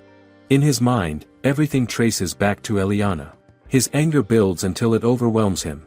Before he can act further, he is suddenly struck with force and thrown back against the wall. The impact leaves him coughing up blood. Chuke steps forward, having arrived at the scene. He points out that Leo Rio loses focus, and that weakness leaves him open. He makes it clear that Leo Rio's failures are his own, not Eliana's. Leo Rio refuses to accept this and fires back with a burst of flames. This time, however, something changes. The fire is met by a surge of water that completely extinguishes it. Leo Rio stares in disbelief. Chuke glances at the magical device in his hand, realizing its value. With calm confidence, he prepares himself. Now that he can counter the flames, the balance has shifted. He moves decisively, using his power to restrain Leo Rio with living wood. The struggle ends with Leo Rio bound and unable to move, his resistance finally broken. With the threat contained, Chuke turns his attention to Eliana and frees her from the chains. He notices how badly she has been treated. Her clothes are stained with blood, and her body looks weak, yet her wounds are already closing. Even so, she looks exhausted. Eliana immediately asks about greed, still searching for him. Chuke picks up the fallen portrait and studies it. He explains that what appeared was not the real greed, but a phantom. The drawing carries strong emotions from the person who created it, and Eliana has kept it close for a long time. Those feelings have grown and formed a connection, linking their world to the dream where greed remains trapped. That connection allows his image to manifest, even if only briefly. Eliana listens, but the explanation does little to ease her heart. Tears begin to fall as she realizes what it means. If only greed could truly reach them. If only he could tell them where he is. She breaks down, overwhelmed by longing and frustration. Chuke watches quietly, then wonders to himself where greed could be. Even as Chuke frees Eliana, Leorio has not given up. Bound by the tree, he mutters to himself that he will not end his life like this. With careful movement, he pulls out a small vial filled with a strange potion. He quickly traces a small magic circle onto the wood restraining him and pours the liquid over it. Something shifts in the air. Eliana suddenly feels uneasy, her body reacting in a way she cannot explain. Chuke notices at once and calls out to her in concern. Leorio begins to laugh, his voice unsteady and sharp. He reveals that the potion is made from sloth scales. A remedy, he calls it, but one meant to drag Eliana into an endless sleep. A quiet end. Before they can stop him, he vanishes. At the same moment, Eliana's strength gives out. She collapses to the ground. Chuke rushes to her side and tries to wake her, but there is no response. Her body remains still, as if she has fallen into a deep, unreachable sleep. The urgency returns at once. What has he done to her? Elsewhere, Leorio arrives at Thompson's estate. He speaks to himself, trying to steady his thoughts. He admits that although he failed to kill Eliana, he has at least succeeded in putting her to sleep. With that, he believes he can still bring things back under control. But the moment he enters, he finds Stefan calmly seated, drinking tea as if nothing is wrong.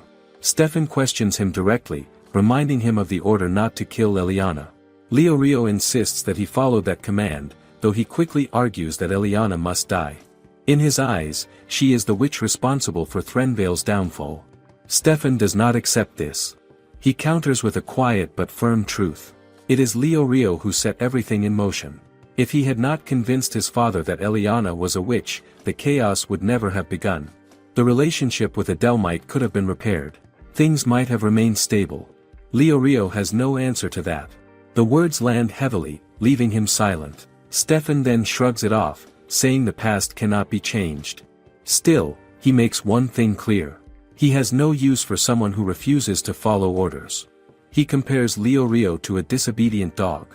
The insult sparks anger, but before Leorio can react, a large magic circle appears beneath his feet. In an instant, a strong metal cage forms around him, locking him in place. Other mages stand nearby, their work already done. Leorio demands an explanation, but his voice is soon drowned out by a low growl.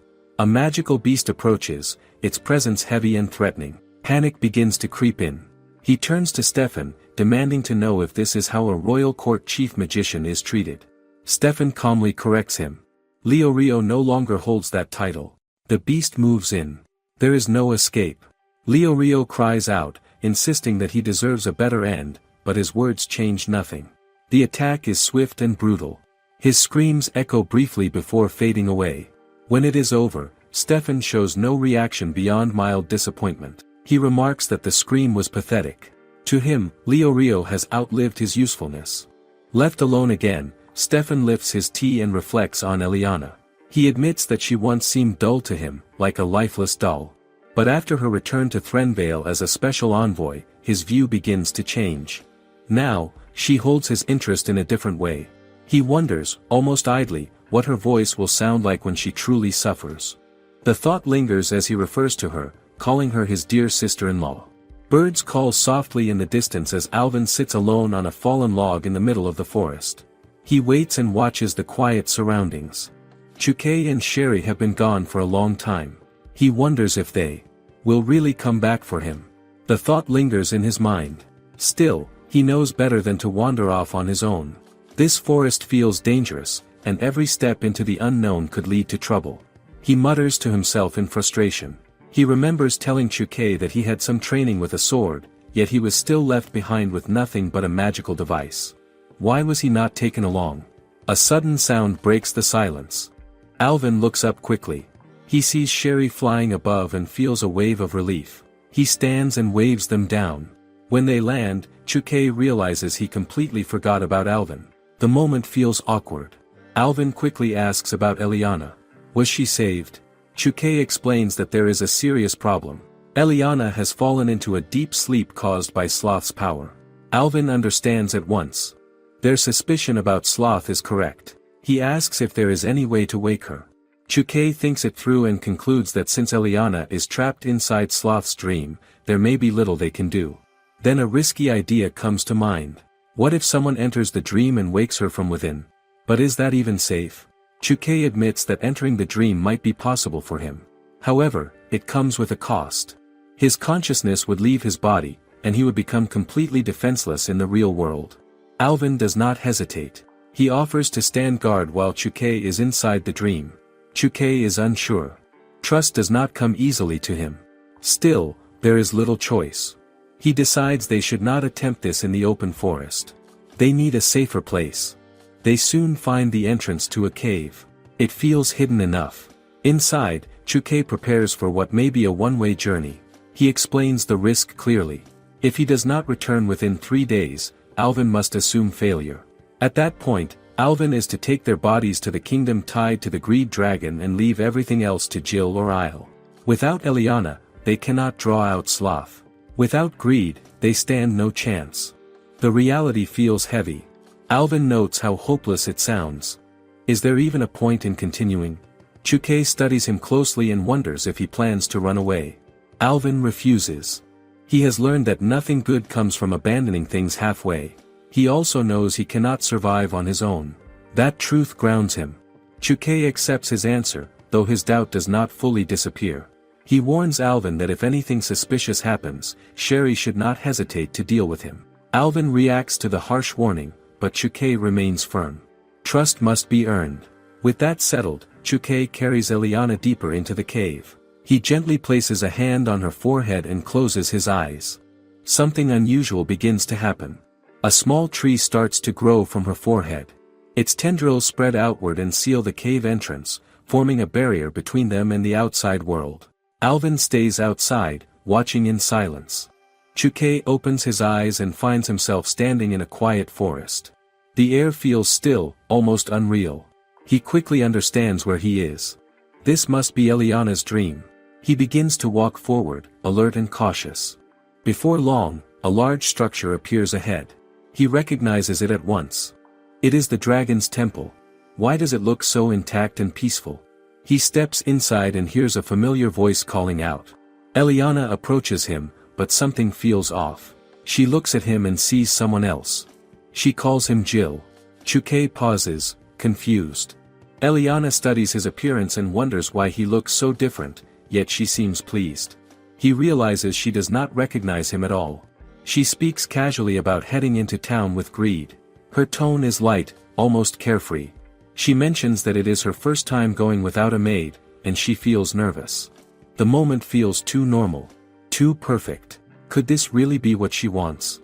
Greed soon appears, and the scene continues as if nothing is wrong. He asks if Eliana is ready, and she suggests they travel by horse and carriage. She explains that his dragon form would draw too much attention. Everything feels like a peaceful memory frozen in time. Chukei calls out, trying to break through the illusion, but neither of them reacts the way he expects. He suddenly grabs Eliana and tries to shake her back to reality. He tells her the truth. He insists that he is not Jill and that this world is not real. He explains that she is trapped inside a dream created by Sloth. He reminds her of their mission. They need to find Sloth. They need answers about greed. Why stay here? Eliana hesitates.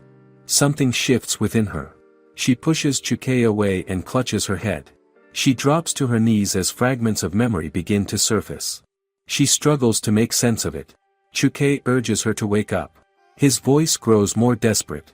But then greed intervenes. His tone sharpens as he tells Chukei to stop. He turns to Eliana and speaks in a calm, convincing way.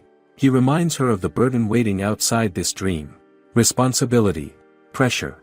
Pain. In this place, none of that exists. Here, they can stay together in peace, just like before. Is it really so wrong to choose this instead? Eliana wavers. The comfort of the dream pulls at her. Chukei sees it happening and raises his voice, warning her not to listen. He insists that this is not the real greed. The illusion begins to crack, and the tension rises. Without warning, the false greed attacks. Chukei is thrown hard against a wall and held in place. The force is overwhelming. The fake greed questions his purpose. Why come here and disrupt everything? If Chukei is destroyed inside this dream, what will be left of him outside? Just an empty body. Eliana cries out and tells him to stop. She looks at Chukei with regret and apologizes for what is happening. Yet even as she does, she makes her choice. She decides to remain in this world. The words land heavily. Chukei stares at her in shock. After everything, is she willing to stay? Eliana admits that the burden of building a new country has been too much for her. The weight of responsibility has worn her down. She wishes things had turned out differently. In this quiet world, her only desire is simple. She wants to serve greed and remain by his side. Nothing else matters to her now.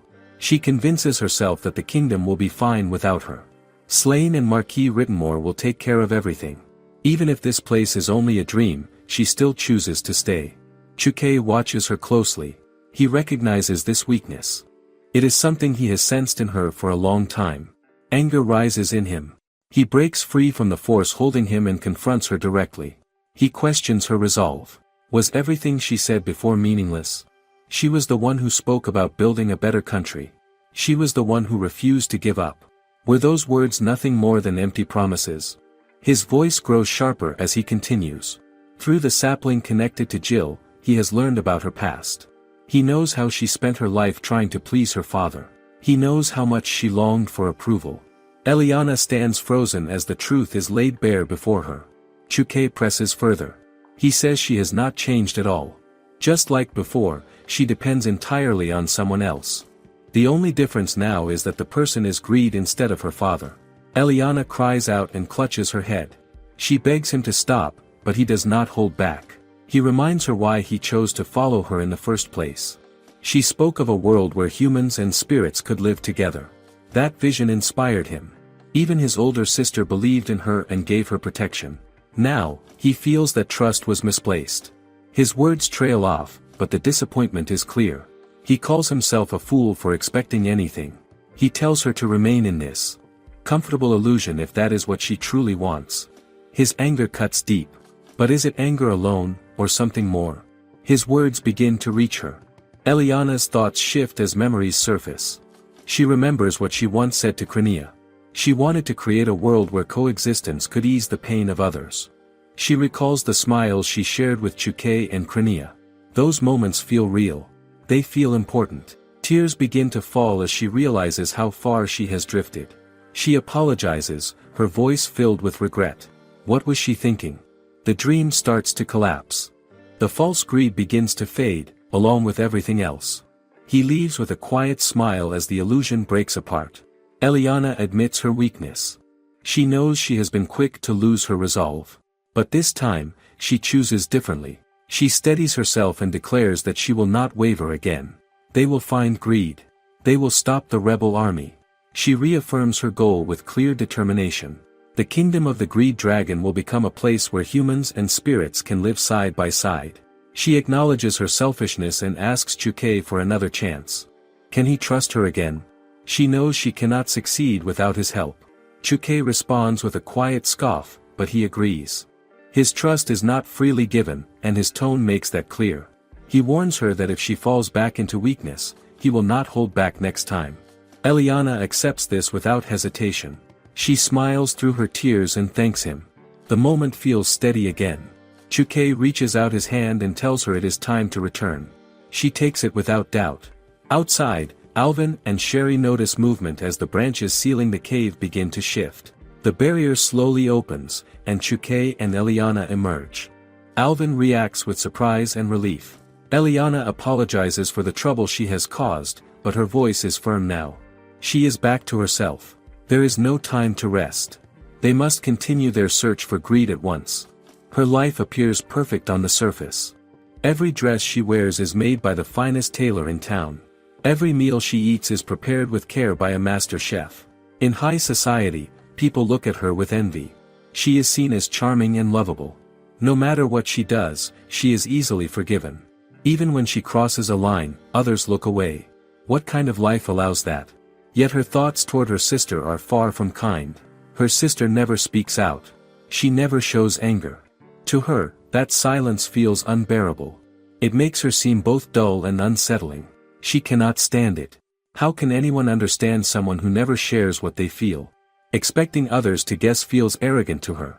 This frustration grows over the years. Her sister, however, is everything people praise. From a young age, she receives the best education. She excels in every subject. Her manners are flawless. She is skilled in embroidery and graceful in song. She fits the image of an ideal princess. Her teachers admire her openly. Their approval is constant and clear. Even as a child, she senses the unspoken truth behind their smiles. They see her as lacking. They think she is not as capable. The judgment lingers, even when it is never said aloud. Still, one thing never makes sense to her. Their father does not treat her sister with the same warmth. Instead, he remains distant toward the one who seems perfect. Yet he shows kindness to her. Why? She begins to believe that no matter how hard her sister tries, she can never earn their father's love. In time, she even takes her sister's place in society. The shift feels almost natural to her. But what did it feel like for her sister? To lose everything to someone seen as less capable. Was it painful? Was it frustrating? She wonders, but never asks. Her sister never gives her an answer. In the end, her sister says nothing at all. Then comes the sudden news. Her sister is chosen to become the dragon's bride. At first, she feels relief. She believes she will no longer have to see that quiet, unreadable face. It should feel like an ending. But something about it lingers. Something unresolved.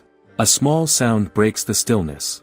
A mouse slips out from a hole, its soft squeak echoing in the quiet space. Nearby, a figure sits alone. Long hair falls down her back as she remains still in a prison cell. This is Luna. She stares ahead, lost in thought. How did her life come to this point? Eliana and her group sit together at a table inside a busy restaurant. The atmosphere is lively, but their focus remains on their situation. Chuke explains that Eliana has been performing in places far from Thompson's territory to avoid drawing attention. Even so, Sloth has not appeared. Waiting any longer feels pointless. They need a new plan. He suggests finding a way to sneak into the estate directly. It sounds simple, but the risk is obvious. Alvin quickly points out the danger. If the guards notice them, everything will fall apart.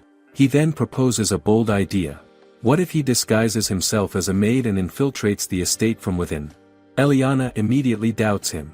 She questions whether someone raised as a prince, someone who has always been served, could convincingly serve others. One mistake would expose him. Alvin refuses to back down. He insists they will never know unless they try. Eliana snaps at him, warning him not to underestimate how difficult such work is. She even admits that her own skills in cleaning and cooking are terrible. The admission hangs awkwardly in the air, and Chuke cannot help but question why she says it so openly. They shift to another idea. Alvin suggests posing as a gardener, but Eliana quickly dismisses it. She believes only Chuke could handle that role properly. Their discussion is cut short when a loud voice interrupts. A soldier enters and demands to know if the traveling songstress everyone has been talking about is present. The room quiets. Eliana responds calmly, asking what the issue is. The soldier identifies her as the singer, drawing attention across the area. Eliana plays it down, claiming they are nothing more than simple entertainers. She speaks politely, trying to avoid trouble. The soldier, however, seems amused by her composure. He tells her she will need those manners where she is going. Confusion sets in as he reveals his intention. Eliana is to come with them to Margrave Thompson's estate. The announcement stuns the group. Chuke quietly remarks that someone else has taken the bait before Sloth could appear. Alvin considers the possibility that Berald may also be inside the estate. The situation changes in an instant. The soldier orders Eliana to come along, but insists her companions must stay behind. Alvin steps in without hesitation. He claims to be Eliana's attendant and pleads to accompany her. The soldier hesitates at first, saying they only need the singer. Alvin continues, insisting he cannot bear to be separated from her. Another soldier observes him more closely and assumes he is a woman. The misunderstanding works in their favor. They agree to let him come along, noting his rough but somewhat charming appearance. Alvin accepts quickly, hiding any reaction. A carriage waits outside, and Eliana and Alvin are escorted into it. Chukei and Sherry remain behind, forced to watch them leave. The carriage begins to move, carrying them toward the estate. Inside, one of the soldiers speaks with a smug tone. He tells them they should feel honored. Commoners like them would never normally have the chance to approach someone like the Margrave. He goes further, suggesting that if Eliana earns favor, her life could change completely. No more struggles. No more uncertainty. Should they not feel grateful? Eliana and Alvin listen in silence. Their expressions remain controlled, but their discomfort grows. The ride itself feels unpleasant. The carriage is rough, lacking the comfort they are used to. Eliana feels the strain in her back. Alvin struggles to adjust to the experience. For people raised in nobility, this journey is far from easy. Still, they endure it. They arrive at the estate, and the soldier hands Eliana over to the butler. The transition is quick and formal. The butler's attention shifts to Alvin, who calmly introduces himself as Eliana's attendant. The explanation is accepted without much scrutiny. Soon after, they are led to a room. The butler informs Eliana that she will be summoned in 3 days to perform specific songs. With that, he leaves and closes the door behind him. A quiet click follows. Alvin notices it immediately. The door has been locked from the outside. The meaning is clear. They are not free to move as they wish. Eliana realizes something else at the same time. For the next 3 days, she will be alone in this room with Alvin, who is also her former fiancé. The thought unsettles her. Her mind begins to race. What would Greed think if he knew? Would he misunderstand the situation? She starts to worry about things she cannot control. What if Alvin behaves in a way she does not expect? The tension builds, even if nothing has happened. Meanwhile, Alvin is focused on something else entirely. Being confined like this means he cannot search for Gerald. That concern weighs on him more than anything else. A sudden knock at the window breaks the silence. Eliana moves toward it and opens it carefully. A thin tree tendril slips inside and takes shape, forming a small version of Chukei. The sight surprises her. The miniature figure explains that this is only an avatar. His real body remains outside. He complains about Sherry, saying she tries to follow Eliana the moment he looks away. The frustration in his voice is clear. He even accuses Eliana of turning him into a babysitter, which earns a quiet apology from her. He quickly shifts to the matter at hand. What is her plan? If she wants to escape, he is ready to help. Eliana refuses. Leaving now would waste their best opportunity. Instead, she decides to stay and gather information from within. Since she and Alvin are locked in, she asks Chukei to investigate the estate. He should find out whether Greed or Sloth is somewhere inside. Chukei grumbles at the request, clearly annoyed that the burden falls on him again. Still, he agrees, though not without a warning. He expects to be repaid for his efforts. Eliana promises she will do whatever she can. He snaps back, telling her to be ready, as he will not go easy on her. Before leaving, he places a vine bracelet around her wrist. He explains that it will allow him to track her location. He does not want a repeat of the last time she disappeared. If danger arises, she only needs to call for help through the vine. With that, the small avatar fades away, leaving the room quiet once more. Eliana looks at the bracelet and steadies herself. If Alvin does anything suspicious, she now has a way to respond. The two of them later sit down to eat the meal provided. The atmosphere is restrained. Alvin suggests she use the bath first, maintaining a respectful distance. As night falls, they settle into separate beds. Eliana notices that Alvin is still dressed in his disguise. He explains that he must remain prepared in case someone enters unexpectedly. 3 days pass, and at last a man enters the room to summon Eliana. The moment brings her a quiet sense of relief. Nothing improper has happened during their confinement, yet the constant worry has left her drained. As she prepares to leave, the man instructs Alvin to remain behind. There is no room for argument. Eliana is led away and presented with a list of songs. The man asks which ones she can perform. She answers that she is familiar with almost all of them. Satisfied, he tells her she will receive the final order of performance soon and asks her to get changed. Before long, 2 maids begin dressing her. They adjust her clothes carefully and arrange her hair with precision. When the man sees her again, he remarks on her transformed appearance. The change is striking. He hands her the final song order and explains that she will take the lead while the orchestra follows her cue. They must rehearse. As they prepare, Eliana asks about the purpose of the event. The answer comes plainly. Today marks a rally for a revolution. Its goal is to overthrow the kingdom of the Greed Dragon. Elsewhere, deep within the underground prison, a guard collapses as Sloth walks past. The place feels dark and lifeless. Sloth mutters to himself, annoyed that he has been left with such dull work while others celebrate above. A voice suddenly calls out from one of the cells. A prisoner asks if Sloth serves Thompson. Sloth pauses and asks who he is speaking to. The man claims to be the true king of the country. For a moment, Sloth is startled. Could it be Greed? But the man quickly denies it. He insists that Greed stole everything from him. Sloth destroys the cell door with ease and steps inside. He remarks that this is the person he has been searching for, though he expected it would take longer to find him. The former king, desperate, demands to be freed so he can take revenge on those who betrayed him. Sloth refuses without hesitation. The man will not leave this place alive. The former king is shocked. He argues that neither Thompson nor Gransville would order such a thing. Sloth calmly explains that the order did not come from them. It came from Stefan. Confusion and disbelief spread across the former king's face. Why would Stefan want this? Sloth shows no interest in the answer. He simply follows instructions. He mentions one final detail. Stefan no longer wishes to be controlled like a pawn. With that, Sloth raises his hand and seizes the former king by the throat. The struggle is brief. Sloth ends his life without hesitation, offering a quiet remark as the man's body goes still. As Sloth turns to leave, another voice calls out. This time, it is softer. A girl begs for someone to open her cell. Sloth stops. He recognizes the voice and kicks the door open. Inside, he finds Luna. She looks at him with uncertainty and asks who he is. He answers simply. He is Sloth.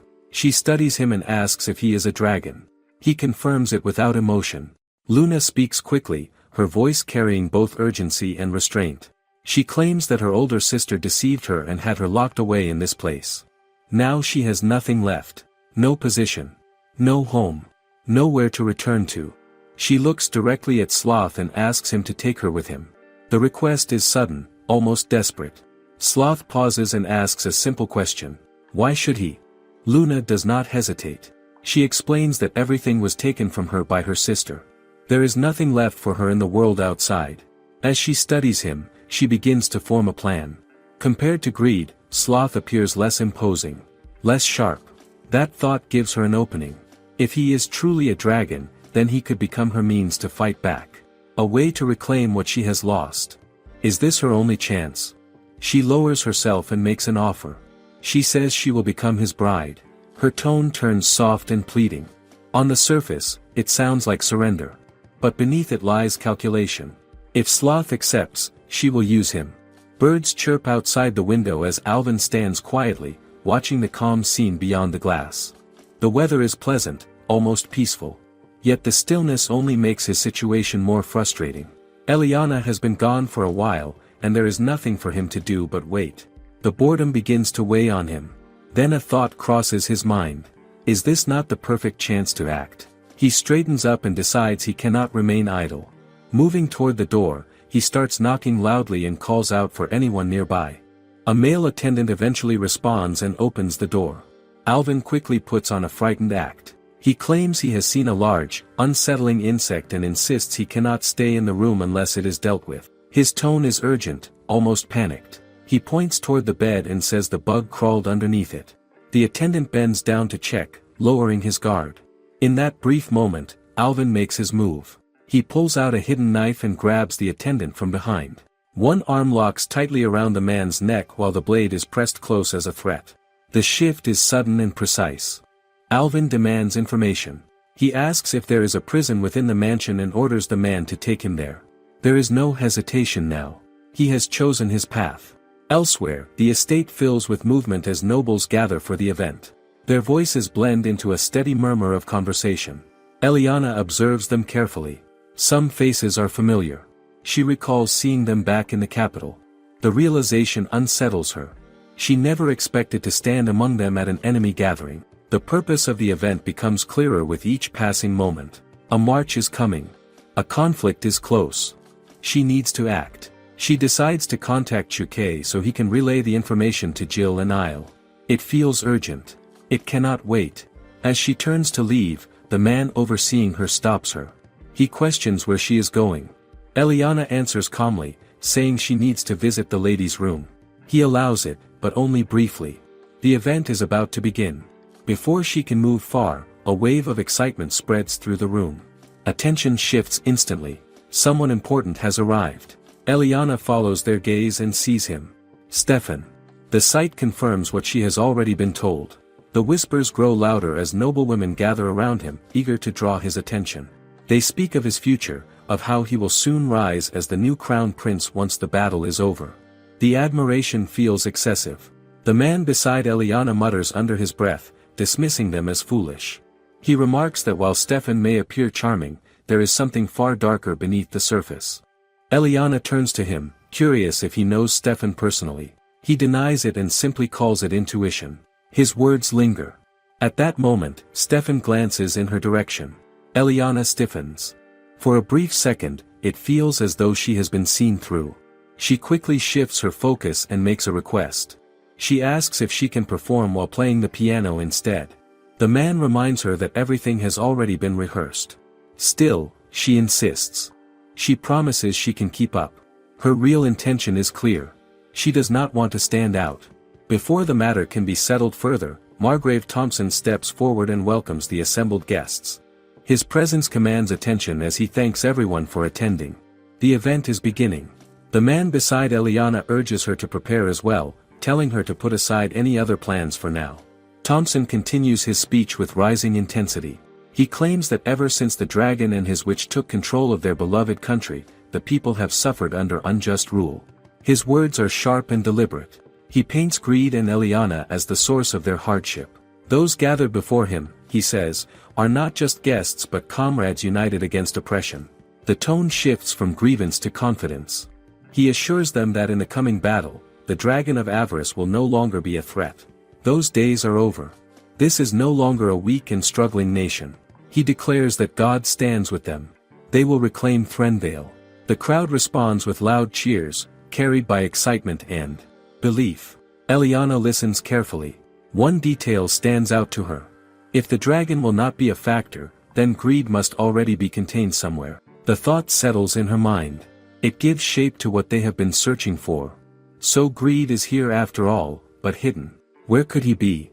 Elsewhere, Chuke's small avatar moves quietly through the halls. He mutters in irritation, thinking about how much effort this task has taken. Over the past 3 days, he has searched nearly every room in the estate. Still, there is no sign of greed.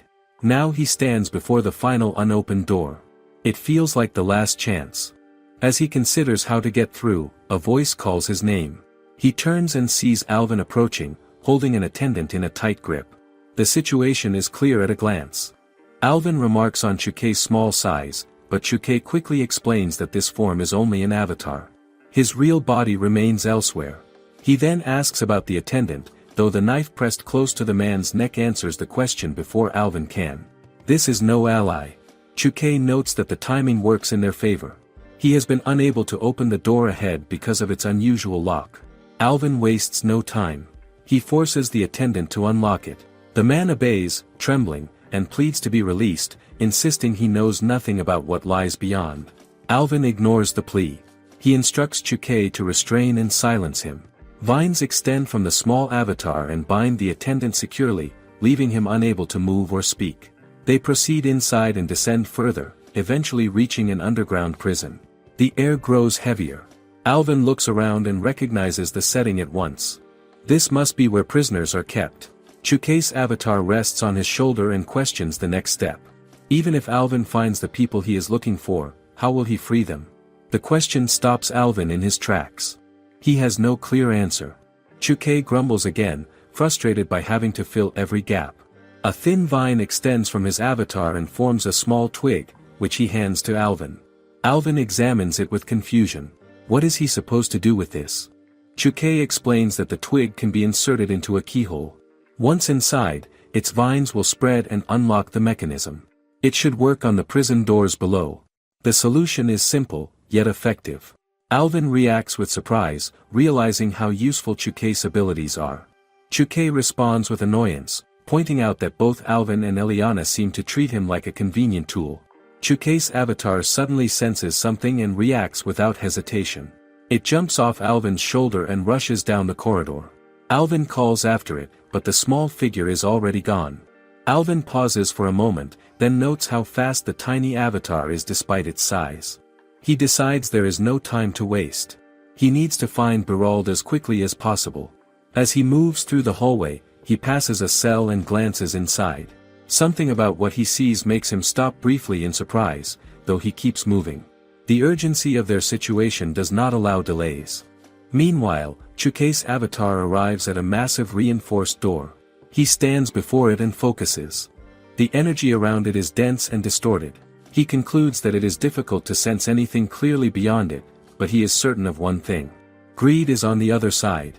However, the door is sealed with strong magic. There is no normal way through. A rat emerges from a small gap nearby. Without hesitation, Chukei shrinks further and forces his way through the narrow opening, slipping inside. On the other side, he finally sees Greed.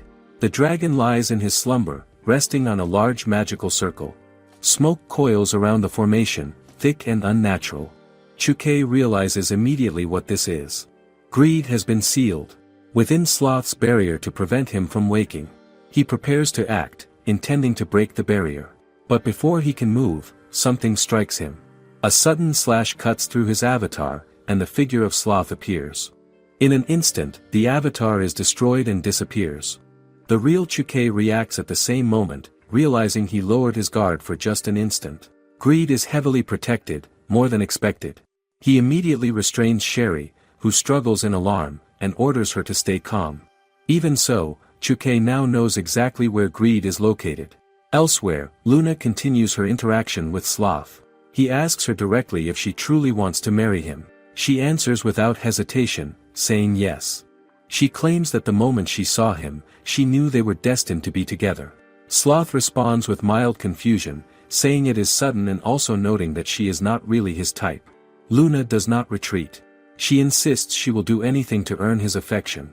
Sloth studies her carefully. Something about her response makes him pause. Then he makes a request. He asks her to sing for him. Luna hesitates internally. She is not confident in singing, unlike her sister Eliana, who has always been talented in that area. Still, she doubts a dragon like Sloth would notice the difference between good and bad performance. She prepares herself regardless. At the same time, Eliana is performing in front of the gathered nobles. Her voice and music fill the hall. The audience listens closely, visibly moved by her performance. Even the musical attendant who was originally skeptical begins to reconsider, realizing she is delivering an unexpectedly impressive performance. Eliana continues singing, her voice carrying through the hall with a steady emotional weight. The song tells a story of a warrior goddess who falls in love with a mortal man. At first, it is light and even humorous, drawing soft reactions from the nobles. But as the performance moves toward its ending, the tone shifts. The separation between the two characters becomes unavoidable, and the final moments land with quiet sorrow that settles over the audience. As she sings, Eliana's thoughts drift. This is the longest she has been apart from Greed since they met. The distance feels unfamiliar. She wonders where he is now. The thought grows stronger with each note. If he can hear this song, she hopes he will understand what she is feeling. She wishes he would appear, even briefly. She wants to see him again. Is he safe?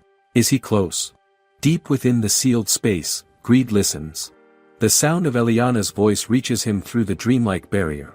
He recognizes her immediately. He wonders if she has truly come all this way. Her song carries a sadness that is impossible to ignore.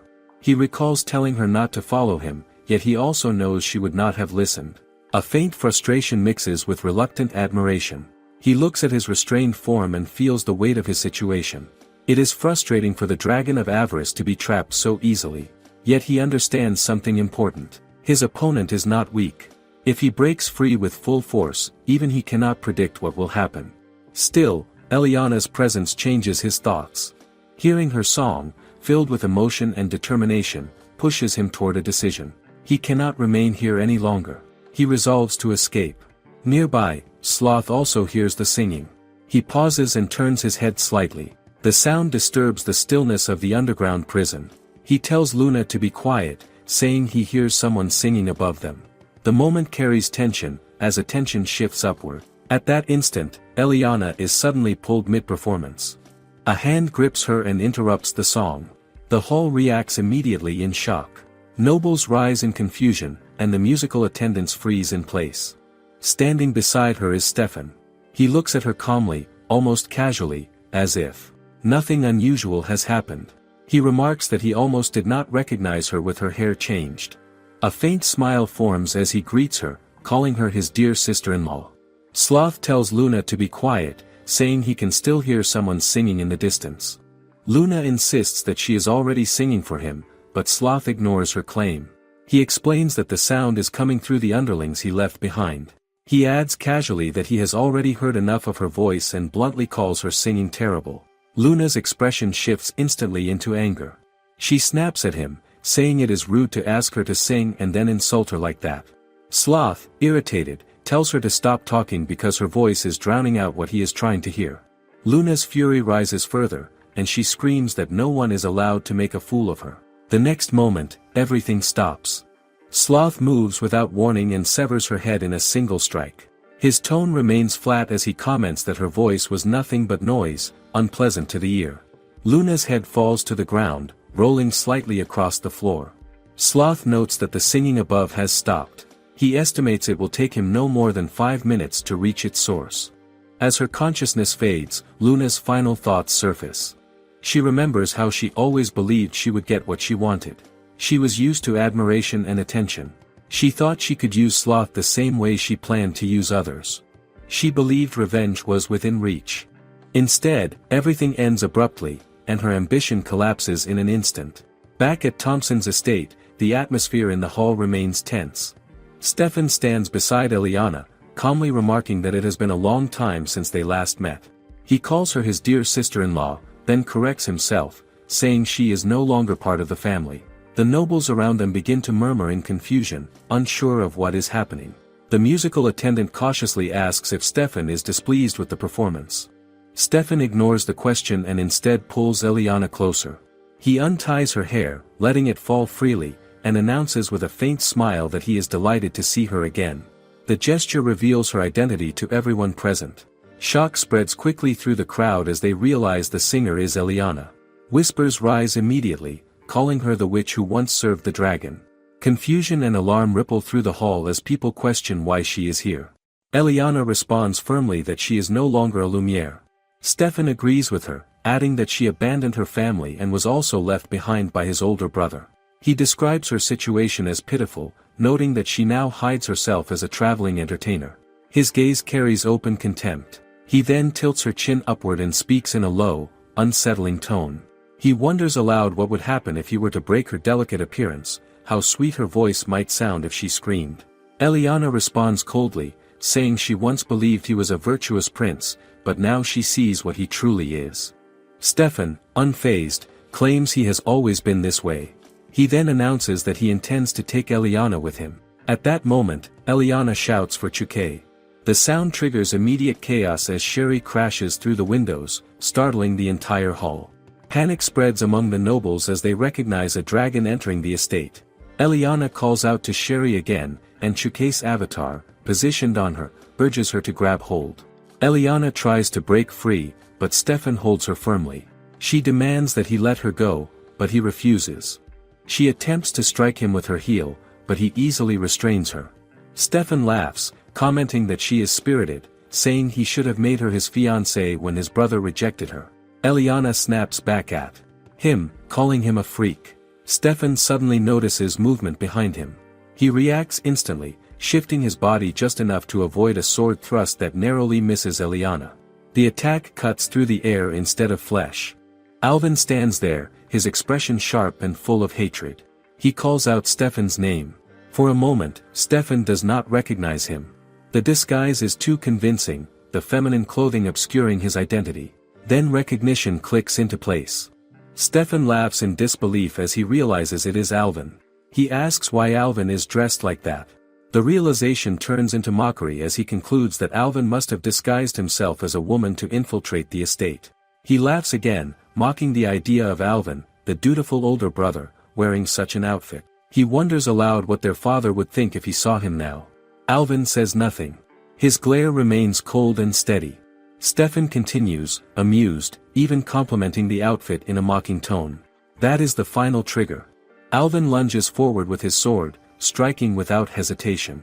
Stefan steps aside effortlessly, avoiding the blow, and retreats a short distance. Alvin presses forward again with another attack, demanding to know what provoked Stefan. Is it because of the insult? Or because Berald, his precious servant, is dying? At that moment, Stefan's tone shifts. He grabs Alvin's hand mid-motion and reveals the truth with unsettling calmness. He admits he was the one who had the pleasure of torturing Berald. The scene shifts briefly to Berald, who is revealed to be the same injured figure Alvin saw earlier in the prison cell.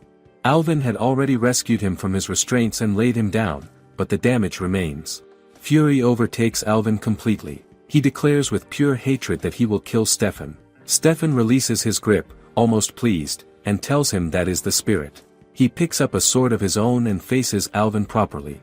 He questions whether Alvin truly intends to kill him, pointing out that he is poorly prepared and blinded by rage. He reminds him that so far, Alvin has never defeated him even once. Nearby, Sherry is engaged with soldiers, keeping them occupied as chaos spreads through the hall. Elsewhere, Eliana manages to slip away during the confusion. Her only thought is to find Greed. She moves quickly, but her escape is short-lived. Thompson suddenly appears, shouting orders for the soldiers to stop her. Guards rush in and surround her path. Eliana halts, realizing she was almost free. Then, unexpectedly, the soldiers collapse one after another.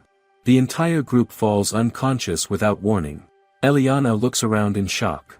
In the center of it all stands Sloth. He calmly asks if she is the one who was singing earlier. Eliana, confused and wary, asks who he is. Sloth ignores the question and instead requests that she sing for him again. He explains that he wants to hear more. She notices the unconscious soldiers and the unnatural calm in the area. It becomes clear that Sloth enjoys listening to human song and that those who satisfy him are spared. He even suggests that if he hears a song he likes, he may reveal himself more openly. Eliana pieces everything together. Her eyes widen as she asks if he is Sloth. He responds casually that she seems to know his name. Shock turns quickly into desperation. Eliana begins to cry and pleads with him to release Greed. She tells him Greed is the most important person in her world. Sloth listens without visible reaction. He responds that she should not look at him that way. He then states that he has already made a promise to the head of the Akkadian clan. He gestures toward the clan head, who is hiding nervously behind a chair, as the situation escalates once again. Sloth talks about his wife that she died long ago, and that he was told by the Akkadian clan's head that if he followed his orders, he would be able to bring her back to life. The promise has been the only reason he has continued acting under their guidance. Chukai's avatar suddenly calls out sharply, warning him that the clan's head is lying. The small figure points out that no human has the ability to bend life and death, not even a dragon like Sloth. Sloth's gaze shifts toward him. He notices the tiny form and remarks that it has been a long time since they last crossed paths. Chukai's avatar explains firmly that revival is impossible. The laws of nature cannot be broken so easily. The claim is direct and unyielding.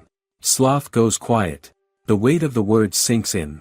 His expression darkens slightly as doubt begins to form. If what he says is true, then everything he has been working toward has been built on a lie.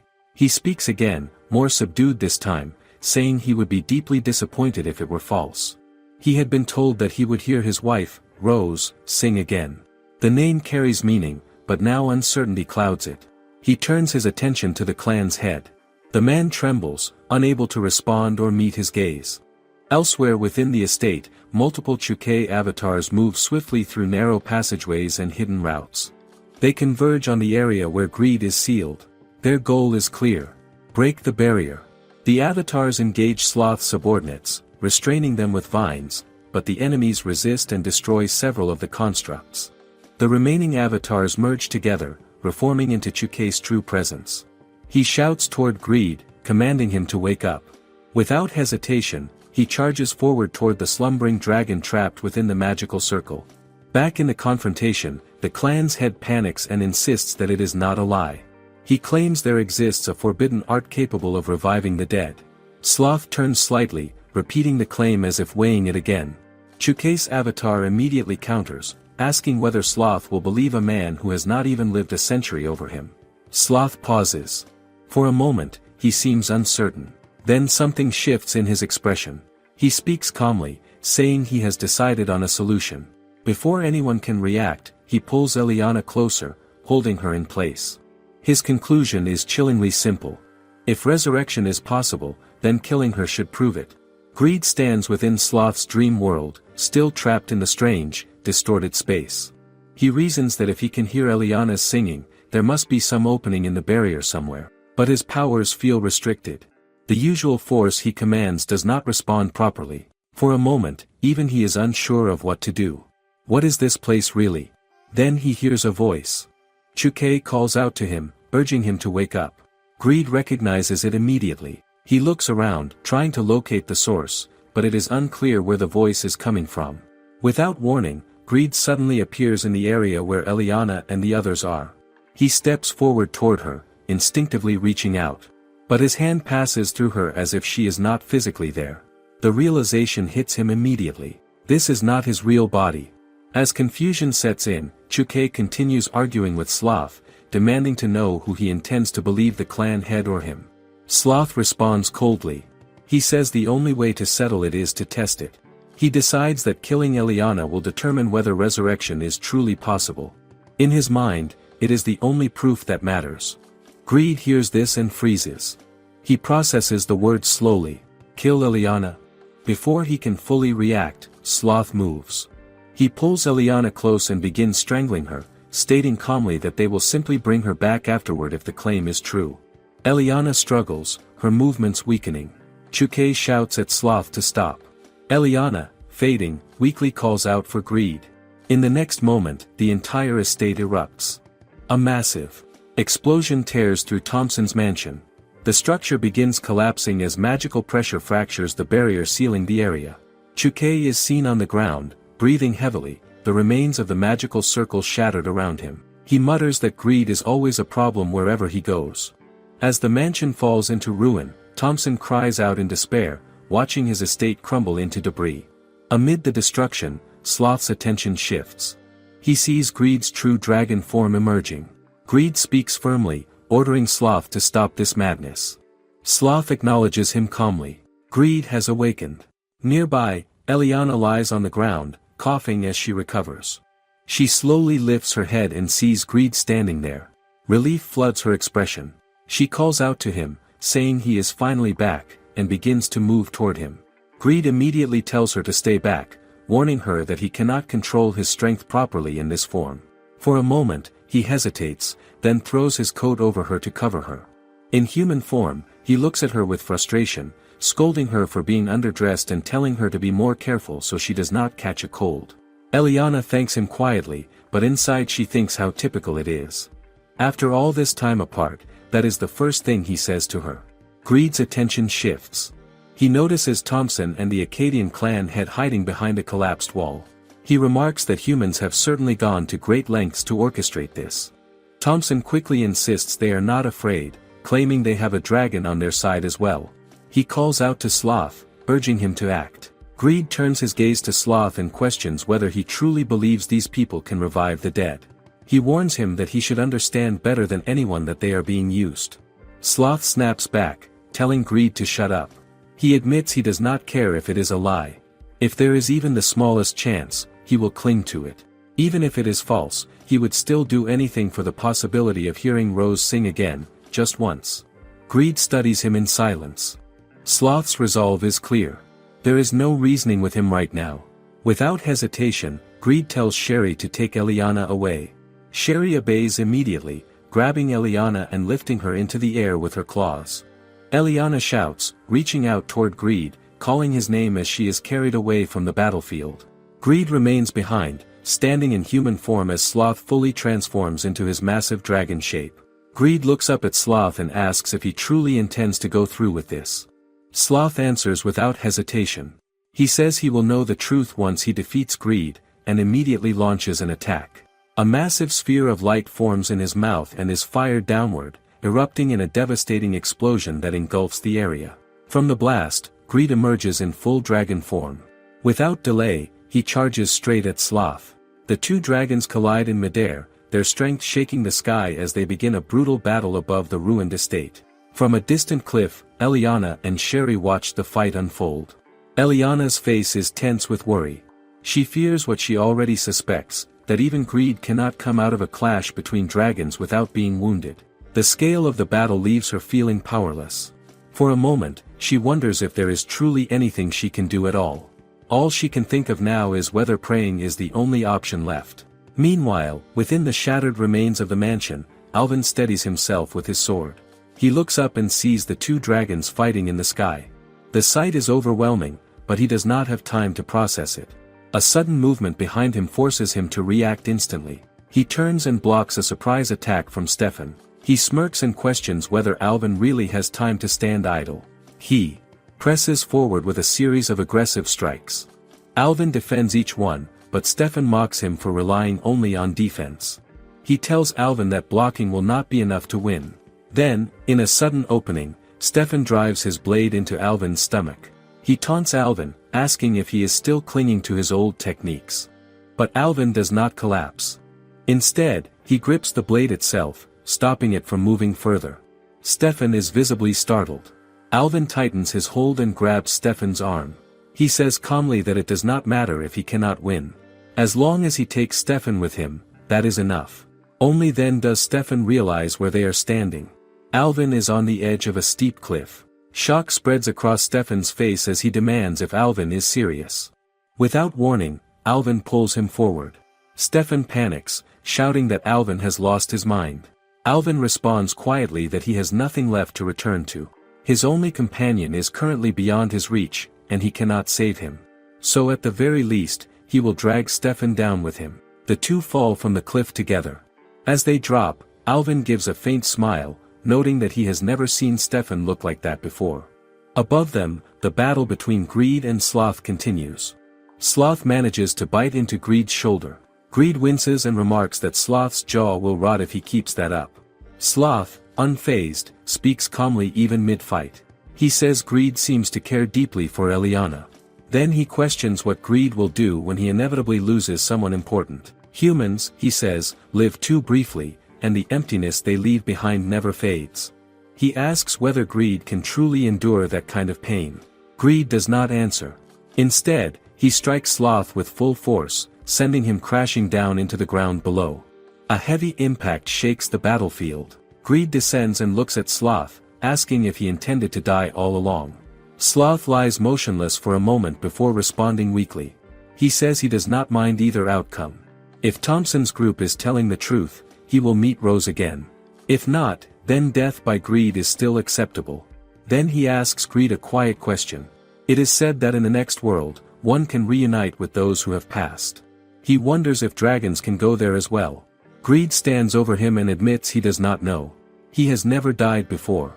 In a quiet stretch of forest, Thompson and the Acadian clan head hurry through the trees, their expressions tense and uneasy.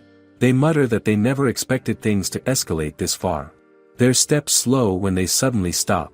Ahead of them, Greed is resting against a tree, watching them calmly. The moment they see him, they immediately understand what has happened. If Greed is here, then Sloth must have lost. Greed speaks first, his voice cold and direct. He repeats what he was told earlier, that they claimed they could bring back the dead. His tone sharpens as he demands that they bring Sloth's wife back immediately. Thompson and the clan head freeze, unable to respond. Silence stretches between them. Greed's gaze darkens. He asks if they deliberately fed Sloth lies just to control him. Under pressure, they finally admit the truth. They say they never had the power to revive the dead. What they showed Sloth was only an illusion, carefully designed to manipulate him. They explain that he simply believed what he wanted to believe. The admission only deepens Greed's anger. His expression hardens as he steps forward. They immediately panic and tell him to stop, calling him a monster. Greed does not deny it. He says plainly that he is a monster, one who will not hesitate to kill them. His voice turns colder as he declares that they will spend an eternity regretting their scheme in the next world.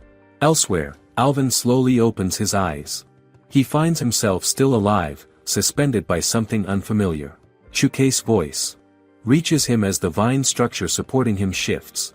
Chukei complains that Greed, Eliana, and Alvin are all exhausting to deal with. It turns out he extended a tree just in time to catch Alvin mid-fall, leaving him dangling above the ground. Alvin looks up in confusion and asks why he was saved. Chukei answers bluntly that a human life is already short enough without making it shorter. As the branch lowers him back towards solid ground, Alvin grimly remarks that his injury is serious and Berald is still on the verge of death. He says there is nothing left for him to do. Chukei studies him for a moment and then suggests something unexpected. He says that maybe both Alvin and Berald can still be saved. Alvin freezes at the suggestion, clearly caught off guard by the possibility. Nearby, Eliana rushes forward and throws her arms around Greed. Tears well up as she demands to know if he understands how worried she has been. Greed looks surprised for a moment, then slowly returns the embrace. He murmurs an apology, telling her to forgive him. Chukei approaches with Berald carried on his shoulder. He hesitates for a moment, then asks if he is interrupting something. Both Greed and Eliana turn in surprise. Greed looks away slightly, while Eliana straightens and asks what he needs. Chukei admits reluctantly that he hates asking her for help after previously warning her against using her power. Still, he says there is no other option. He gently places Berald on the ground. Alvin is also nearby now, watching closely. Chukei suggests that Eliana's song might be able to help Berald recover. Eliana admits she is uncertain, but she is willing to try. Greed, still not fully aware of the situation, asks Chukei what is going on. Chukei simply tells him that he has been asleep for too long and should watch closely. Eliana begins to sing, her voice steady and clear as it carries through the clearing. As the melody spreads, tiny particles of light begin to fall gently from the air. They drift downward like glowing dust, settling over the wounded. The light touches Berald first, seeping into his injuries. Alvin watches in shock as the wounds begin to close. Chukei observes closely and confirms that Berald's condition is stabilizing. His breathing evens out, and the worst of the damage fades. Relief hits Alvin all at once.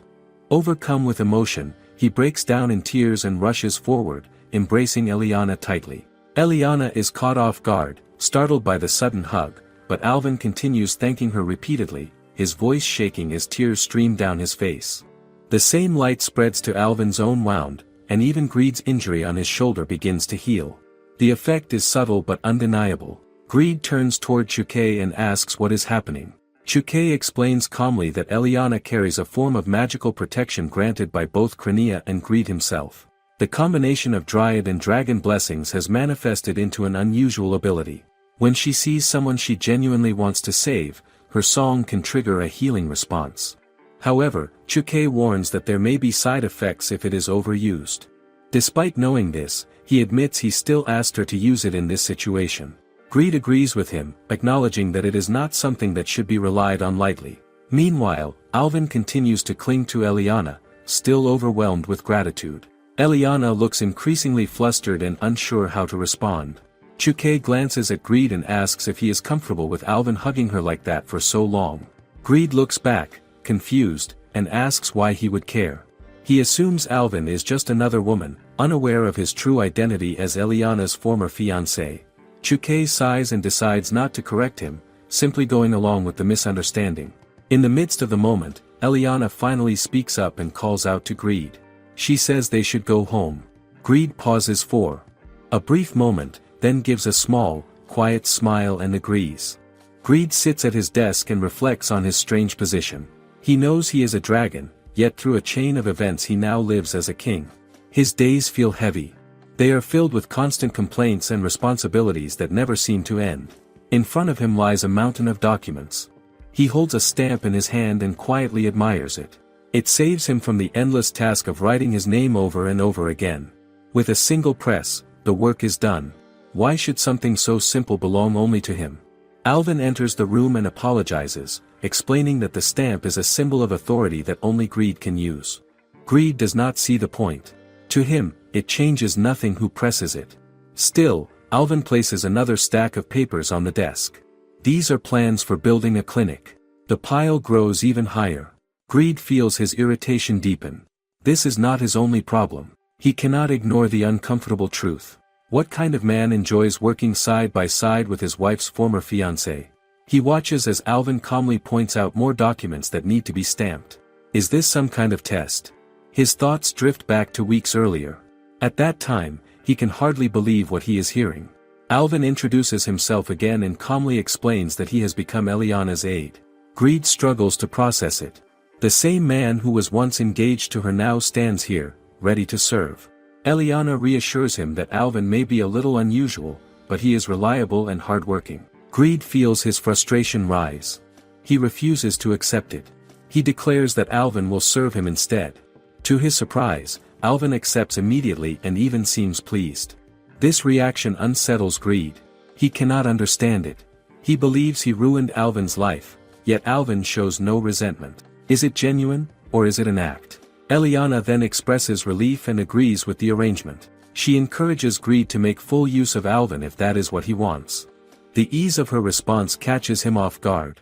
He begins to realize that he is not the only one carrying complicated feelings. Then another memory surfaces. He recalls the moment Alvin disguised himself as a woman and embraced Eliana. The thought irritates him even now. If he had realized the truth back then, what would he have done? Back in the present, Greed faces yet another problem. Sloth, who should not even be alive, lies stretched across the sofa in his office. Sloth looks completely at ease. He casually asks if the work is not finished yet. Then he leans against Greed from behind, complaining of boredom. Greed feels restless and uneasy. The last time he checked, Sloth was on the verge of death. So how is he here now, acting as if nothing happened? Sloth explains that he heard Eliana singing, and before he knew it, he was healed. He continues to praise her voice and her skill at the piano. Greed listens with growing irritation. He cannot hide his anger. He would have preferred to hear that performance himself, not as a story from someone else's dreamlike experience. Chukei opens the door after a brief knock and steps inside. Greed immediately questions whether he knows how to knock at all. Chukei calmly explains that he already did and wonders why Greed looks so irritated. Greed tells him to leave him alone and insists that this is simply his normal expression. Chukei does not argue. He walks over and places the documents he brought onto the already overwhelming pile on the table. He casually notes that Greed seems to be in a bad mood. Before anything else can settle, Alvin suddenly reacts. He points out that the documents on the table have already been processed, but with Chukei adding more, everything is now mixed together again. Chukei responds without concern and remarks that Alvin is overly particular about details. Alvin insists that the situation is too messy to ignore. Chukei offers a simple apology, though his tone suggests little urgency. The tension lingers in the room. Is anyone actually trying to make things easier? At the same time, Greed loses patience with Sloth. He snaps and orders him to get off before he does something drastic. Then he turns his attention back to Chukei. He states that he is willing to overlook the fact that Chukei befriended Eliana without his permission and even moved into the country. However, there is one thing he cannot ignore. Who allowed Chukei to settle down inside the castle itself? The answer becomes clear as a massive tree stands rooted deep within the castle grounds. Chukei explains that Eliana gave him permission to take root wherever he wished. Greed questions that decision. Why choose a castle of all places? Chukei responds without hesitation. He points out that he has earned the right. While someone else spent time asleep, he was the one doing the work. Without his efforts, Eliana might have already fallen to an enemy sorcerer. Greed has no response to that. The truth lands heavily. Chukei continues, reminding him of his earlier failure. Greed had hoped to defeat the rebels and impress Eliana, but things did not go as planned. The weight of that memory sinks in. Greed's frustration turns into visible defeat, and he lets out a shout. Chukei seems to take some satisfaction in that reaction and suggests that Greed deserves to feel it. Alvin watches quietly and thinks about how harsh Chukei can be. After all, everyone else has been careful to avoid bringing up that painful subject. Was it really necessary? A knock interrupts the moment. Eliana enters the room and notices that everyone has gathered there. Sloth immediately moves toward her with excitement, while Greed reacts almost instinctively, rising from his seat at the sight. Eliana calmly hands some documents to Alvin, focused on her work. Sloth asks if she plans to sing. She explains that she cannot right now because she is busy and gently tells him not to distract Greed. Sloth does not give up. He complains about being bored and asks again, hoping she will agree. She finally says she will consider it after finishing her work. That answer catches Greed off guard. Before he can process it, Sloth goes even further and suggests that she should let him rest on her lap while she sings. The moment shifts. Greed's restraint breaks. He grabs Sloth and drags him across the floor, then throws him out of the room with force. He dusts his hands as if that settles the matter. But it does not last. Sloth quickly returns, as if nothing happened. He apologizes, claiming he did not think about Greed's feelings. Then, without hesitation, he grabs Greed's hand and cheerfully calls out that Greed also wants to rest on Eliana's lap. Greed reacts immediately. He locks Sloth in a chokehold and tells him to stop. Sloth resists lightly and points out what he believes is obvious. Eliana and Chuke quietly watch the scene unfold between Greed and Sloth. From where she stands, Eliana sees something different. She remarks that they look like close friends. To her, it seems natural. Dragons, after all, should be able to relax around one another. She realizes she has never seen Greed this lively before. The thought leads her further. She begins to imagine a place where spirits and dragons can live together peacefully. Would such a country ever be possible? Her idea startles Greed. His expression changes instantly. Chuke notices it and comments that he looks as though the world is about to end. Greed quickly rejects the idea. He urges Eliana to look carefully at Sloth, pointing out his complete lack of restraint. He insists that, among the 7 dragons, he is actually the most reasonable. Chuke adds to the warning. He suggests that if there were 5 more dragons with tempers like Greed's, the entire country would end up burned to the ground. Faced with that image, Eliana slowly gives in and drops the idea. Greed feels a small sense of disappointment. He expected more resistance from her.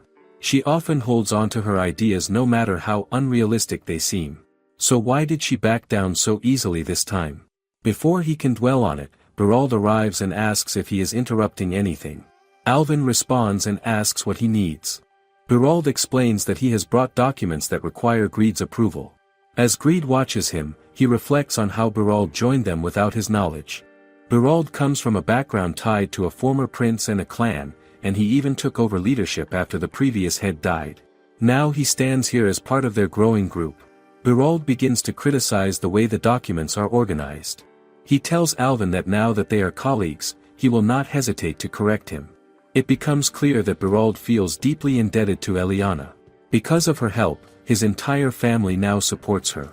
Soon, Alvin and Berald fall into an argument over their roles and loyalty. Berald insists that he serves Eliana because she saved his life. The tension between them adds to the already crowded atmosphere. Eliana prepares to leave, but Greed stops her. He tells her that she works too hard and must have struggled while he was away. She reassures him calmly. She explains that she has had everyone's support and that things have improved. The rebellion has been suppressed, and their financial situation is getting better. She mentions that Margrave Thompson secretly saved funds, which will make transporting supplies easier. She even expresses gratitude toward the rebels for indirectly helping their situation. Greed does not fully understand her reasoning, but he sees how happy she looks. That alone is enough for him. She continues, explaining that their workforce has grown and that the nobles of Threnvale have been weakened to the point of irrelevance. She credits Greed for these outcomes. He hesitates, unsure if he deserves that praise, but she insists. She reminds him that he is their king. Then she declares that she will continue to serve him, even if it costs her life. Greed notices the intensity in her words. She seems more driven than before. Still, as long as she is content, he accepts it. Suddenly, someone shouts his name. Marquis Rittenmore bursts into the room, with Slane following close behind and trying to calm him. Rittenmore demands an explanation. While he was away in Threnvale, why did Greed appoint that foolish prince as his aide? He grows emotional and questions why Alvin was chosen over him. Greed explains that Rittenmore has a different responsibility. He is meant to help unite everyone. But Rittenmore refuses to accept it and insists that he wants to serve directly as Greed's aide. At that moment, another voice appears. Chris greets Eliana warmly, saying it has been a long time and that he came as quickly as possible after finishing his work. He praises her, noting that she has become even more beautiful. He does not realize that greed is standing right behind him. The next moment, greed forcefully removes him and shuts the door. Chris's confused voice can still be heard from outside, questioning what just happened. Greed leans against the door and blocks it firmly. His thoughts grow heavy. He hates the chaos around him. This was never what he wanted. In the beginning, all he wished for was a quiet life with Eliana. A peaceful place where she could smile beside him without any trouble. So where did everything change? When did things become this complicated? The thought crosses his mind that destroying something might ease his frustration, but he knows he will not act on it. Around him, the noise continues. Sloth calls out to Eliana again. Chuke observes calmly. Berold and Alvin remain caught in their dispute. Slane tries to manage the situation. Rittenmore clings to Greed's arm, still begging for a chance to serve him. Greed stands in the middle of it all, still holding the door shut. How did his life turn into this? Then he looks at Eliana. She meets his gaze and smiles, bright and genuine. In that moment, everything else fades slightly. Greed lets out a quiet breath. If she is happy, then maybe that is enough. And that concludes today's video. No need to hope for a savior. There's someone watching us above. Thank you God for another good day.